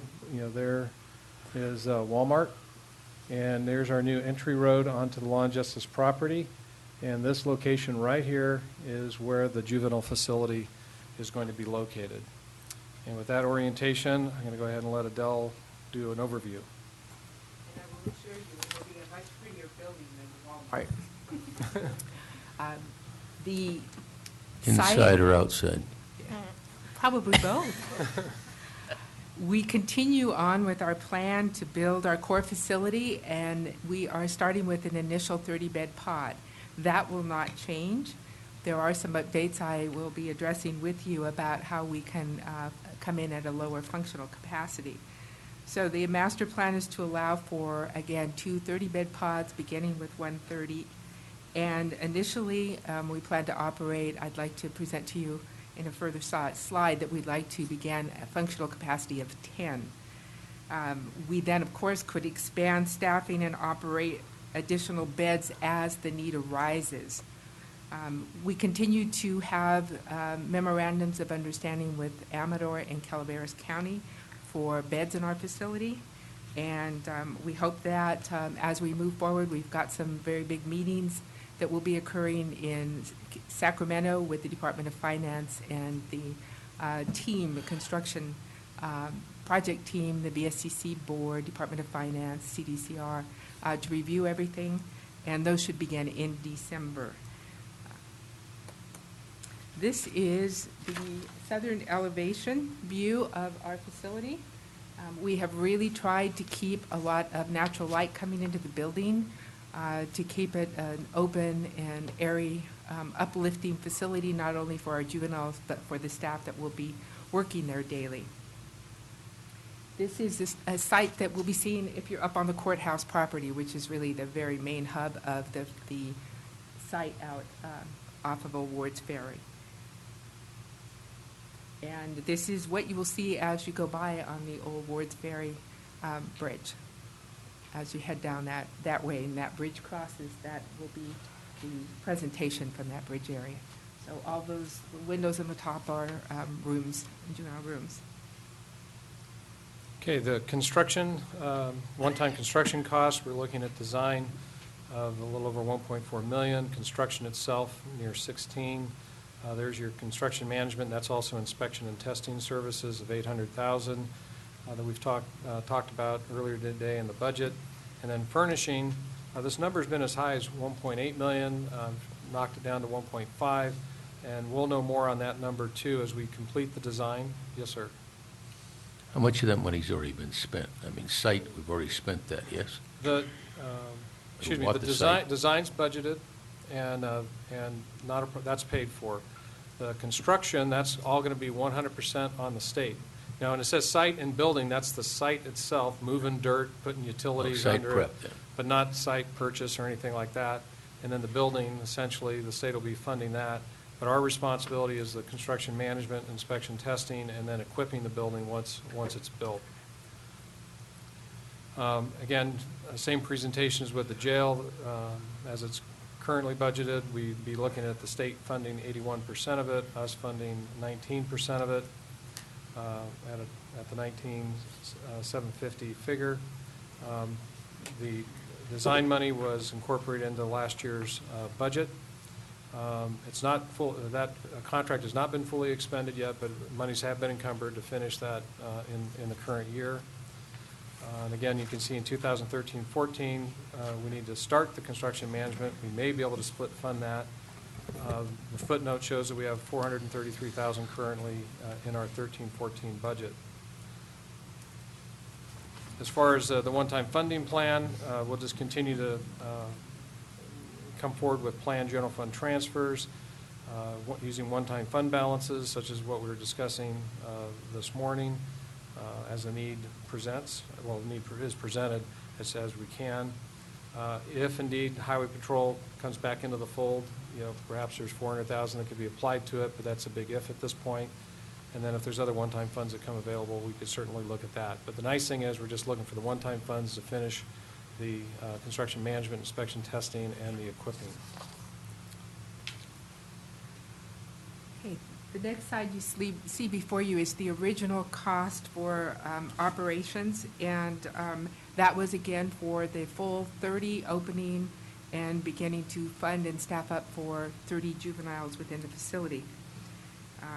That included a 17.5 full-time equivalent staff, and the net general cost there was $424,000. So what I would really like to discuss with you is the next slide, which is the revised. We certainly want to be as realistic as we can in terms of what the cost will be and what our needs will be. And what I have seen is that there is certainly a downward trend in the state in terms of the number of beds available and needed for our youth. Right now, we are using about 8 beds monthly. That's about our average for our juveniles. So it really seems reasonable to me that we could manage and kind of phase this in and start with opening and operating at a functional capacity of 10. That would still give us opportunity to lease a couple of beds out of county to Calaveras and to Amador. All of the state need trends are down, and I have to say that that's due to a wide, broad implementation of evidence-based programming and detention alternatives, electronic monitoring, work programs, trying to keep our youth as close as possible in their communities of origin and in their schools. So I see us doing that. We certainly can't predict what the need is going to be in the future. So as that need changes in Tuolumne County, we can certainly increase our staffing and our need for our placement of youth in the facility. So what we did with the revenues, we took our state and federal resources, and those are our nutritional programs. There's a state nutritional and a federal nutritional meal reimbursement in part. So we took that money and we divided it by 3, since we're only going to be starting with 10 juveniles in the facility. That's also going to take our contract rates down of 2 beds, hopefully, and maybe more. We don't know that because we certainly aren't in operation yet, for Calaveras County and 1 for Amador County. At this time, we're proposing a very conservative rate of $100 per bed day. There are other charges in there that are included. Those are collections we can collect from parents for daily cost of care for juveniles while they are in detention status. I have taken the staffing needs down again incrementally to 10.5 staff. There are very specific ratios for juveniles that are dictated by Title 15 and 24, and it is 1 staff for every 10 gender-specific juveniles in the facility during waking hours and 1 per 30 during sleeping hours. That can also change depending on how you're implementing programming, and so I will continue to work with our field representative assigned to the program to see if we might be able to fine-tune this even more.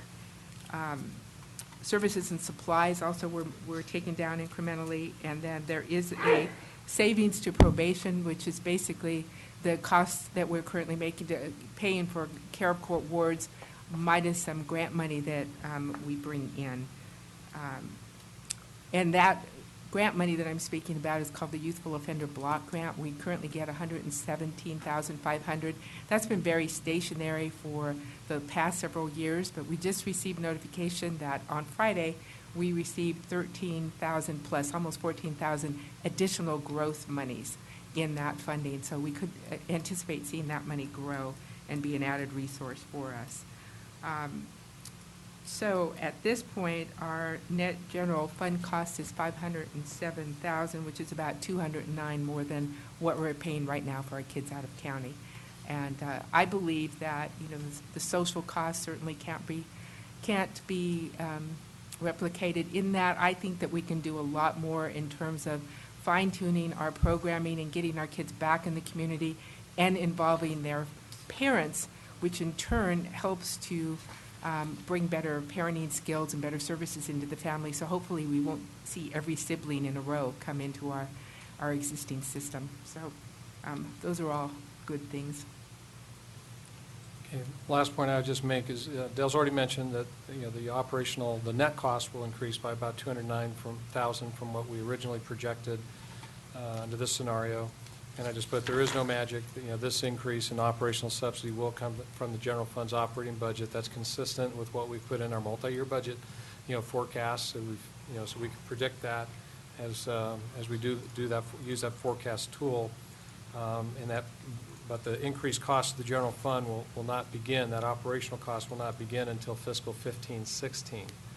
And the only other thing budgetarily I'll mention is that while we do have the design money has been encumbered, so we'll finish off the architectural piece. We've got part of the construction management piece. I already mentioned that we need to work in our equipping cost. I'll know that better in the spring. Of course, the other big costs, once we know when the project exactly is going to be bid, when it's going to be awarded, when they're going to start, that'll make a difference. Because we may have to come back and amend this year's budget to show the beginning of the construction this year, or it may start, it'd be cleaner if it actually started, after the beginning of the fiscal year.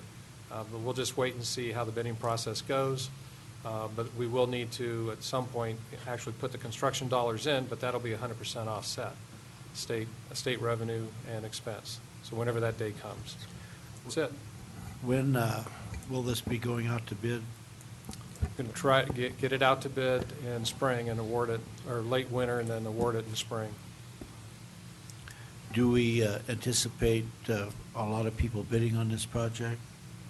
We hope so. We do everything we can to get a Just robust turnout. As history goes, Adele, when you did the one up at Siskiyou, were there quite a few companies? Well, I will tell you that because of the distance, it's somewhat of an isolated county. We didn't have as many as we hoped, but we had about 10 that bid. And I know that Stanislaus County recently opened in July. They did a commitment center, and they had many bids. All right, thank you. Royce? Just a couple questions. And by the way, I like the new design a lot more than the original presentation that you guys did. The elevations are much more pleasing. But I'm just a little curious about some costs. What's the square footage prices we're looking at for this project? It seems if you compare the amount of beds to the cost, just from my recent, memory of the jail presentation, that it seems a lot more expensive per bed. So I didn't know, there's probably some general areas, and like I said, the kitchen they were talking about, that may not be apples to apples. So do you have a square foot of this building and a square foot price? I know the square footage is 18,115 square feet. I don't know what the price is. I will tell you. 18,115. And we're looking at 19.5 million. $2,000 a square foot. Is that right? In terms of the cost? I don't know what the square foot cost is at this point. 19.5 million divided by, would you say 18, 150? More than 1,000. Yeah, 1,075. That seems very high to me.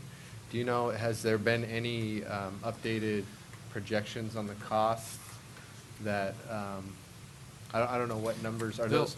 They haven't changed, I don't think, in my recent memory from the beginning. As the design proceeds, and they'll do updates to the cost estimates. When we brought this before, we did have a peer review done, and we looked, because some folks said, well, hey, look at what they did down in Stanislaus is one of the things, so we went and looked, had the same firm look at it. And they thought it was appropriate and consistent with what was being pointed out to us as a model. But that being said, as they proceed with the design, they will also update the cost estimate. If there is a savings, is there chance that that would be the county that would be saving that, or is that going to be grant money that would be returned? Are we required by our grant to have a certain match percentage? I think. We do. We could look to see if we could change it so we could take advantage of that and cover some of our costs. I need to go back and look.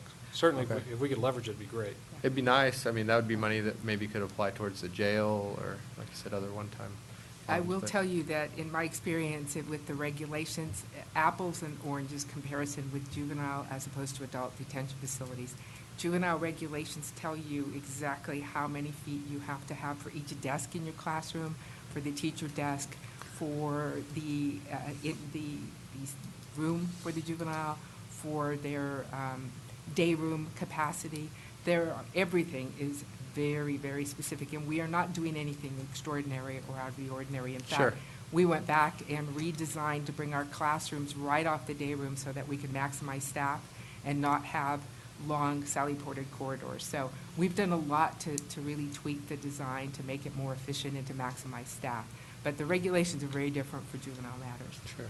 I appreciate that, and I would just say, I understand the social, the values that you're talking about, and I just want to make sure that we do the best that we can. So I appreciate that, and I would continually urge you to look for ways to save and cut costs. And it's shocking to anybody that has any kind of, experience with building costs to see that kind of number per unit for a foot, and a foot's a foot.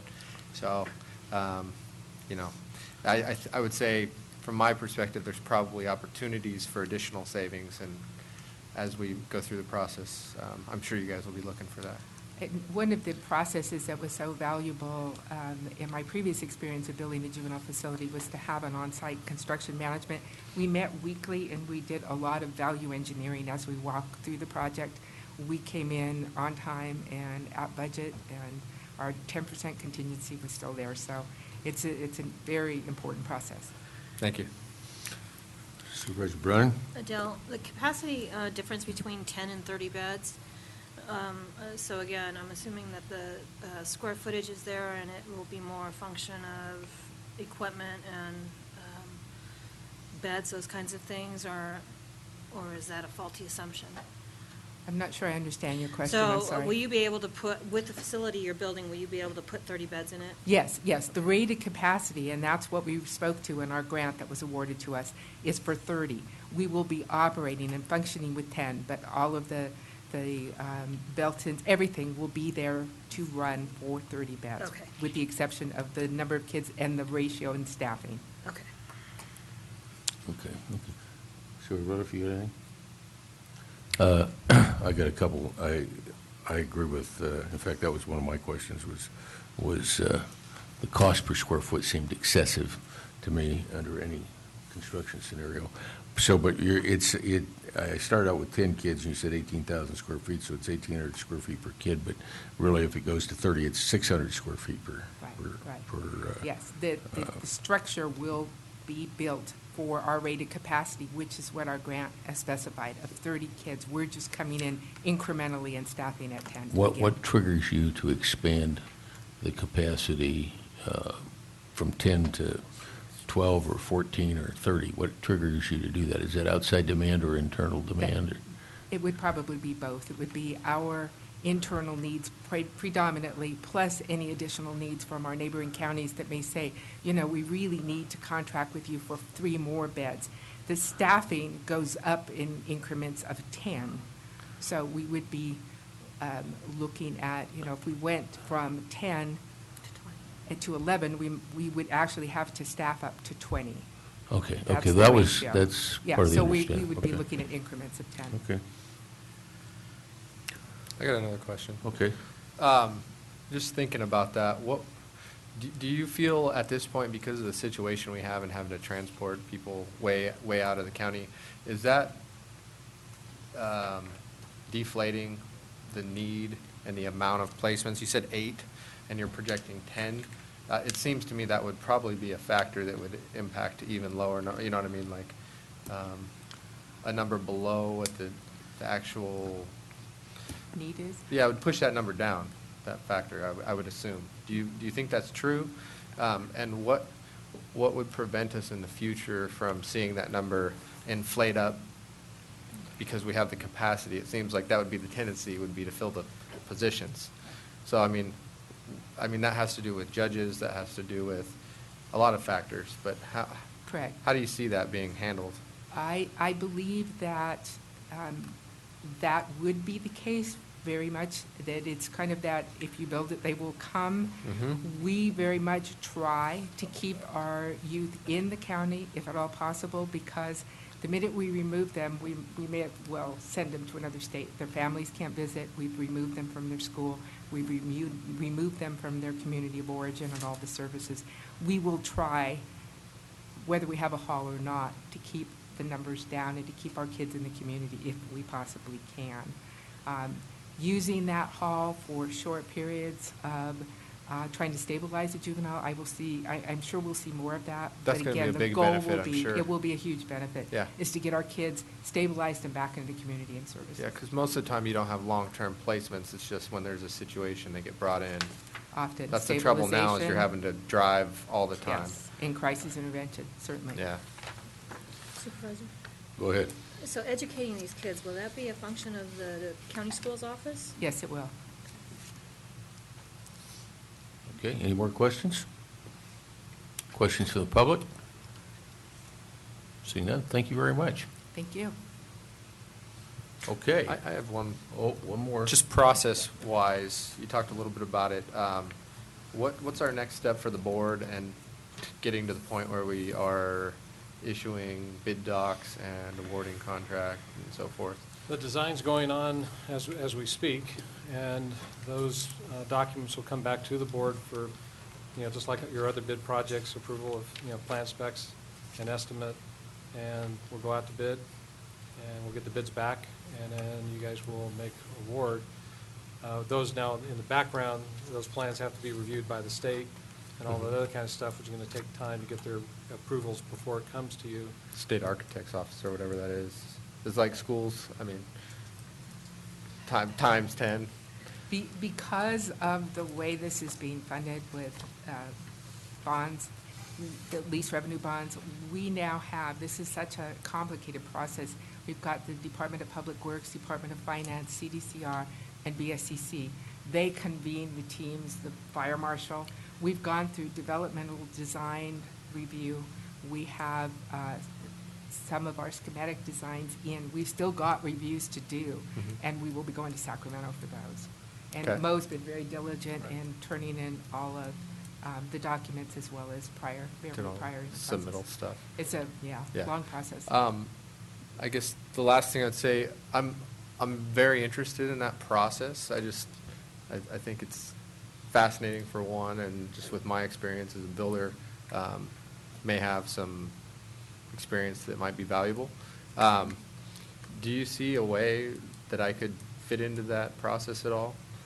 Be able to When the help- plans are help done, out? they get sent off to the state, and they do their own thing. Yeah. And like, we have a lot of phone conversations, maybe some on-site meetings, but it's pretty much their own review process.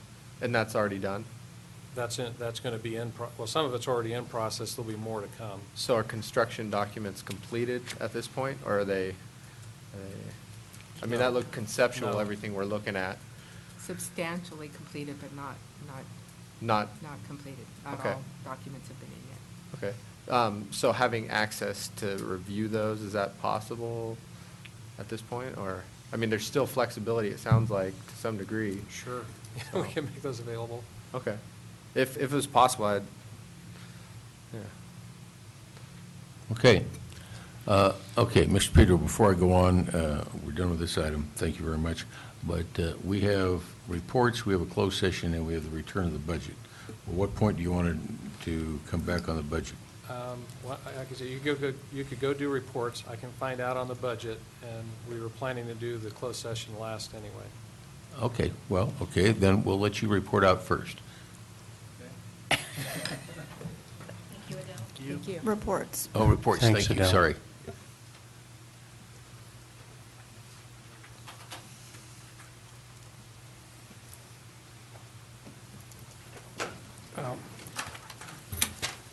I could probably just keep this short, because certainly since our last meeting, we've just been pedal to the metal, working on the, the jail grant, certainly on the budget, active, in bargaining. Still have had meetings with the cooperator group on the rim fire, the Bear team. Again, that was good news about that additional funding, which I thought was great, because the board has been really clear, don't be bashful. If you need more, go ask for it, and they have, and they're getting it. And they're looking at other projects. One of the things I know the board's aware of, but we have talked to the Bear team for the general public. We're trying to work with the Bear team to see if they will fund some improvements to the drainage at Ackerson Creek and Evergreen Road, to just improve that, fortify it, make it everything it can be to withstand floodwaters. It's just an area of concern. It's a critical road. So we've had good cooperation there. Not saying that they're ready to fund it yet, but the team's been working hard on that. And I already mentioned that the request has gone to Washington for a presidential declaration, and we'll just have to wait and see, if we get that. I think that covers all the major things. Okay, Supervisor Royce. Let's see. On October 1st, I had the opportunity to meet with the new TUD board member, Roanne, Mickelson. Had a really nice conversation. On the 4th, I met with Chris Conrad, talking about rimfire issues. On the, let's see, what is this here? I'm looking at my,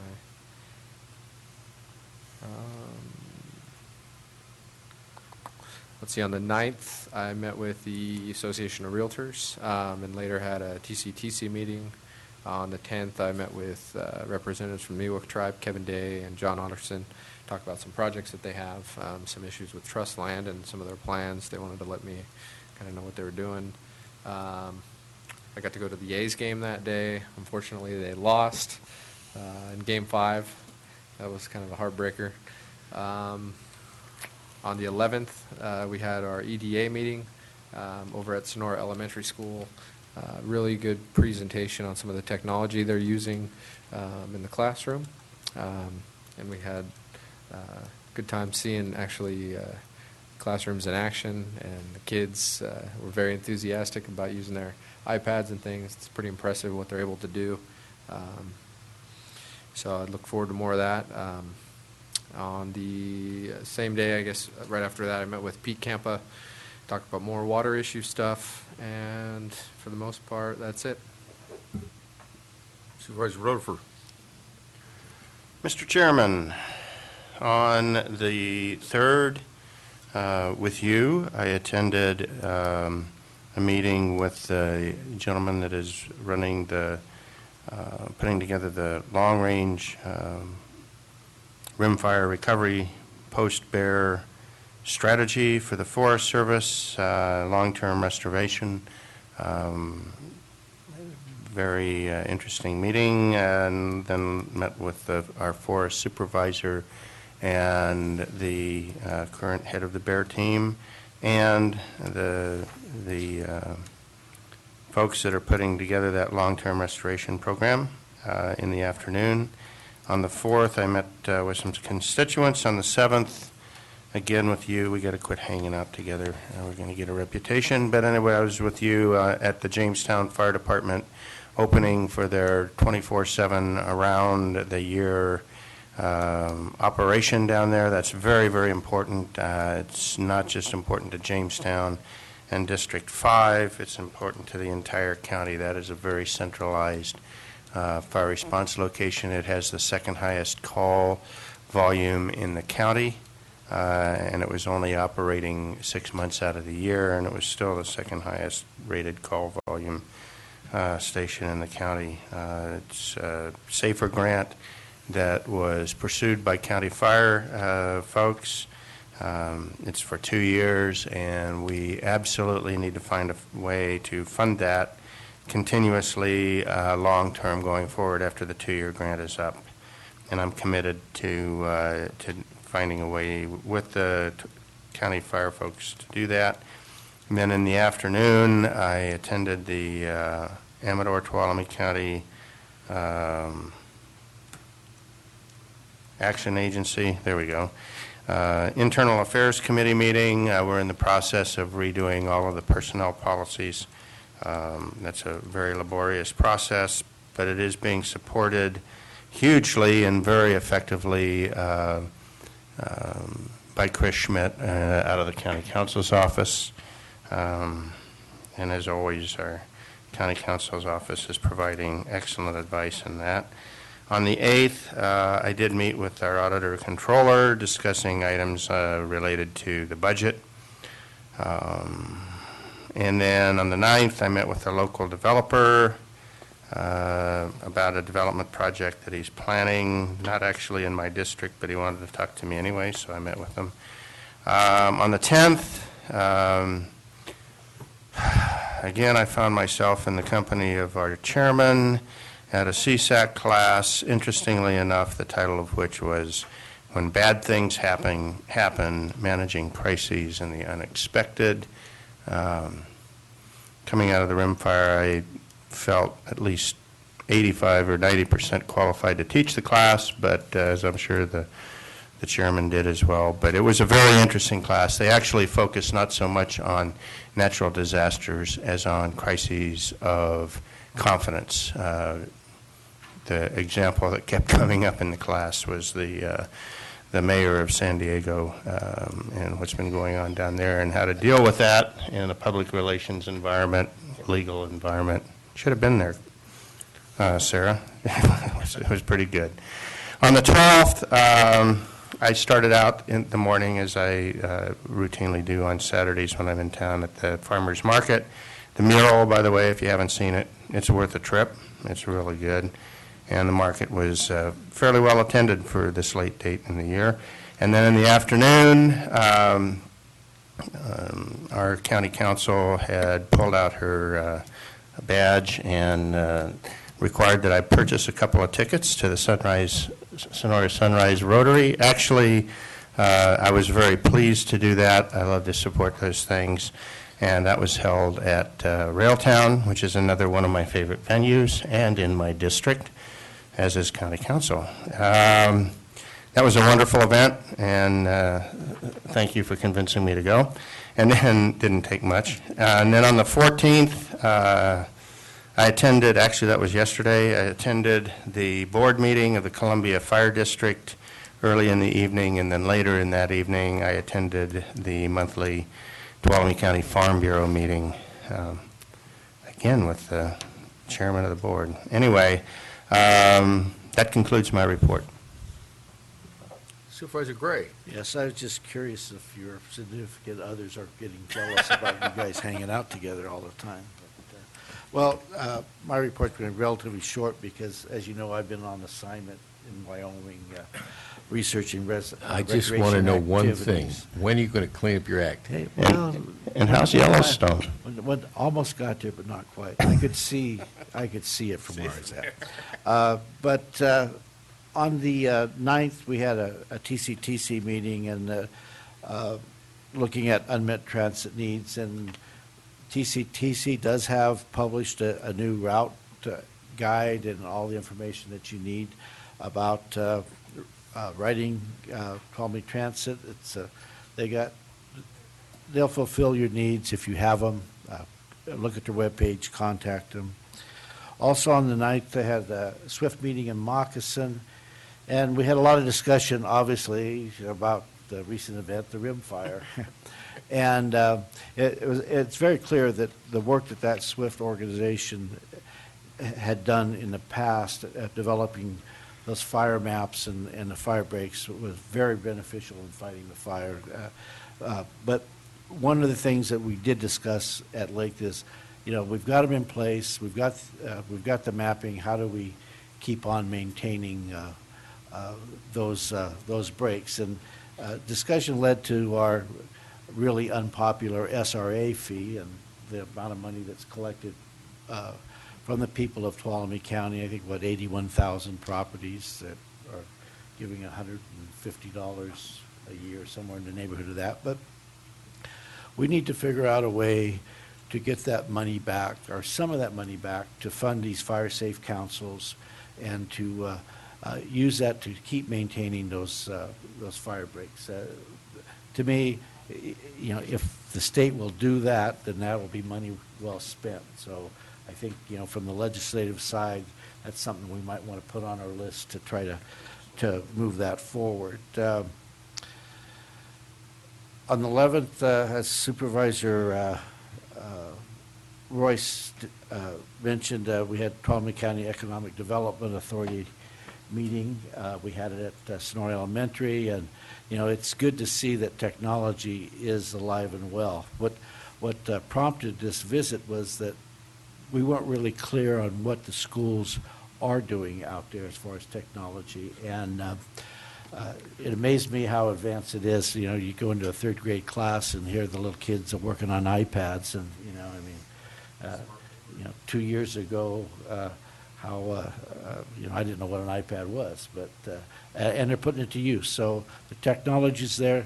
It doesn't mean that we can't expand on it. And I think from the Economic Development Authority side, we're going to do what we can to try to get more money available for grants to even add more technology to the schools. So that's my report. Thank you, Supervisor Graybeard. Supervisor Brennan. I thought he was coming to me with, what? On October 2nd, we had a behavioral health meeting, and glad to see that we were able to clarify some of the issues that were of concern, especially with regards to the 8150s. And on the 4th, I met with constituents. On October 8th, we had a lengthy Natural Resource Committee meeting, and we will be coming forward with a recommendation, I believe, at our next board meeting on the IRWIMP. Something that there is consensus that we need to be involved, and so that recommendation will be coming to this board along with some of the background information. Later on the 8th, I had a meeting up at TUD with Ruan and Pete Campa, and just looking at some of the watershed issues, excuse me, and future opportunities. And there will be some with regards to what watershed health should look like. Excuse me. On October 9th, I spoke at at Sonora Rotary. Thank you. And enjoyed a really nice luncheon with them. Later that day, I met with some of the individuals from Blue Mountain Minerals. And received an update on what their activities are. You want us to pass you to get some water or something? Pardon me? You want us to pass you to get some water? I'm hoping that John went to get some, I think. Well, let's let you hold on for a second. We'll go on to county council and come back. Okay, thank you. I would like to thank Supervisors Hanvell and Rutherford for attending the Rotary event. It was a really fun event. I hope to see more board members next year, more members of the public. The other members of the board were delinquent, didn't show? Social event. You're allowed to. Okay. No, please, go ahead. and Thanks. finish. And then in the last few weeks, Thank you. Chris Schmidt, as you know, advised ATCA during a closed session, did a lot of legal research to be able to advise them regarding that issue. He also represented Human Resources in a court hearing related to access to some confidential personnel records, and the judge ruled in our favor. Carlin's been working on the Kennedy Meadows transaction, hoping to finalize that, those documents and close before Thanksgiving. She's also been working with CRA on rimfire tree removal cleanup. And then I've been working, advising the grand jury on some issues, advising Sheriff's Office on some personnel matters, and advising First Five. I've also been working with Social Services and Behavioral Health to respond to a subpoena for confidential records.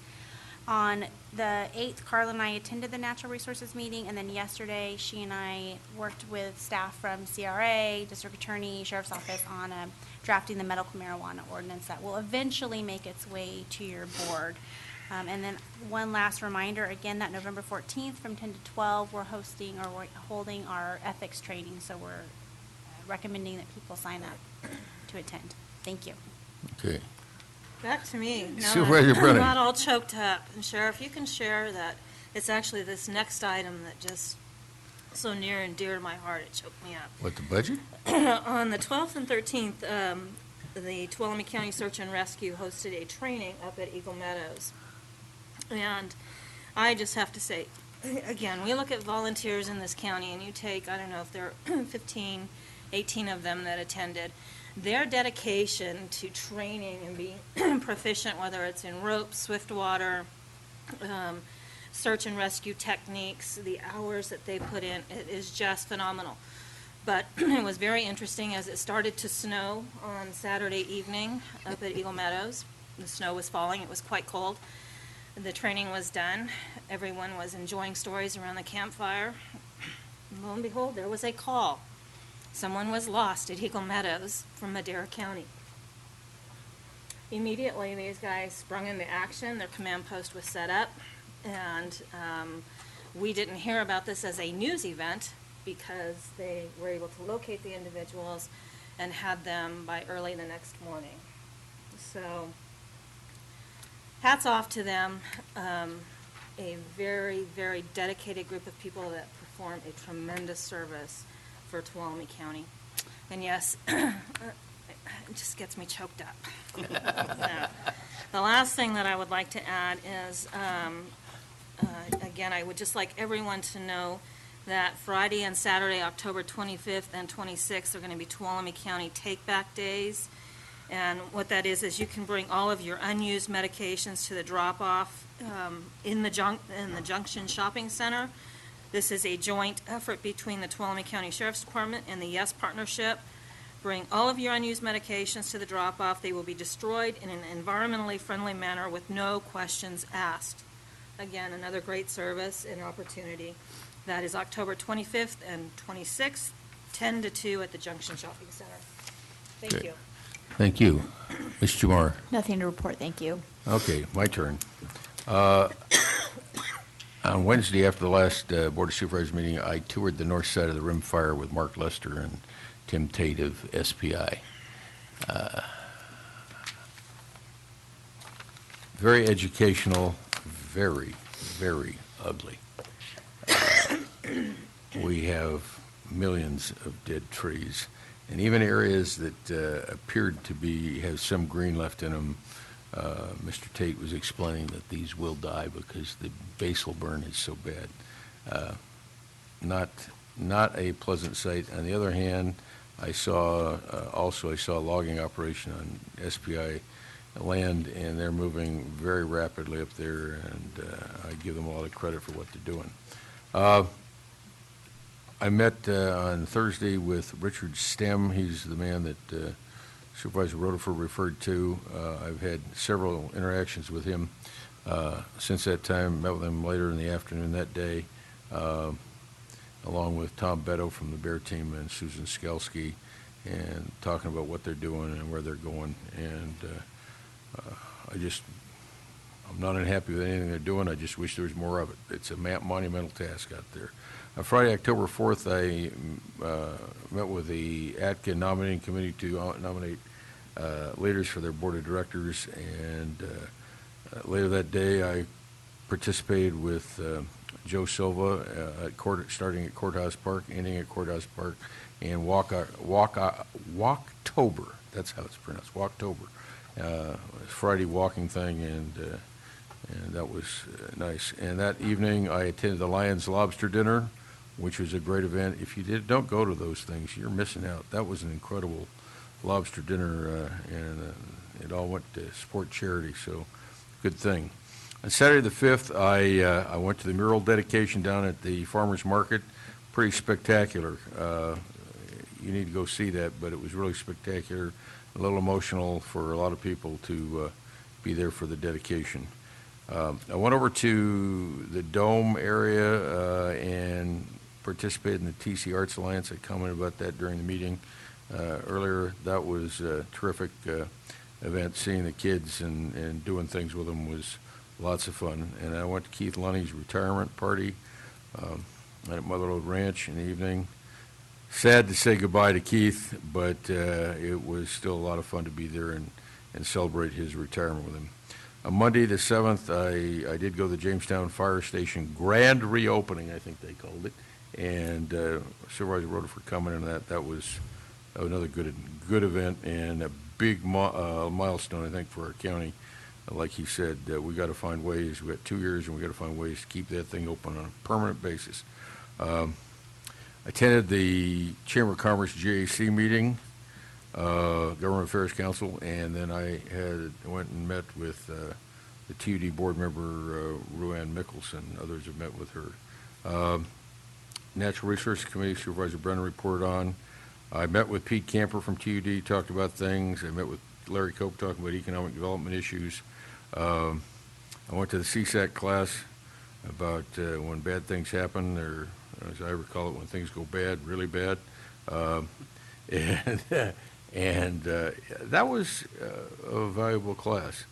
Unfortunately, you take classes like that sometimes after you need them, but it's always good to go through them and get a slightly different perspective. Like you said, it was more like a class on loss of confidence issues. When I got back from that, I happened to come back in here and dump things off my office, and I walked in to this room to a TC Fax meeting, and everybody wanted to hear about rimfire, so I spent what I thought was going to be 20 minutes and ended up spending about an hour and 20 minutes talking to them about rimfire and answering their questions. On October 11th, last Friday, I attended the Attica Finance Committee meeting and the board meeting. Late in that afternoon, Susan called me, talked to me, wanted to assure me about what was going on in the fire. Richard Stem, I talked to him again, and then he called me on Sunday and wanted to assure me that they had good things happening. I'm not sure when we're going to find out what those good things are, but he wanted to assure me I'd feel good about them, so I'm waiting to hear about that. But he's got a long-term plan, and we will hear about it soon, I hope. I was at Railtown for the Rotary's Barrels, Brews, and Bites. Great event. I have to compliment them on particularly for first time out. I think everybody had a good time. So next year, mark it on your schedule when it comes up, and don't miss it. Yesterday morning, I met with Shelley Hance on some ATCA issues. I met with our undersheriff, and I went to the Farm Bureau. So end of report. So we will go back. Do you have to read it again, whichever our budget item is? It's a continuation of adopting all budget actions contained in the fiscal year 2013-14 budget document, including the appropriation limit computation method, the fiscal year 2013-14 adopted budget resolution, and all personnel recommendations. Mr. Peter, this is the third time we've attempted this Yes. today. Yeah, so Mr. Chair, we have, staff's come back, made the changes that your board directed. I'm going to call your attention to page 9 of the memo under recommendation, and there's some things we're going to have to look at. So the motion will ultimately be that your board conduct a public, to go ahead and approve the 2013 budget document, including, and there's an appropriation limit computation found in attachment G, and Debbie has an update to that. We have a 2013-14 adopted budget resolution, attachment H, and there's two versions of that we need to talk about. And then there's personnel recommendations that were in attachments B and C of your packet, and I've got copies of that. And this simply just shows that half-time clerk, that we added, both in terms of your personnel matrix and then the position allocation. I know the sheriff wants to see that 60.5 under the sheriff coroner as FTEs. Inside joke. So anyway, the only issue before we move forward that I'm aware of is, well, two issues. One is Debbie and I were able to talk briefly at lunchtime, and as far as the fund balance on the capital fund, everything is fine. We're in agreement. It's the fund balance is correct. Everything is budgeted correctly. So we're in total agreement, on that. So no issue. The question that's been raised, by Deb, and I'll let her present her reasons, and we can talk about it, is we've gone ahead and presented the transfer of the $1 million from the jail into the capital fund, just the way we normally do it, and capital budgeting transfers between governmental funds. Debbie would like to talk to your board about a different way of doing that, and then because it makes a difference on which way you go about adopting the budget. So maybe with that, I'll just stop and let Debbie explain her alternative. Ms. Batista. What I would propose is that instead of transferring the $1 million into capital, you transfer the $1 million into a trust fund. The logic that I have for that is that this is an ongoing project that's going to be multiple years. If you put it into the trust fund, this money will earn its own interest.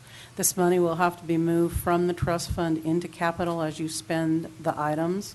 The money won't be moved until whatever expenditures occur. There is no chance of the money rolling into a fund balance at the beginning or the end of the year.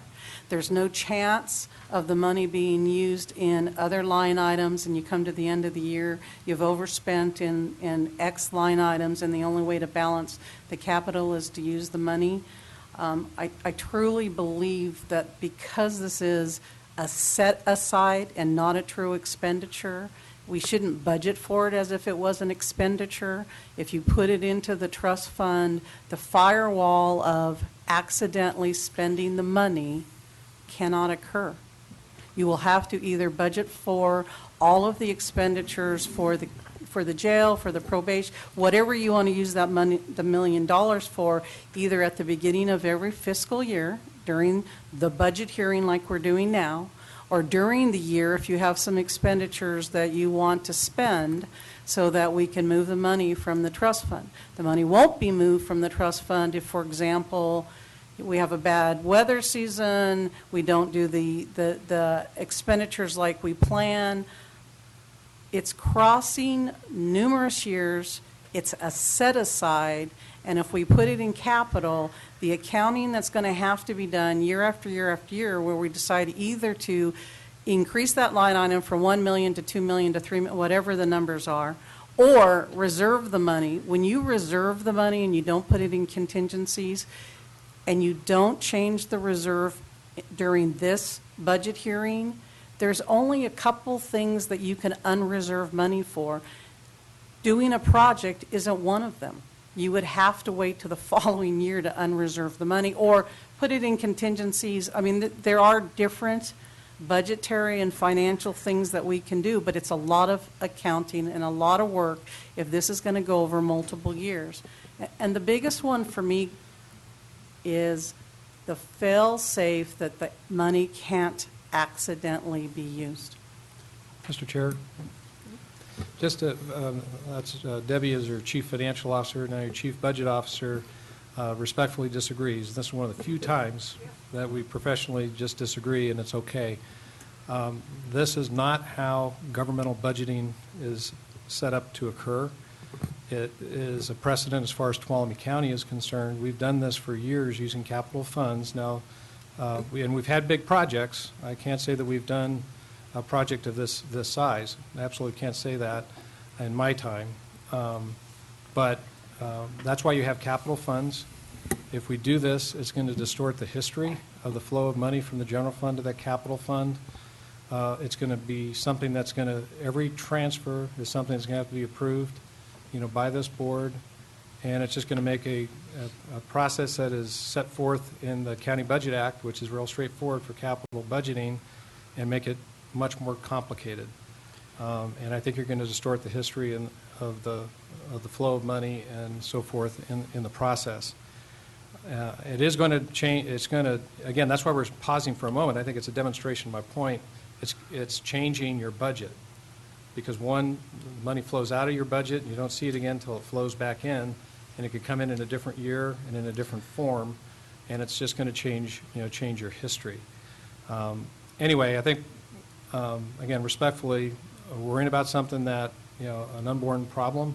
This is an opportunity. We know we need to shepherd this money properly and safeguard it, and certainly between Deb and I working together, I'm very confident that will happen. I see this as an unnecessary step in hindrance and distortion of your budget. And again, I disagree. We are not matching up revenues and expenses. What's going to happen in the capital fund is you're going to recognize the $1 million or whatever it is every year. You're not going to have the expenses that go with that. We have lots of trust funds, your mitigation fund, where we put the money aside and we don't recognize the money until we use it, as you're going to be using in some of the capital accounts that you're using this year in the road fund. This is unique. This is something where you are, once again, setting aside, not expending some funds. And I truly believe, and again, I think in 23 years, this is so hard. In 23 years, Mr. Pedro and I have disagreed twice that we could not come to a compromise, and this is number 2. I truly, strongly believe that for the good of Tuolumne County, because he's absolutely right. Debbie Batista, I almost screwed it up and said Russell. Debbie Batista and Craig Pedro will keep this straight. I cannot guarantee you that Debbie Batista and Craig Pedro will be here tomorrow. We can get hit by a bus. And in the trust fund, it will be very obvious what those funds are for.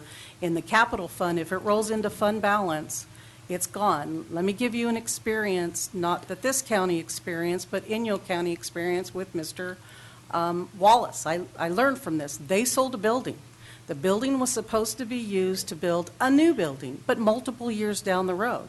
Instead of setting aside that money, it rolled into fund balance. 2 or 3 years later, when they wanted to build the building, the auditor saying, "Where's the money?" The CAO saying, "Where's the money?"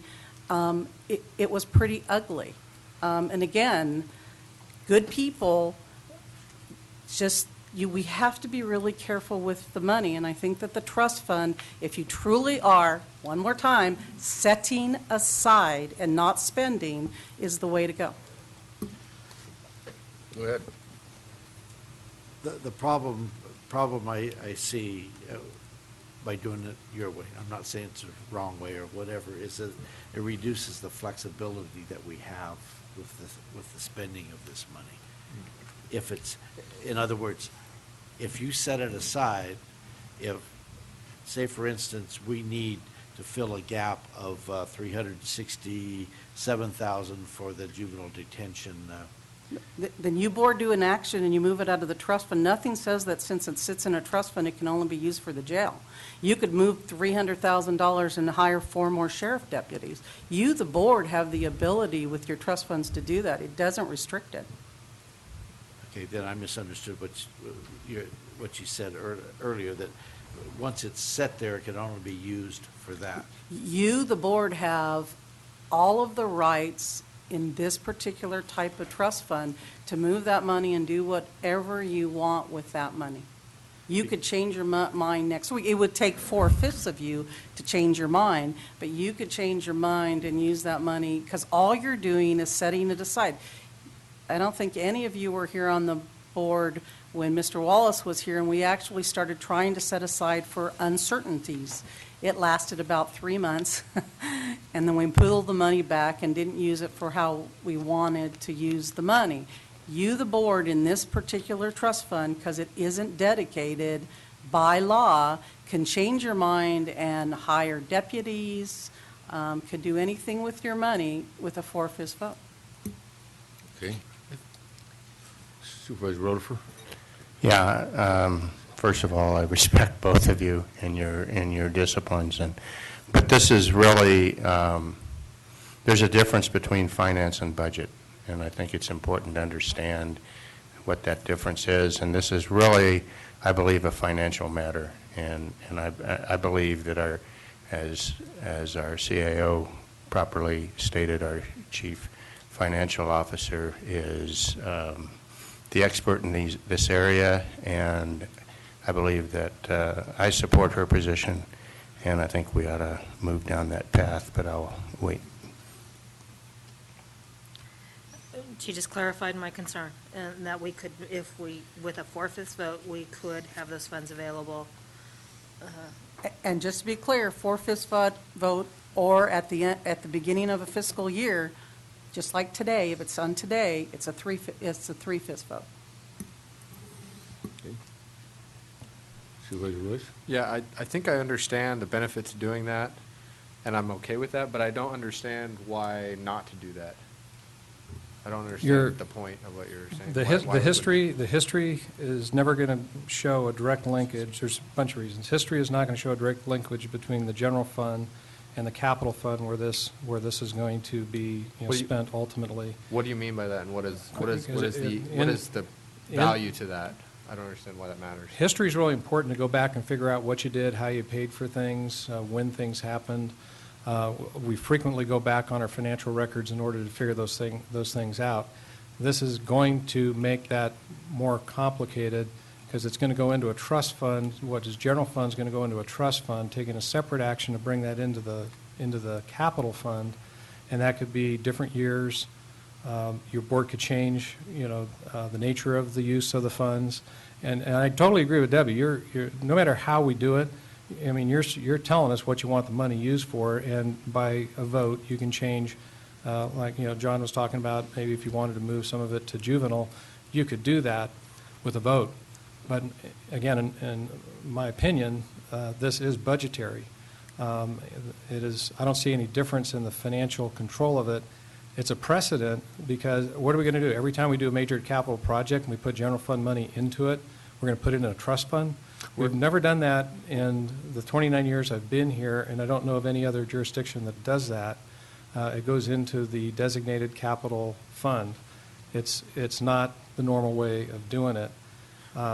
Even this year, say we're successful in getting the 1022 grant.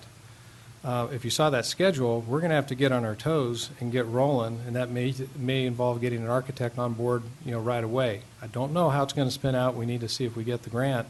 But if you saw that timetable, we're going to have to get moving. If we don't have it in the capital fund, we're going to have to come back with a separate action, having you transfer it from the trust fund into the capital fund, establishing an appropriation, and that's going to be every time we want to touch that money, that's what you're going to have to do. I don't see it as a financial control issue at all. You still have to do it. You still have to be a good steward of the funds and track it, whether you do it the way that Debbie is describing it or the way that, that it's designed to be done in governmental budgeting.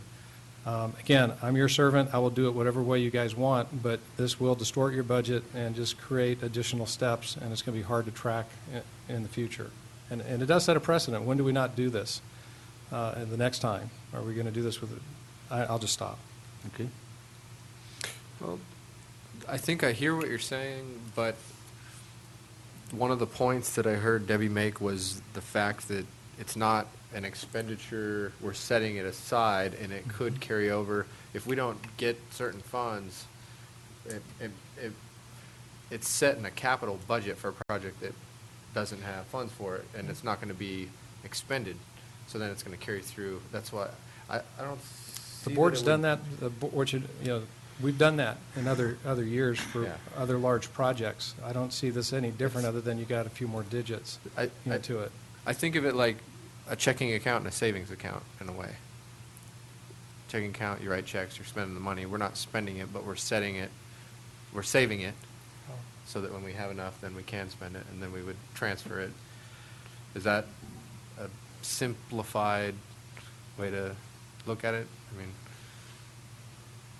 there's implications to the way it carries over from year to year is the big issue, and making sure it doesn't get skewed into the other capital lines, right? Right. Again, it's a set-aside, not an expenditure. And in prior, we certainly have budgeted the revenue and the expense and not done the projects. But then nothing happened. There's no money. There's nothing that gets done.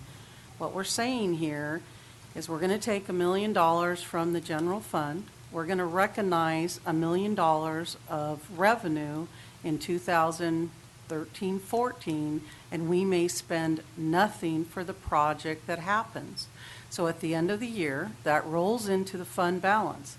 If we're not careful, we could accidentally, in other projects, spend more money in the capital than we should, and the $1 million then gets netted against that.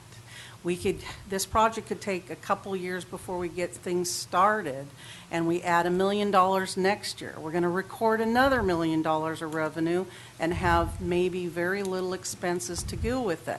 Then we have to decide, are we going to continue rolling over the expenditures that we now have no revenue for? Are we going to reserve the money? Are we going to put it in contingent? I know that Mr. Pedro thinks that it's less complicated.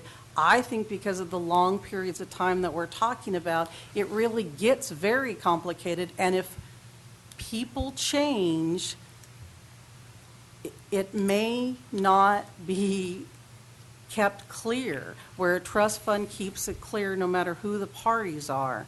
And it also, from an accounting standpoint, you are going to match up revenue and expenses where we're not doing that over maybe 4, 5, 6, or 7 years. It's just, in my head, the difference between that it's a set-aside and not a true expenditure in the capital fund. Okay. Supervisor Rose, you get your hand up. Yeah, Ms. Batista, what was the year-end fund balance this year? In the capital? In the general fund? 3.4? Right. Okay. And what we were presented today in the amended budget was 2.3. That's an example of how that. Well, again, there are steps that could happen that you would keep the capital. There are steps that could happen at the beginning of every year that you would make sure that those reserve funds were there. It's more vulnerable. You all were talking about risk today. It's a whole lot more vulnerable over multiple years to put the funds into the capital account. Can it be done? Absolutely. You know, it's just for me, the risk by putting it in a trust fund, there is no longer risk of accidentally spending those monies. Okay. Just clarify one point. Well, what the fund balance was, the 3.478, exactly what's on your attachment A. That's exactly what's on your Schedule 1. All of that is contained in this budget. What we've been focusing on is what was additional since the adoption of the recommended budget. That's been the focus of the conversation. I understand. I just wanted to make a point. Okay, so the question is, how do we do this? And so the chair will entertain a motion. I'd like to move that we put that money in a trust fund per our county auditor controller's recommendation. Your second. I'll second. Okay, got a motion by Supervisor Rutherford, second by Supervisor Royce. Any other comments from the board? Yes, I'm looking at this in a situation where each way is right, and I'm not confused. I'm just thinking that we're going to be making it easier on your end and harder on your end, and I don't know which way I'm going to go with it. I totally understand it, but it seems like doing it the way we're doing it, and trusting that the people that are going to be sitting here are going to make the right decisions, because we can't spend the money without us all making the right decisions, that we're going to be complicating it for staff over the long term. And that doesn't make sense to me, so I'm not going to support the motion. Can I ask one more question? Okay. If you put it in trust, that means it's off someplace. We're drawing interest on that money, Absolutely. but we aren't drawing interest if we do it the other way. The capital fund would still draw interest, but it won't be utilized for the law and justice or whatever. It could be utilized for any project in the capital fund. And, you know, I don't want to beat a dead horse here, but we do this with the mitigation funds. We put the money in, and you guys budget for it in the capital funds for the road. We do this in other funds when it used to be the good old days, and we used to get a heck of a lot of money from the state. The sheriff used to get a whole lot of money. He used to get well, he still does, but he used to get the AB 433 money. We would put it in a trust fund, and during multiple years, we would budget for that and use it. Again, it's not a lot more work. The other one is more work. I got it, okay. You want to say something more? Okay. Any public comment? Okay, I'm going to ask the question. All those in favor of the motion signify by saying aye. Aye. Any opposed? Opposed? 4-1. Mr. Chairman, no issues here. We're done. We're Okay. moving forward. This is good. I'm excited that we're actually moving forward on that jail, and I'm really appreciative the board put that $1 million in there, because we need to make that project happen. So that's the higher good here. Okay. So we'll make it work. We've got items 1, 2, and 3 to take care of on the recommendation. Yeah, is that correct? Yeah, so number one would be Debbie presenting her appropriation limit computation. If you have your letter in front of you, the only thing that has actually changed is the total budget. So the total budget, because of the actions that you did today, and I didn't make copies, but I'll be glad to make copies for you, would be $114,603,512. What page The are you on? actual, Page 2 of G. the Are we actual, carrying over the remainder from the carryover funds to contingencies then? Yeah. So it's 1 point.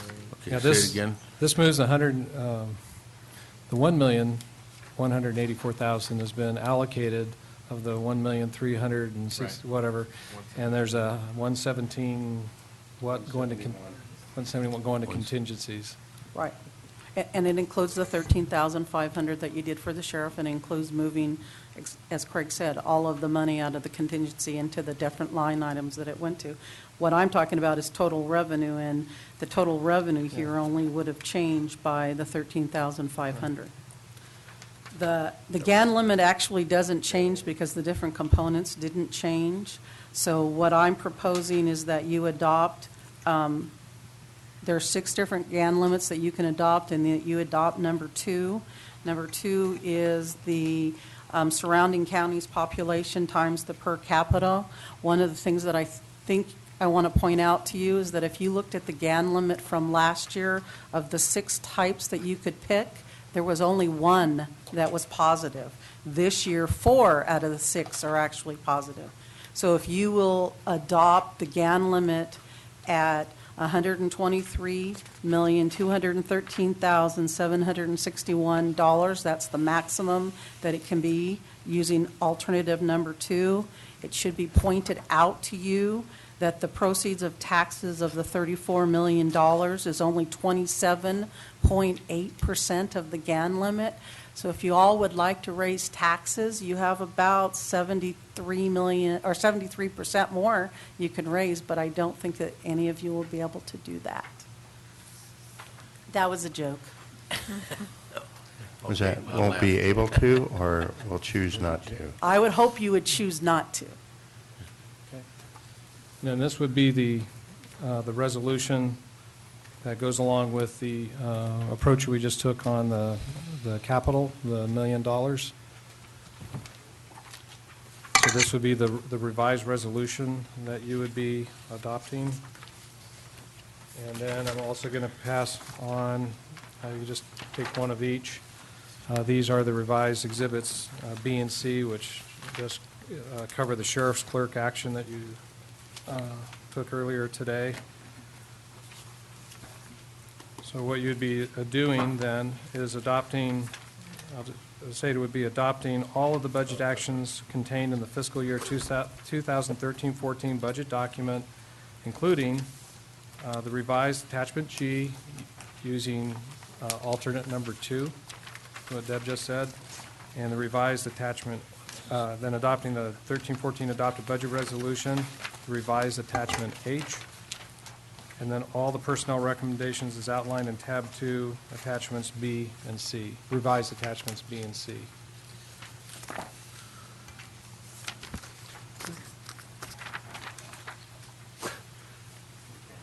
I still have no idea what you were talking about, Debbie. The appropriation limit? Yeah, I don't even know where. I think so, yeah, right here on G. What is this? I don't even know what this is. This is the GAN limit that goes back with Prop 13. GAN limit 101, because I Okay, honestly don't the understand citizens this at of all. the state of California proposed that there would be a limit of how much the taxes could go up. If you remember, Which taxes? you probably weren't Which even Property. born. Property taxes? Mostly property taxes and sales tax and that kind of stuff, the taxes that boards could impose Okay. on them. So when Prop 13, were you born in 78? 82. Okay, you weren't even there. While your parents were dating, the citizens of the state of California passed what was called Prop 13. And Okay. part of Prop 13 was what was called the GAN limit. And so Okay. based upon at that point in time and what the different jurisdictions had in taxes, then they could only go up by one of these 6 calculations every single year. So in Tuolumne County, our GAN limit for taxes, proceeds from taxes, the different types, some of them, like Prop 99, the tobacco tax, your sales tax, there's other taxes that go in here, can be as much as 123 million bucks. You serious? Yes. With Prop 13? With over all of these years since 1978.